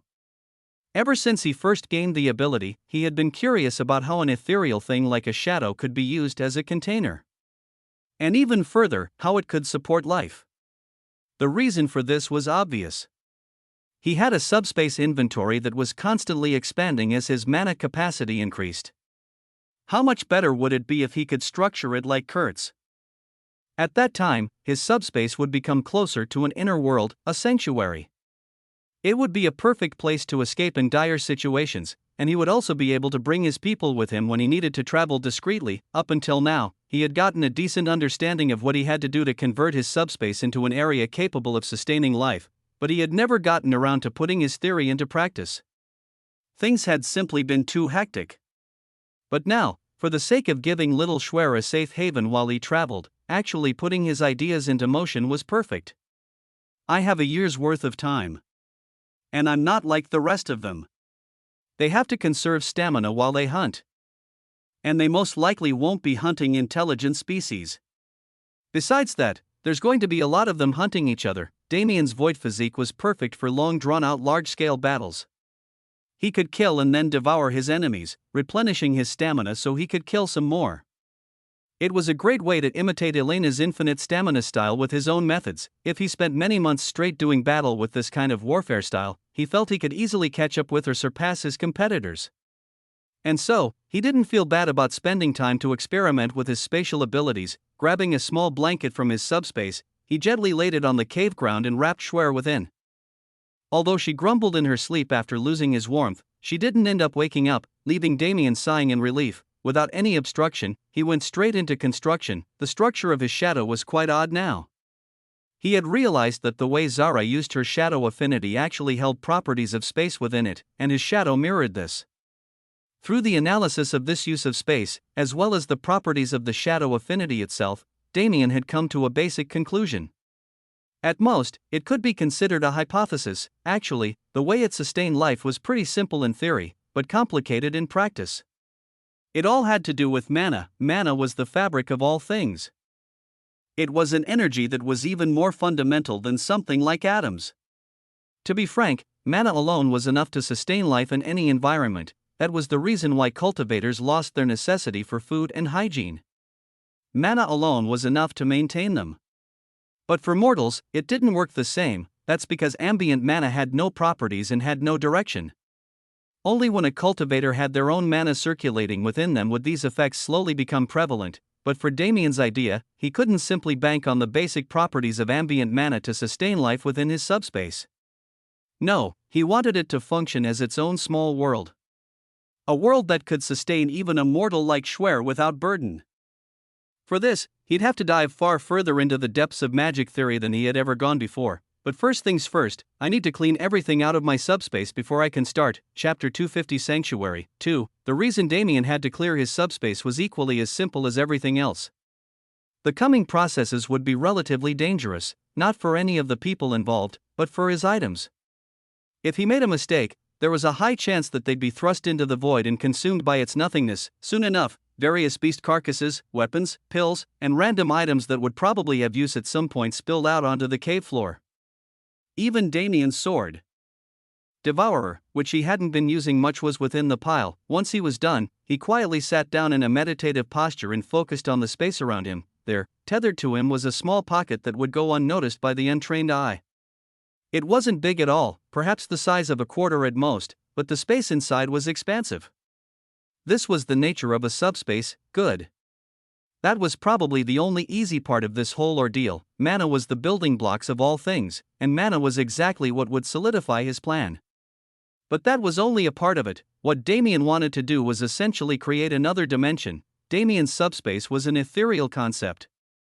And it was heavily tied to the concept of space, but the thing about it was that it would always be tethered to the three-dimensional space that made up the universe. This was one of the main things that prevented it from sustaining life. With its reliance on outside forces to maintain its structure, there was no way it had any potential for evolution. What Damien wanted to do was create a fourth dimension. It didn't have to be big enough to actually contribute to the universe as a whole, but what he would be doing was creating his own plane. Rather than being tethered to the space that already existed, it would be entirely its own space. The only tether it would be Damien himself. This was an idea he derived from his void physique. After all, didn't it operate on a similar concept? It was part of him, yet it seemed to be located elsewhere. The Damien of before would never be able to do such a thing as create a dimension, and even the current Damien didn't possess this ability. But he had one thing that would work as a sort of cheat code: his dimensional magic. He had gained a great deal of enlightenment on this new and upgraded form of spatial magic over the year or so that he had possessed it, but he had never actually been able to raise its skill level by much. Why was that? Obviously, it was because he never truly delved into the essence of dimensional magic. But now, he was doing just that. Although his current experiment was only a portion of the capabilities that dimensional magic had, it still mattered. With his attention focused on the subspace, Damien soon coated that small piece of bloated space in his mana, and then, he activated his dimensional magic. The full scenery of the cave was soon lit by starlight. Flashing motes of blue and black light littered the air like stars. The subspace that was coated in Damien's mana began to expand. It expanded continuously until it reached the point where its true size was visible. Luckily, it existed between the spatial layers, or else the entire cave would have been collapsed. His subspace was already the size of a massive city. Perhaps even larger. Once it had been enlarged, Damien knew the first step had been completed. It was no longer tethered to the space around it. Its integrity at this time was being wholly maintained by Damien's mana alone. The glistening starlight in the air swirled through the atmosphere like a cyclone, centering around Damien. His utmost focus was on maintaining the space of the subspace and making sure it didn't collapse and rejoin the surrounding space. Now that it was untethered, the next step was to remove it from three-dimensional space entirely. In simpler words, he was removing the subspace from reality. There was only one reason this was possible. Damien hadn't realized it much before. But he felt stupid for not noticing: the void. The void was so elusive that it even trumped space in that aspect. Even though it was technically a concept of space, it was entirely different. Space was all-encompassing, while the void was all-consuming. But this all-consuming entity was the exact reason Damien had confidence in separating his subspace from the existing reality, something he wasn't sure was possible otherwise. Of course, he had the option to forego this entire troublesome process and just set laws and restrictions, creating something similar to a secret realm that he carried around with him. But that wasn't what he wanted. His ambitions went far beyond a mere secret realm. There was an image in his mind. An image where one day, when his power was so vast that the current him couldn't fathom it, he would take this rudimentary design he created now and blossom it into something else entirely. A world.no, a universe.no, an entirely new reality. Cracks began to form between the spatial layers as the weight of Damien's subspace bore down on them. These weren't the normal spatial cracks that Damien would create, they were more dangerous. The integrity of the space within space was cracking. In simpler words, this was a minuscule example of a crack in reality. It wasn't something Damien would ever be able to do on his own. If it wasn't for the sheer weight of his subspace as well as the dimensional magic that permeated through space. He doubted whether it was possible to create such an crack, but the thing was, the amount of mana Damien was continuously pouring out could have already charged an attack far worse than the massive black hole he created in the Celestiac Star Sect Disciple examination. If he wasn't actively using his void physique to greedily absorb every ounce of ambient mana around him, he wouldn't have been able to sustain it. Yet, such a massive amount of mana expenditure could only form a crack the size of a fingernail at best. Suddenly, another essence started leaking from the crack. It was pitch black and illusory. It wasn't like the inky black mana that the Nox used, it was much darker. This essence leaked from the cracks in the spatial layers and made its debut in the real plane. And when it did, it immediately started to devour. It devoured everything. Space, time, all creation. It seemingly wanted to revert the universe to nihility. It was lucky that there was such a small and finite amount, or else nobody would be able to predict what this essence would do. but this essence was currently trapped between spatial layers. Slowly, Damien exerted his will. He focused his awareness on that pitch-black essence and attempted to dominate it. A black fog began to emanate from his body, similar to when he used his devour skill. The second the fog met the pitch-black essence, the essence immediately became docile. Damien smiled at the sight. As expected. There's no way it'd be called the void physique for nothing. With the newly termed void essence under his control, Damien knew that the next step would be easy. That is, as long as he concentrated his everything on performing it, the pitch-black void essence was directed to gently cover the subspace in a similar way to what Damien's mana was already doing. In fact, the two forms of essence melded together in the process, heavily increasing Damien's control. Damien exerted his will once again, calling out to the void essence. The wild essence that heeded no command, the essence that devoured everything. The rate it spilled out of the spatial cracks increased drastically. Slowly but surely, the gathering void essence concentrated on the subspace.